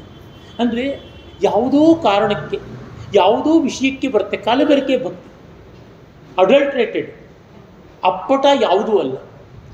ಆದರೆ ನಿಜವಾದ ಭಕ್ತಿ ನಿರ್ಮಲವಾದದ್ದು ಬೇಡರ ಕಣ್ಣಪ್ಪನಿಗಿದ್ದಂಥ ಭಕ್ತಿ. ಅದನ್ನೇ ಹೇಳ್ತಾರೆ. ಮಾರ್ಗಾವರ್ತಿತ ಪಾದುಕಾ ಪಶುಪತೆ ರಂಗಸ್ಯ ಕುರ್ಚಾಯತೆ ಗಂಡೂಷಾಂಬು ನಿಷೇಚನಂ ಪುರದಿಪೋರ್ ದಿವ್ಯಾಭಿಷೇಕಾಯತೆ ಕಿಂಚಿತ್ ಭಕ್ಷಿತ ಮಾಂಸಶೇಷ ಕಬಲಂ ನವ್ಯೋಪಹಾರಾಯತೆ ಭಕ್ತಿ ಕಿಂ ನ ಕರುತ್ಯಹೋ ವರಚರೋ ಭಕ್ತಾವಕಂಸಾಯತೆ. ಈ ಪದ್ಯವನ್ನು ಕಾಳಹಸ್ತಿಯಲ್ಲಿ ಬೇಡರ ಕಣ್ಣಪ್ಪನ ಬೆಟ್ಟ ಅಂತ ಇದೆ, ಅಲ್ಲಿ ಮೇಲೆ ಕೆತ್ತಿಟ್ಟಿದ್ದಾರೆ. ಮಾರ್ಗಾವರ್ತಿತ ಪಾದುಕ, ನಡೆದು ಸವದ ಚಪ್ಪಲಿ ಇದೆಯಲ್ಲ ಆ ಕಣ್ಣಪ್ಪನದು, ಅದು ಶಿವಲಿಂಗದ ಮೇಲಿರುವ ನಿರ್ಮಾಲ್ಯವನ್ನು ಗುಡಿಸಿ ಹಾಕುವ ದರ್ಭೆಯ ಕೂರ್ಚ ಆಗುತ್ತೆ. ಬೇಡನ ಎಡಗಾಲಿನ ಚಪ್ಪಲಿ ಸವದಿದ್ದು ಶಿವನ ಲಿಂಗದ ಮೇಲೆ ಬಿದ್ದ ಹಿಂದಿನ ದಿವಸದ ನಿರ್ಮಾಲ್ಯ ಯಾವುದಿದೆ ಅದನ್ನು ಗುಡಿಸುವುದಕ್ಕೆ ಬಳಕೆ ಆಗುತ್ತೆ. ಕೂರ್ಚ ದರ್ಭೆ ನಾರಾಯಣನ ರೋಮ, ಅಥರ್ವ ವೇದ ಹೇಳ್ತದೆ ಪರಮಾತ್ಮನ ರೋಮ ಅಂತ. ನೋಡಿದ್ರೆ ಇವನು ಚಪ್ಪಲಿ ಇದೆ. ಗಂಡೂಷಾಂಬು ನಿಷೇಚನಂ ಪುರರಿಪೋರ್ ದಿವ್ಯ ಅಭಿಷೇಕಾಯತೆ. ಸೂರ್ಣಮುಖರಿ ನದಿ ಕೆಳಗೆ ಹರಿಯುತ್ತದೆ ಆ ಬೆಟ್ಟದ ಕೆಳಗೆ. ಅಲ್ಲಿ ಸಿಗುವ ಶಿಲೆಯೇ ಅಂಬಿಕಾಶಿಲೆ. ಪಂಚಾಯತನದಲ್ಲಿ ದೇವಿ ಪ್ರತೀಕವಾಗಿ ಅಂಬಿಕಾಶಿಲೆ ಅಂತ ಅದನ್ನು ಬಳಸ್ತೀವಿ.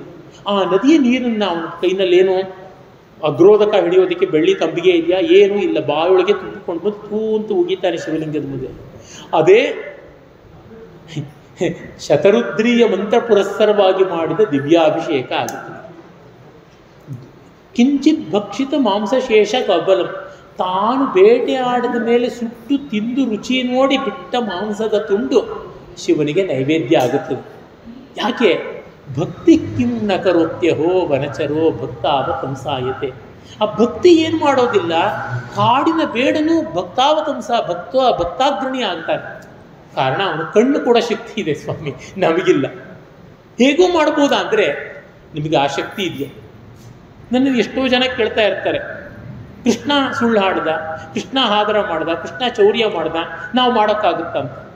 ಹೌದು, ಯಾವ ಭಾಗವತ ಹೇಳಿದೆಯೋ ಅದೇ ಭಾಗವತ ಒಂದು ವಾರ ಒಂದು ಎಡಗೈ ಕಿರುಬೆರಳಿನ ಮೇಲೆ ಬೆಟ್ಟವನ್ನು ಎತ್ಕೊಂಡಿದ್ದ ಅಂತ. ನೀವೊಂದು ಸೈಜ್ ಕಲ್ಲನ್ನು ಒಂದು 10 ನಿಮಿಷ ಇಟ್ಕೊಳ್ಳಿ, ಇಬ್ಬರ ಜೊತೆ ಫ್ಲರ್ಟ್ ಮಾಡಿ ಪರವಾಗಿಲ್ಲ, ಒಬ್ಬರಲ್ಲ ಇಬ್ಬರು ಅಂತ ನಿಮಗೆ ಬೋನಸ್ ಕೊಡ್ತೀನಿ ಅಂತೀನಿ. ಹೀಗಾಗಿ ನಾವು ಯಾಕೆ ವಿಧಿವತ್ತಾಗಿ ನಡ್ಕೊಳ್ಬೇಕು ಅಂದರೆ ಆ ಶಕ್ತಿ ಇಲ್ಲ. ಅದಕ್ಕಾಗಿ ಶಕ್ತಿ ಇದ್ದಿದ್ರೆ, ನಿಜವಾದ ಭಕ್ತಿ ಇದ್ದಿದ್ದರೆ ನಾವಿಷ್ಟು ಶಿಸ್ತಾಗಿ ನಡ್ಕೊಳ್ಬೇಕಾಗಿರಲಿಲ್ಲ. ನಾವು ಶಿಸ್ತಾಗಿ ನಡ್ಕೊಳ್ಳೋದಕ್ಕೆ ಕಾರಣ ಆ ಸಾಮರ್ಥ್ಯ ಇಲ್ಲ ಅಂತ ಅಷ್ಟೇ. ಸದಾಶಿವ ಬ್ರಹ್ಮೇಂದ್ರರ ಗುರುಗಳಿಗೆ ಯಾರೋ ಹೋಗಿ ಹೇಳಿದ್ರಂತೆ, ನಿಮ್ಮ ಶಿಷ್ಯ ಉಚ್ಚಾಪಟ್ಟೆ ಆಡ್ತಾ ಇದ್ದಾನೆ ಅಂತ. ಆ ಸ್ಥಿತಿ ನನಗಿನ್ನೂ ಬಂದಿಲ್ವಲ್ಲ ಅಂತ ಅವರಂದ್ರು. ಅದು ದೊಡ್ಡದಾದ ಸ್ಥಿತಿ, ನಮಗಾಗ್ತಾ ಇಲ್ಲ ಅಷ್ಟೇ. ಹಾಗಾಗಿ ನಾವು ಮಾಡ್ತಾ ಇರೋದು ಈ ಕಾರಣದಿಂದ, ಇನ್ಯಾವುದರಿಂದನೂ ಅಲ್ಲ. ಸಕರಾಯಪಟ್ಟಣದಲ್ಲಿ ವೆಂಕಟಾಚಲಯ್ಯನವರು ಅಂತ ಅವಧೂತರಿದ್ದರು. ಅವ್ರ ಬಳಿಗೆ ನನ್ನ ಸ್ನೇಹಿತರೊಬ್ಬರು ಹೋಗಿ ಅವ್ರನ್ನ ನನಗೇನಾದರೂ ಉಪದೇಶ ಮಾಡಿ ಅಂದರು. ಏನೂ ಮಾಡಲಿಲ್ಲ, ದೇವ್ರ ಮನೆಗೆ ಕರ್ಕೊಂಡೋಗಿ ಅವ್ರಿಗೆ ಪೂಜೆ ಮಾಡಿಬಿಟ್ರು. ಆಮೇಲೆ ಅದು ಇದು ಮಾತಾಡಿ ಕಳಿಸ್ಕೊಡ್ತಾ ತುಂಬ ಸಂಕೋಚದಿಂದ ಹೇಳಿದ್ರಂತೆ, ಏನೋ ಅಪರಾಧ ಮಾಡ್ತಾ ಇದ್ದೀನಿ ನಿನ್ನ ಥರ. ಉಪದೇಶ ಅಂದರೆ ಅಷ್ಟು ಅಪರಾಧ. ಉಪದೇಶ ಮಾಡೋದಕ್ಕೆ ನಾವುಗಳು ಯಾರು? ನಾವೆಲ್ಲ ಬ್ರಹ್ಮದಿಂದ ಬಂದಿದ್ದೀವಿ, ಬ್ರಹ್ಮಕ್ಕೆ ಹೋಗ್ತೀವಿ, ಬ್ರಹ್ಮದಲ್ಲೇ ಇದ್ದೀವಿ ಅಂತ. ಯಥೋ ವಾ ಇಮಾನಿ ಭೂತಾನಿ ಜಾಯಂತೆ ಯೇನ ಜಾತಾನಿ ಜೀವಂತಿ ಯತ್ ಪ್ರಯಂತ್ಯಭಿಸಂವಿಶಂತಿ ತದ್ ವಿಜಿಜ್ಞಾಸಸ್ವ ತದ್ ಬ್ರಹ್ಮೇತಿ ಅಂತ ಉಪನಿಷತ್ತು ಏನು ಹೇಳ್ತು ಅದು. ಅಂದರೆ ಉಪದೇಶ ಅಂತ ಕೊಡೋಕ್ತಿದೆಯಾ, ಮತ್ತೊಂದಿದೆಯಾ, ಅದು ದೊಡ್ಡ ಸ್ಥಿತಿ. ಯಾರು ಉಪದೇಶ ಮಾಡೋದು? ನ ಬೋದ್ಧ ನ ಬೋಧ್ಯಂ, ನ ವಕ್ತ ನ ವಾಚ್ಯಂ. ಹೇಳುವುದಿಲ್ಲ, ಕೇಳುವುದಿಲ್ಲ. ಈ ಭಾವ ಇದು ತುಂಬ ದೊಡ್ಡದಾದದ್ದು. ಭಕ್ತಿ ಎಷ್ಟು ಉನ್ನತವಾದದ್ದು. ಒಬ್ಬ ಮಹಾಭಕ್ತ ಶಿಖಾಮಣಿ ಇದ್ರಂತೆ, ವಿಷ್ಣು ಭಕ್ತರು. ಅವರಿಗೆ ಎಲೆ ಅಡಕ ಹಾಕೋ ಅಭ್ಯಾಸ ಇತ್ತು. ಮನೆ ಮಠ ಯಾವುದೂ ಇರಲಿಲ್ಲ, ದೇವಸ್ಥಾನದಲ್ಲೇ ಅಲ್ಲಿ ಇಲ್ಲಿ ಮಲ್ಕೋತಾ ಇದ್ರು. ಅವ್ರ ಕೈಯಲ್ಲಿ ಒಂದು ಶಾಲಿಗ್ರಾಮ ಇತ್ತು. ಅವ್ರ ಪಾಪ ಆ ಶಾಲಿಗ್ರಾಮವನ್ನು ಎಲ್ಲಿ ಇಟ್ಕೊಳ್ಳೋದು ಜಾಗ ಎಲ್ಲ, ವೀಳ್ಯದೆಲೆ ತಿತ್ತಿ ಅಂತ ಕರೀತಾರೆ ನಮ್ಮ ಕಡೆ. ವೀಳ್ಯದೆಲೆ ಇದು ಒಂದು ಸಂಚಿ ಇರುತ್ತೆ, ಚೀಲ, ಅದರೊಳಗೆ ಹಾಕ್ಕೊಂಡಿದ್ರು. ವೀಳ್ಯದೆಲೆ, ಅಡಿಕೆ, ಹೊಗೆ ಸೊಪ್ಪು ಎಲ್ಲ ಕೂಡ. ಚಿಕ್ಕ ಸಾಲಿಗ್ರಾಮ. ಕೆಲಸತ್ತಿ ವೀಳ್ಯದೆಲೆ ಹಾಕ್ಕೊಳ್ಳೋವಾಗ ಅಡಿಕೆ ಜೊತೆಗೆ ಅದು ಬಾಯಿಗೆ ಬಂದ್ಬಿಡ್ತಾ ಇತ್ತು. ಆಮೇಲೆ ಸಾಲಿಗ್ರಾಮ ಅಂತ ಹೊರಗೆ ತೆಗೆದಿಟ್ಕೋತಾ ಇದ್ರು. ಯಾರೋ ಪಾಪ ಸಂಪ್ರದಾಯಸ್ಥರು ನೋಡಿದ್ರು, ಅಯ್ಯಯ್ಯೋ ಏನಿದೆ ಅನ್ಯಾಯ, ಅಬ್ರಹ್ಮಣ್ಯಂ ಅಬ್ರಹ್ಮಣ್ಯಂ, ಶಾಲಿಗ್ರಾಮಕ್ಕಿಂತದ್ದ, ನಾನು ಕೊಡ್ತೀನಿ ತೊಗೊಳ್ಳಿ, ಹಿತ್ತಾಳೆ ಸಂಪುಟ ಕ್ಲೀನಾಗಿ ತೊಳೆದು ಗಂಧ ಇಟ್ಟು ತುಳಸಿ ಪೂಜೆ ಮಾಡಿ ಇಟ್ಕೊಳ್ಳಿ ಅಂತಂದ್ರಂತೆ. ಇಟ್ಟರು. ಪಾಪ ಹಾಗೆ ಮಾಡಿದ್ರು, ಅಪರಾಧವಾಯಿತು ಅಂತ ಭಕ್ತರು. ಅವತ್ತು ರಾತ್ರಿ ಆ ಸಂಪ್ರದಾಯಸ್ಥರ ಕನಸಿನಲ್ಲಿ ಮಹಾವಿಷ್ಣು ಕಾಣಿಸ್ಕೊಂಡ. ಅಯ್ಯೋ ಪಾಪಿ, ಏನು ಹಾಳು ಕೆಲಸ ಮಾಡಿಬಿಟ್ಯೋ. ಅವನು ವೀಳ್ಯದೆಲೆ ಚೀಲದಲ್ಲಿ, ವೀಳ್ಯದೆಲೆ ಹಾಸಿಗೆ ಮೇಲೆ, ಅಡಿಕೆ ದಿಂಬಿನ ಮೇಲೆ, ಹೊಗೆ ಸೊಪ್ಪಿನ ಘಾಟು ಗಮಲು ಇಟ್ಕೊಂಡು, ಆ ಸುಣ್ಣನೂ ಮಧ್ಯೆ ಮಧ್ಯೆ ನೋಡಿಕೊಂಡು ಒಳ್ಳೆ ಸುಣ್ಣ ಪರಿಮಳದಲ್ಲಿ ಹಾಯಾಗಿದ್ದೆ. ಇದು ಏನಿದು ಕಪ್ಪು ಕತ್ತಲೆ ಡಬರಿ ಒಳಗೆ ಹಾಕಿಟ್ಟಿದ್ಯಾ, ಅದೇನೋ ಚಂದನ ಅಂತೆ ಮೈಗೆ ಅಂಟ್ಕೊಂಡಿರೋದು ಹೋಗ್ತಾನೇ ಇಲ್ಲ. ಈ ತುಳಸಿ ಬೇರೆ ತರ್ಚ್ತಾ ಇದೆ ಮೈಗೆ.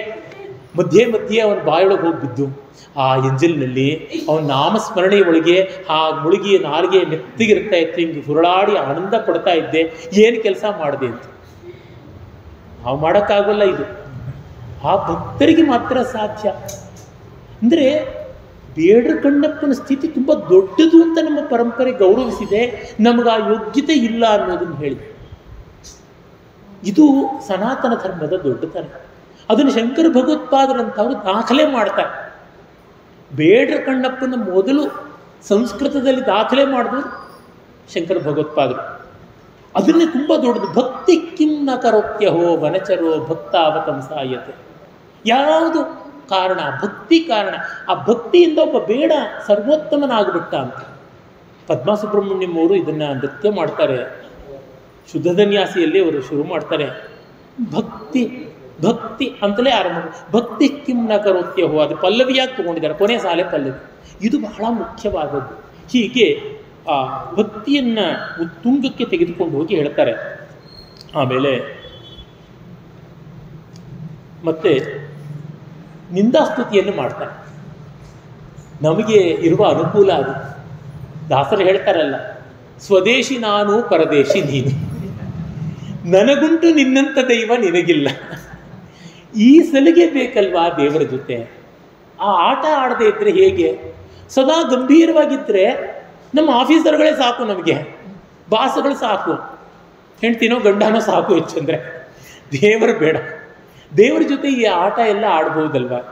ಜಡತಾ ಪಶುತಾ ಕಲಂಕಿತ ಕುಟಿಲಚರತ್ವಂಚ ನಾಸ್ತಿ ಮಯಿ ದೇವ ಅಸ್ತಿ ಇದೆ ರಾಜಮೌಲೆ ಭವದಾಭರಣಸ್ಯ ನಾಸ್ಮಿ ಕೆಂಪಾತ್ರಂ.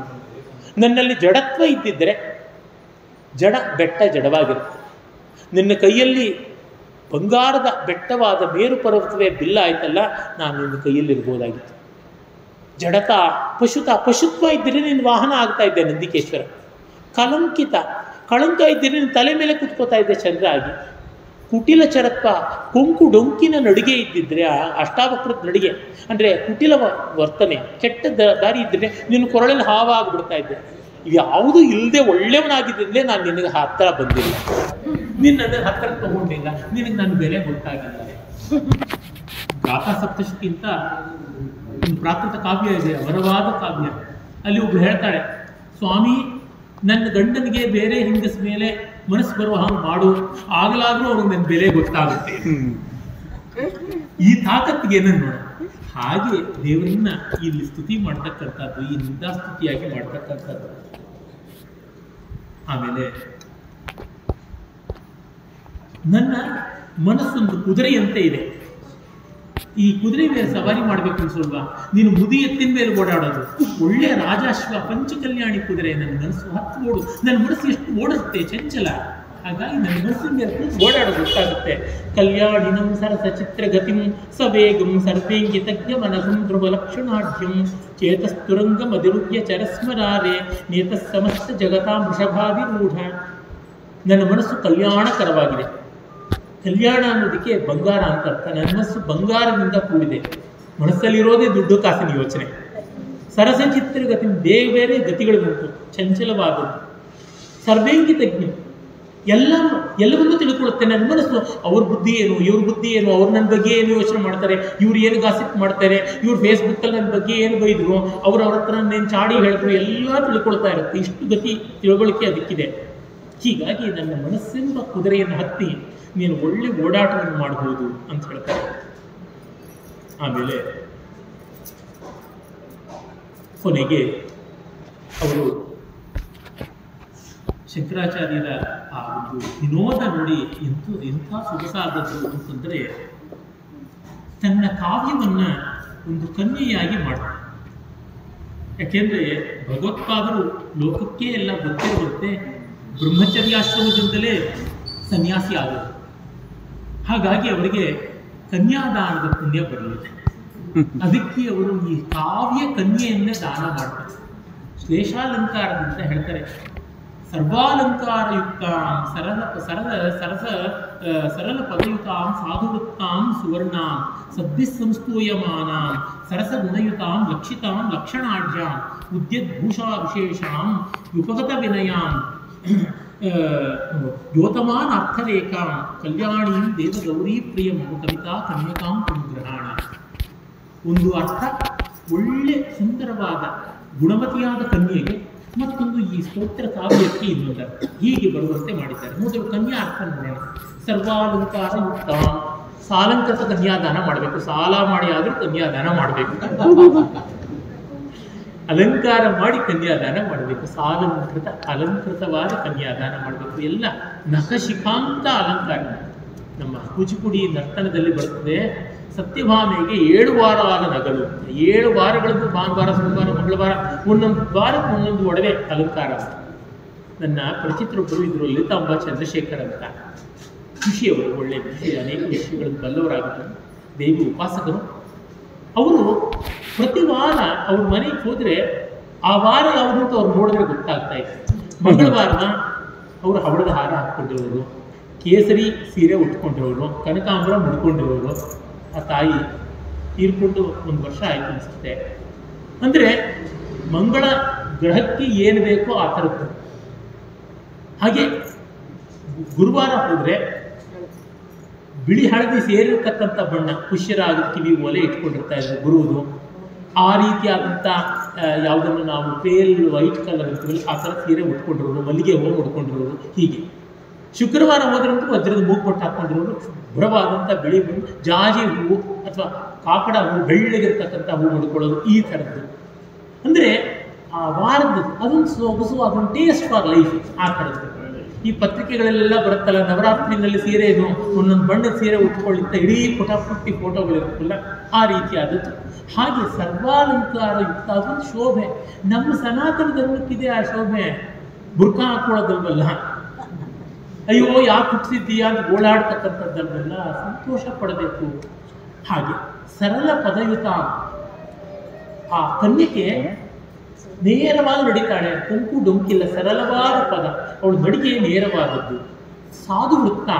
ವೃತ್ತ ಅಂದರೆ ನಡವಳಿಕೆ, ಚಾರಿತ್ರ್ಯ, ಒಳ್ಳೆಯ ಚಾರಿತ್ರ್ಯ ಇದೆ. ಸುವರ್ಣ, ಅವಳ ಬಣ್ಣವೇ ಬಂಗಾರದ ಬಣ್ಣ, ಇನ್ಯಾಕೆ ಬಂಗಾರ ಬೇಕು? ಆ ಥರ ಸದ್ದಿ ಸಂಸ್ತೂಯಮಾನ. ಯಾರ ಹತ್ರ ಹೋಗಿ ಕೇಳಿದ್ರೆ ಆ ಹುಡುಗಿ ನಿಮ್ಮ ಮನೆಗೆ ಬರೋದಕ್ಕೆ ನಿಮ್ಗೆ 7 ಜನ್ಮ ಪುಣ್ಯ ಮಾಡಿರಬೇಕು ಅಂತಾರೆ, 10 ಜನ ಹೊಗಳುತ್ತಾರೆ ಅಂತ ಅವಳು. ಸರಸ ಗುಣಯುತ, ಸರಸತೆ, ವಿನೋದ, ರಾಸಿಕ್ಯ ಉಂಟು. ಅದು ಬಹಳ ಮುಖ್ಯವಾಗಿರ್ತಕ್ಕಂಥದ್ದು. ನಡವಳಿಕೆ ಎಷ್ಟು ಚೆನ್ನಾಗಿದ್ರು, ಮಾತು, ಕತೆ, ರೀತಿ ನೀತಿ ಅವು ಕೂಡ ತುಂಬ ಚೆನ್ನಾಗಿರಬೇಕಲ್ಲ. ಸಮಯಾನಿಕೆ ತಗು ಮಾಟಲಾಡಿ, ಅದು ಬಹಳ ಸ್ವಾರಸ್ಯಕಾರಿಯಾದದ್ದು ಬೇಕು. ಆಮೇಲೆ ಲಕ್ಷಿತಾಂ ಲಕ್ಷಣಾಢ್ಯ, ಅವಳಲ್ಲಿ ಎಲ್ಲ ಬಗೆಯ ಸಲ್ಲಕ್ಷಣಗಳು ಇವೆ. 16 ಲಕ್ಷಣಗಳನ್ನು ಶಾಸ್ತ್ರಕಾರರು ಹೇಳ್ತಾರೆ. ಪುರುಷ ಲಕ್ಷಣ, ಸ್ತ್ರೀ ಲಕ್ಷಣ ಅಂಥವೆಲ್ಲ ಉಂಟು. ಉದ್ಯತ್ ಭೂಷಾ ವಿಶೇಷ, ಮತ್ತು ಭೂಷಣಗಳು ಅವಳಿಗಿವೆ. ಭೂಷಣ ಅಂತಂದರೆ ಈ ಒಡವೆಗಳಿಗಿಂತ ಭಿನ್ನವಾದದ್ದು. ಆ ಒಡವೆಗಳಿಗಿಂತ ಭಿನ್ನವಾದ ಆ ಭೂಷಣ ಅಂದರೆ ಹಲ್ಲು ಒಳ್ಳೆಯ ಮೊಗ್ಗಿನಂತೆ ಇರಬೇಕು, ಹುಬ್ಬುಗಳು ಕೂಡಬಾರ್ದು, ಹೀಗೆಲ್ಲ ಹೇಳ್ತಾರಲ್ಲ, ಆ ರೀತಿಯಾದ ಲಕ್ಷಣಗಳು, ವಿಶೇಷವಾದಂಥ ಭೂಷಣಗಳು ಇರಬೇಕು. ಅವೆಲ್ಲ ಇದ್ದ ಮೇಲೆ ವಿನಯವತಿ, ನಮ್ರತೆ ಇರ್ತಕ್ಕಂಥವಳಾಗಿದ್ದಾಳೆ. ಮತ್ತೆ ನೋಡಿ, ಕೈ ಹಿಡ್ಕೊಂಡ್ರೆ ಧನರೇಖೆ ಕಾಣಿಸುತ್ತೆ, ದ್ಯೋತಮಾನ ಅರ್ಥರೇಖಾ, ಇಲ್ಲಿಂದ ಇಲ್ಲಿವರೆಗೂ, ಅಂದರೆ ಇಲ್ಲಿ ಹುಟ್ಟಿದ ಇಲ್ಲಿವರೆಗೂ ಇರಬೇಕು ಧನರೇಖೆ. ಹಂಗಿದೆ ನನ್ನ ಮಗಳು. ನೀನು ನೋಡಿದ್ರೆ ಬಿಕಾರಿ ಬಡವ ಭಿಕ್ಷಾ ಅಂತ ಹಿಂತೀಯ, ನನ್ನ ಮಗಳು ನಿಂತ್ಕೋ ನೀನು, ಎಷ್ಟು ಚೆನ್ನಾಗಿ ಧನರೇಖೆ ಬರುತ್ತೆ. ಕಲ್ಯಾಣ ಮಂಗಳವತಿ, ಮಂಗಳಮಯೇ. ಹಾಗಾಗಿ ದೇವಗೌರಿ ಪ್ರಿಯ. ಮದುವೆ ಆಗಲ್ಲ, ಬ್ರಹ್ಮಚಾರಿ ಅನ್ನೋಕ್ಕೆ ಸಾಧ್ಯ ಇಲ್ಲ, ಈಗಾಗಲೇ ಒಂದು ಮದುವೆ ಆಗಿದೆ. ಏಕಪತ್ನಿ ವ್ರತ ಅನ್ನೋಕ್ಕೂ ಸಾಧ್ಯ ಇಲ್ಲ, ಗಂಗೆಯನ್ನು ಮದುವೆ ಆಗಿದೆ. ಹಾಗಾಗಿ 2 ಇದ್ದವ್ರಿಗೆ 3ನೇ ಜಾಸ್ತಿ ಅಲ್ಲ, ಹಿಡ್ಕೋ ಗಂಗೆಯಿಂದ, 3 ಉಳಿತಾಯ ಮಾಡ್ಕೋ, ನನ್ನ ಮಗಳಿಗೆ ಮತ್ತೊಂದು ಸೌತಿನ ತರಬೇಡ, ಈ ಒಂದು ಧ್ವನಿ. ಇನ್ನು ಕಾವ್ಯಕ್ಕೆ ಬಂದರೆ ಸರ್ವಾಲಂಕಾರ ಯುಕ್ತ. ಈ ಕಾವ್ಯದಲ್ಲಿ ರೂಪಕಾಲಂಕಾರ ವಿಜೃಂಭಿಸಿದೆ, ಉಪಮಾಲಂಕಾರ ಇದೆ, ಪರ್ಯಾಯೋಕ್ತ ಅಲಂಕಾರ ಇದೆ, ಪ್ರಯೋಲಂಕಾರ ಇದೆ, ವ್ಯಾಜಸ್ತುತ್ಯಲಂಕಾರ ಇದೆ, ಪರಿಕರಾಲಂಕಾರ, ಸಾಭಿಪ್ರಾಯ ವಿಶೇಷಗಳು ಕೂಡಿವೆ. ಸಾಭಿಪ್ರಾಯ ವಿಶೇಷ ಇರ್ತಕ್ಕಂಥ ಪರಿಕರಾಂಕುರ ಅಲಂಕಾರ ಇದೆ, ದೀಪಕಾಲಂಕಾರ ಇದೆ, ಪ್ರಾಸಗಳೇ ಕ್ಷೇಕಾನುಪ್ರಾಸ, ಲಾಟಾನುಪ್ರಾಸ, ಯಮಕ, ಇಷ್ಟು ಬಗೆಯ ಶಬ್ದಾಲಂಕಾರಗಳು. ಇದನ್ನು ಹೇಳೋಕ್ಕೆ ಕೂತ್ಕೊಂಡ್ರೆ ಅಲಂಕಾರ ಶಾಸ್ತ್ರದ ವಿದ್ಯಾರ್ಥಿಗಳಿದ್ದರೆ ಇದರ ಇಡೀ ಕಾವ್ಯ ಸ್ವಾರಸ್ಯ ಎಷ್ಟು ಅಂತ ಹೇಳ್ಬೋದು, ಅಷ್ಟು ಅಲಂಕಾರಗಳಿವೆ. ಇನ್ನು ಸರಳ ಪದಯುತ, ಕಠಿಣವಾದ ಪದಗಳು ಇಲ್ಲವೇ ಇದೆ, ಅಷ್ಟು ತಿಳಿಯಾದ ಮನೋಹರವಾದ ಪದಗಳು ಉಂಟು. ನೋಡಿ, ತ್ರೈವೇದ್ಯಂ ಹೃದ್ಯಂ ತ್ರಿಪುರಹರಮಾದ್ಯಂ ತ್ರಿನೇನಂ ಜಟಾಧಾರೋದಾರಂ ಚರತುರಗಹಾರಂ ಮೃಗಧರಂ ಮಹಾದೇವಂ ದೇವಂ ಮೈ ಸದಯ ಭಾವಂ ಪಶುಪತಿಂ ಚಿದಾನಂ ವಂಸಾಂಗಂ ಶಿವಮತಿ ವಿಡಂಬಂ ಹೃದಿ ಭಜೆ. ಎಷ್ಟು ಇಂಪಾದ ಪದಗಳು, ಎಷ್ಟು ಸೊಗಸಾದ ಸರಳವಾದ ಪದಗಳು. ಸಾಧು ವೃತ್ತ ಅಂದರೆ ಛಂದಸ್ಸು. ಶಿಖರಣಿಯಿಂದ ಆರಂಭ ಆಗುತ್ತೆ, ಶಾರ್ದೂಳು ತಿಳಿತಾ ಇದೆ. ಆ ಕುದುರೆ ಬಗ್ಗೆ ಹೇಳಿದ್ರಲ್ಲ, ವಸಂತ ತಿಲಕ ಇದೆ. ಜಡತಾ ಪಶುತಾ ಕಲಂಕಿತ ನೋಡಿ ಆರ್ಯ ವೃತ್ತ ಉಂಟು. ಈಗ ಸರ್ವಾಲಂಕಾರ ವೃತ್ತ, ಆಮೇಲೆ ಸರ್ಧರ ವೃತ್ತ ಇದೆ. ಹೀಗೆ 15-20 ಒಳ್ಳೊಳ್ಳೆ ಛಂದಸ್ಸುಗಳಿವೆ. ಹಾಗೆ ಸಾಧು ವೃತ್ತ, ಸುವರ್ಣ, ಒಂದೊಂದು ಅಕ್ಷರವೂ ಚೆನ್ನಾಗಿದೆ.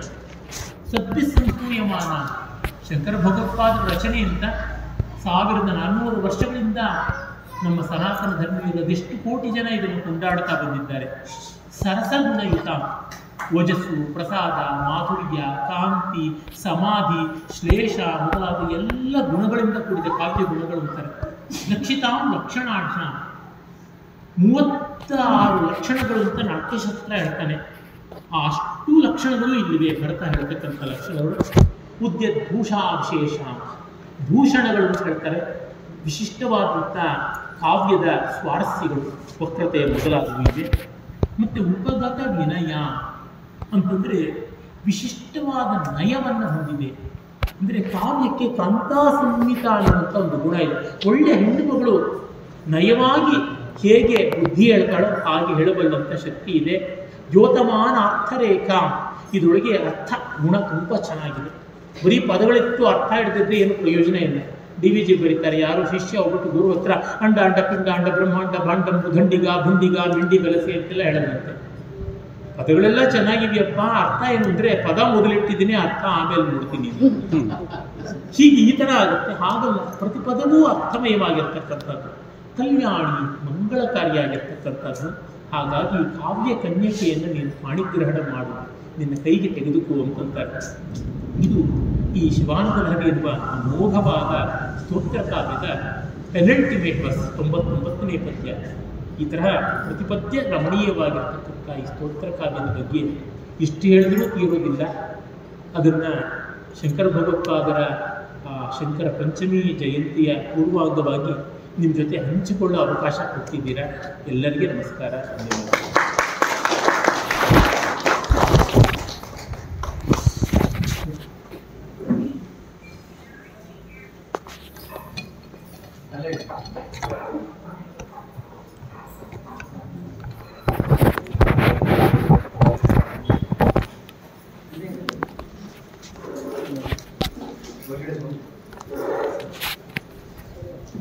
ಎಲ್ಲರಿಗೂ ನಮಸ್ಕಾರ. ಹಾಗೆ ಮತ್ತೆ ಎಕೋ ಬರ್ತದೆ ತುಂಬ. ಎಲ್ರಿಗೂ ನಮಸ್ಕಾರ. ಇಷ್ಟೊತ್ತು ಗಣೇಶರ ಮಾತು ಕೇಳಿದ್ಮೇಲೆ ನಾವಾದರೂ ಏನು ಮಾತಾಡ್ಲಿಕ್ಕೆ ಸಾಧ್ಯ ಅಂತ ನಾನು ಆಲೋಚನೆ ಮಾಡ್ತಾ ಇದ್ದೆ. ಗಣೇಶರಿಗೆ ದೊಡ್ಡ ದೊಡ್ಡ ಅಭಿಧಾನಗಳಿವೆ, ಎಲ್ಲಕ್ಕೂ ಸಹ ಅವರು ಅನ್ವರ್ಥರೆ.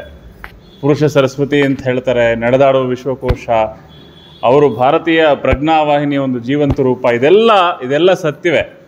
ಇದೆಲ್ಲಕ್ಕೂ ಮಿಗಿಲಾಗಿ ನನಗನ್ಸೋದು ಅಂದರೆ ಅವರು ನಮ್ಮಂಥವ್ರಿಗೂ ಆಕ್ಸೆಸಿಬಲ್, ನಮ್ಮಂಥವ್ರ ಕೈಗೆ ಸಿಗ್ತಾರೆ ಅನ್ನೋದೇ ಒಂದು ದೊಡ್ಡ ವಿಶೇಷ.